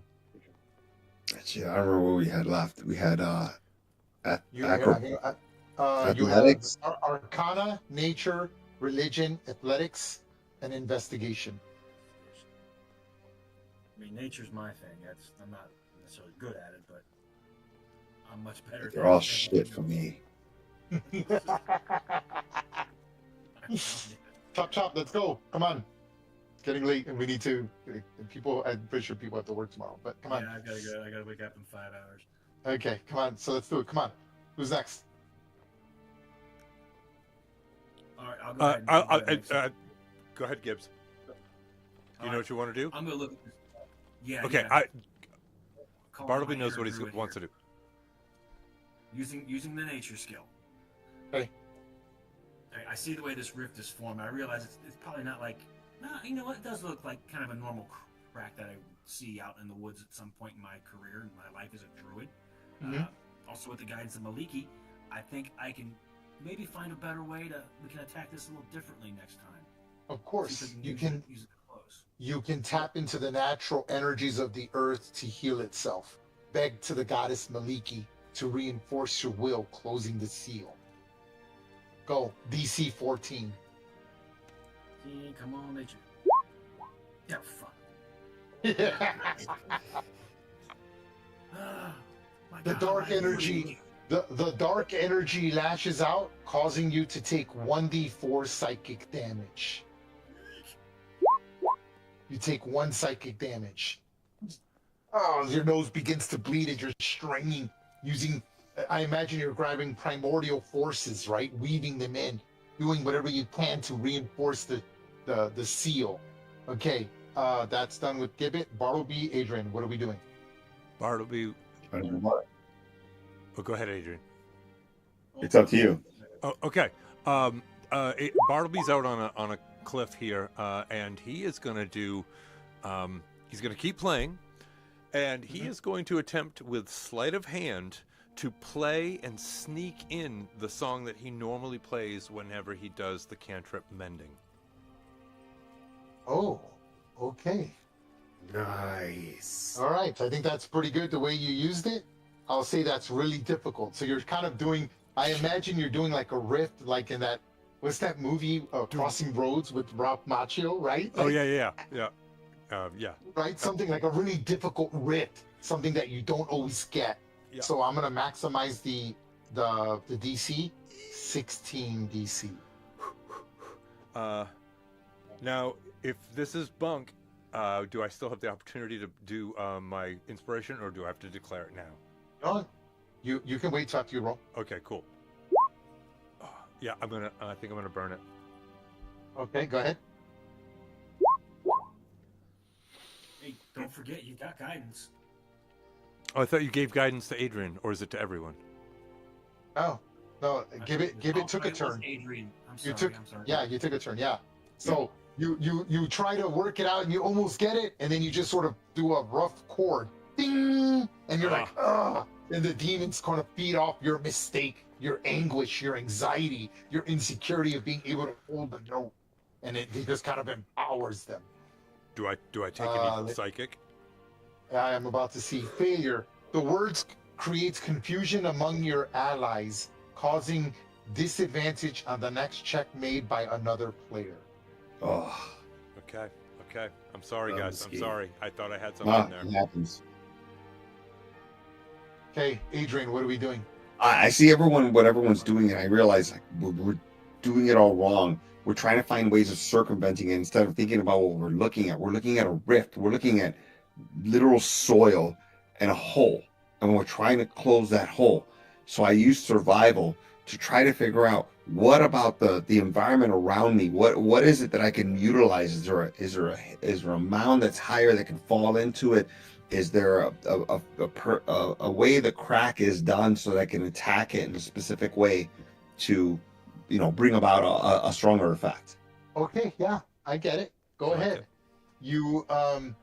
You do this by trying to figure out, just like you said, right? You're attempting to find materials and components to help you close the rift. Kind of the same form of nature, but using a more practical approach to it.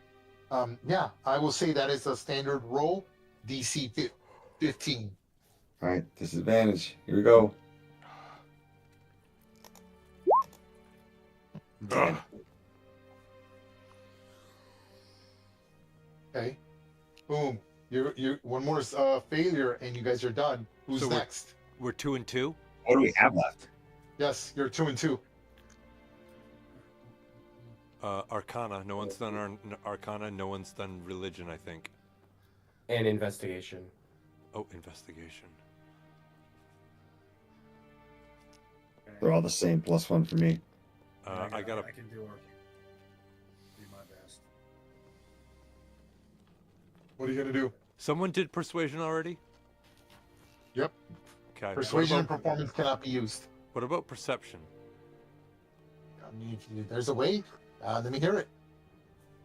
Okay, go give it. Let me think. All right. I'm gonna study the rift. We know it's Okay. a physical, it's a hole in the ground. All my nature tells me that's just a hole in the ground. But there's something more supernatural to this. Using Arcana, I'm gonna try to draw upon any other knowledge I might have that would give us some insight on, other than just the necrotic, the darkness, the evil shadow of this hole. See if there's another way we can do it. Yes. Go ahead and roll. The Arcana actually is the lowest DC, DC 13. Understanding the nature of the rift. Oh, fuck. Upon doing this, you realize that you try to focus the energies, and then the demons all laugh hideously. Their hands extend. There's a flash of not light, but of darkness. The aura disappears. Yes. But the rift is now permanently opened. This is now a position where a person can go into the Shadowfell. That could be cool. What? So the close. frick? Both rifts disappear? I mean, both auras? Okay, down to the bottom.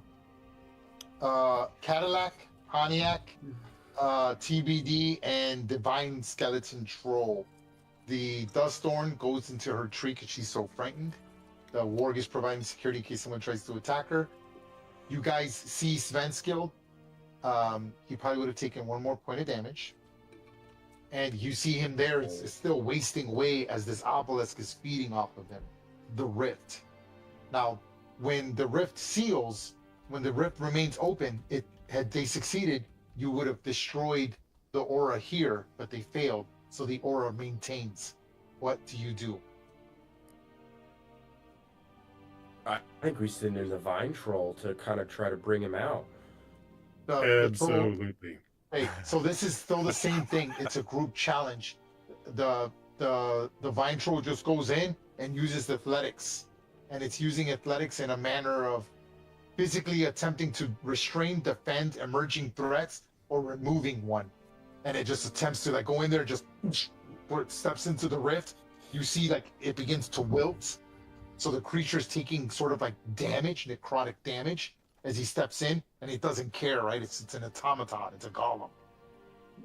And just undoes the... We would like for it to break the chains. And that's what it's going to do. Athletics of 15, here it goes. And I would like it to give has- it advantage with TBD. Okay, here it goes. And there it is. That's one success. It basically releases the monocles and pulls the monocles as it's in the sphere with TBD. Svenskild's like, thank you. But he's so weak. And then the Vine Troll tries to kind of like grab him and the TBD, but then you see the aura intensifying. And you see the cactus all begin to form and shape change, and it's attempting to create more cacti drakes. Something needs to be done now. What will you do? Since If you- TBD went, can Cadillac go? Yes. Okay. Go, sister. Cadillac will, as soon as she sees these cacti forming into vaguely drake shapes, she will rush forward and try and slice as many apart as possible. Okay. And say, Sister, if it looks vaguely drakish, chop it to bits. Aye, aye. This could be athletics or acrobatics. Oh, acrobatics all day long, baby. Yes, Go ahead. please. Wouldn't the Vine Troll be marked as athletics being used already? Oh. Yes. Okay.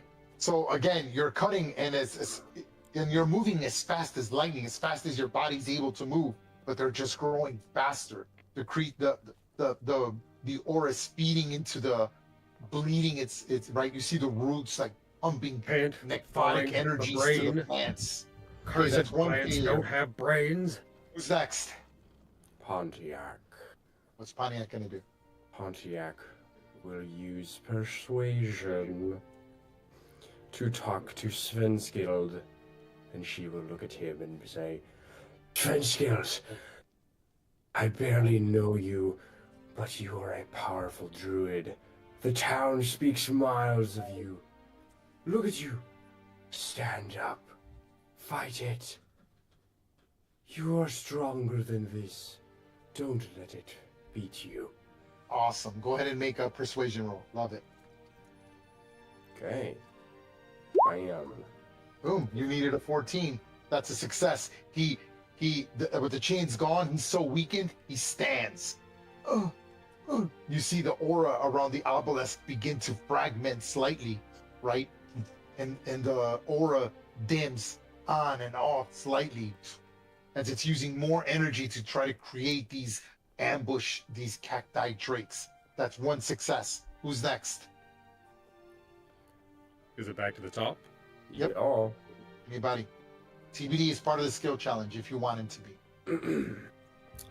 Can the Vine Troll punch Vine the Troll. monolith? That's what the Vine Troll just like looks and it's like, "Ugh." And again, it's wilting. So it's like all like its vegetation's on its wilting, and it just goes and hits the obelisk. Here goes.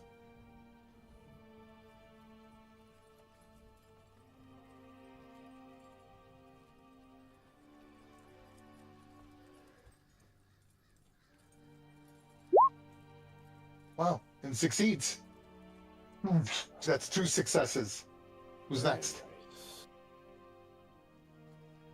Cadillac will once again try to use all of her acrobatic acumen to slicey, stabby, stabby, and break up these hunks of cacti. That's 2 That's much successes. better. Awesome. We need one more. Okay. TBD would love to step into the aura and then offer just like to pick up Svenskild and carry Okay. him away. Okay, I'll say it grants him the aid, and so he has advantage on his skill check.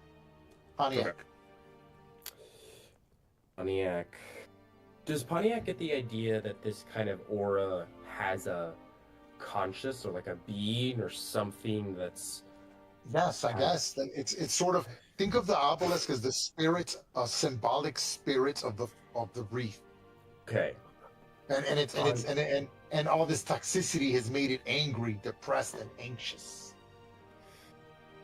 Okay. Pontiac will use intimidation to kind of talk to this being and be like, "Oh, away. You are not welcome here to feed off of these beings. Go back into the depths and don't come back. That's a 14. You are not welcome." Intimidation check, DC 14. Okay. Booyah. Oh my god. You shatter the sphere. That is a success.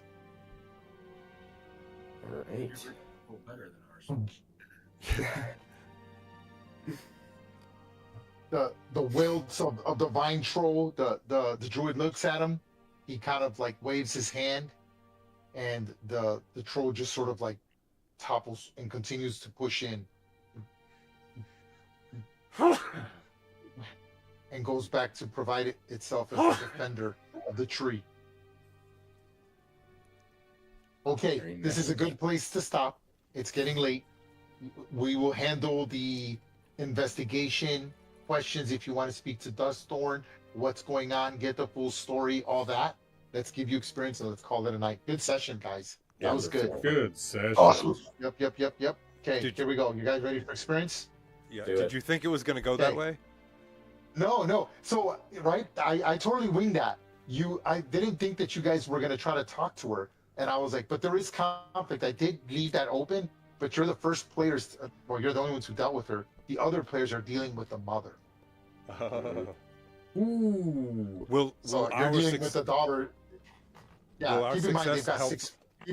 Keep in mind they've got 5 players. So right, but okay. will our success influence their situation with the connection between the mother and the daughter by chance? And yes, mentions of the disconnection will be mentioned. Yes, absolutely, of course. Okay, the Shadow Demon was challenge rating 4.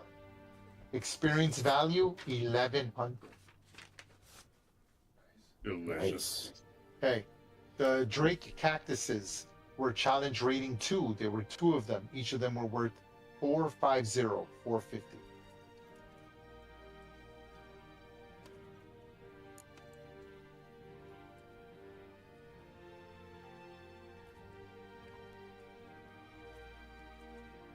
And I'm going to give you half of the experience for defeating Dustthorn. As you didn't quite redeem her, she just kind of did an indifferent approach. So you didn't, it's not that she joined you per se, she just sort of was the realization of what happened, right? Like, the drunk driver who finally killed someone, right? Is kind of what happened. And so she's not considered friendly towards you. She was hostile, and you shifted her to indifference. So I'm going to give you half the experience for her. She is worth 700 experience points, so you only get half for her. Okay, give me 50. Okay. And stand by. And the Vine Troll, I will give you 1/4 of that experience.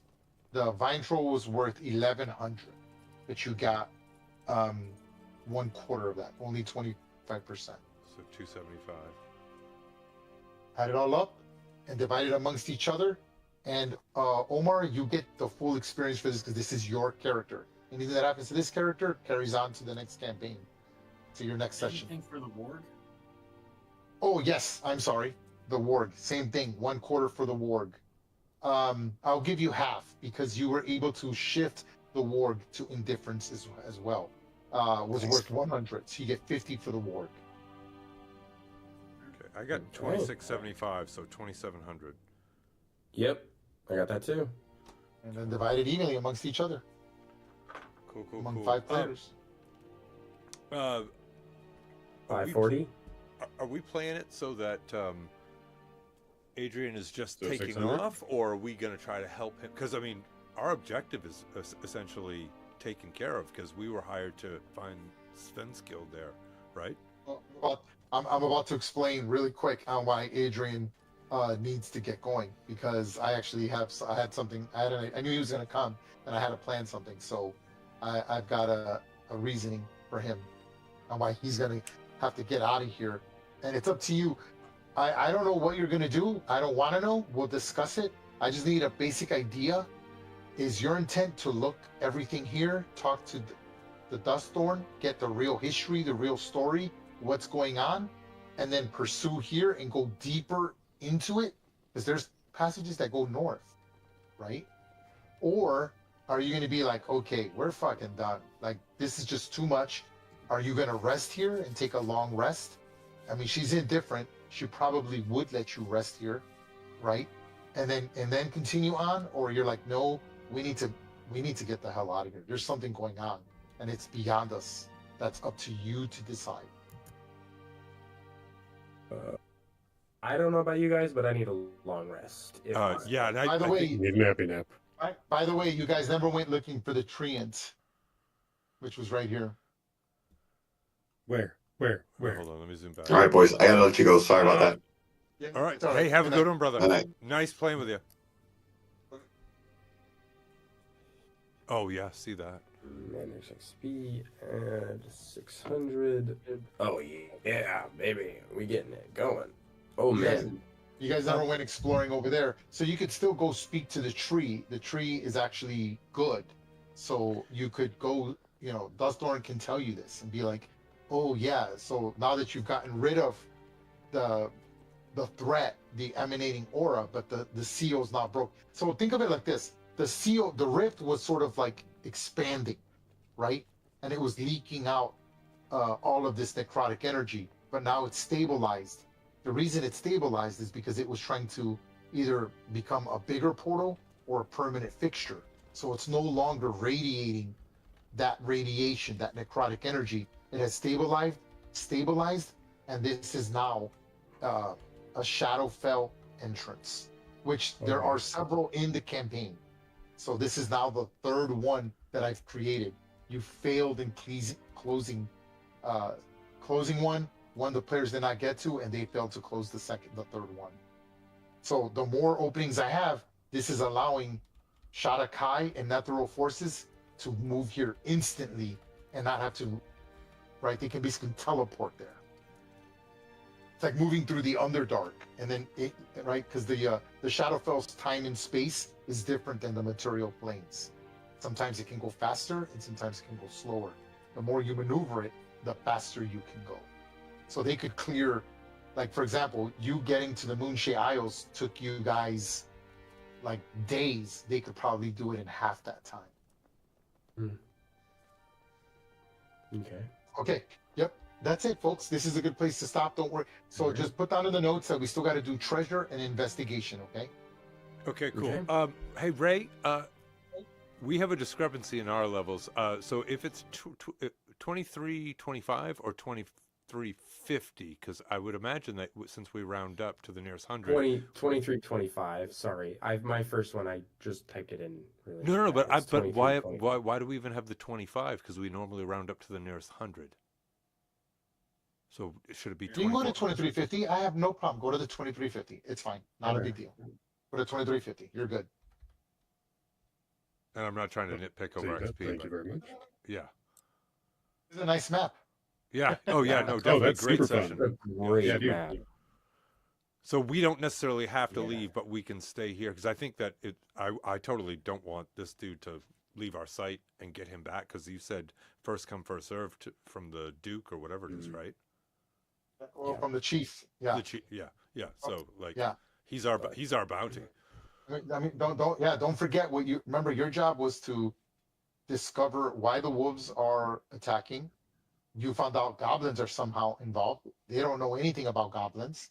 They said if you find the druid, find out what happened to him. Well, now you know what happened to him, right? You still got to speak and not interrogate, but speak to the druid. The druid clearly knows what's going on. So you guys are just coming in the know. Remember, this is the prelude on why you're going to Okay. So something is going on, right? Right. And yeah, and so that's what that is. So like from here, if you want to wait to figure out what you need to do, and I'll just do my best to predict. But yeah, the other group is on the other side of this map. They're on a different map fighting the tree skinner, the mother. Nice. Okay. Nice. But they're on the same exact Big and map. heifer. Yeah. Okay. Cool. But That's a good session. Cool. All That was right. great. I'm glad I was able to join. Super fun. Yeah, I'm Yeah, super yeah. glad you were able to come in. Too. Perfect timing. Yeah, couldn't have asked for anything better. Absolutely. Yep. Excellent. Thank you, All right, Ray. then. All right. I'll let you guys go. Yep. All right, Thank you so have a good much. evening. Yep, Thank yep. you so much, Ray. Have a good night. Good night. Good night. Good night, everybody. Good night, sirs. So, yeah, I got that good role where he was saying about, he told me about, she seems sympathetic to my song and stuff, and I'm like, let's do it, because, Good job, buddy. You did yeah, great. no, that's excellent, and I'm super bummed about Shatter, but then again, I'm also very glad about it, you know. Yeah, no worries. What Okay. else? Cool. Love you. Talk to you later, bro. All right, yeah, everyone have a good evening. Sweet dreams. Just you and me. Oh, it is. I'm not even on that thing. All right, good night. Yep. Bye-bye. Bye, buddy.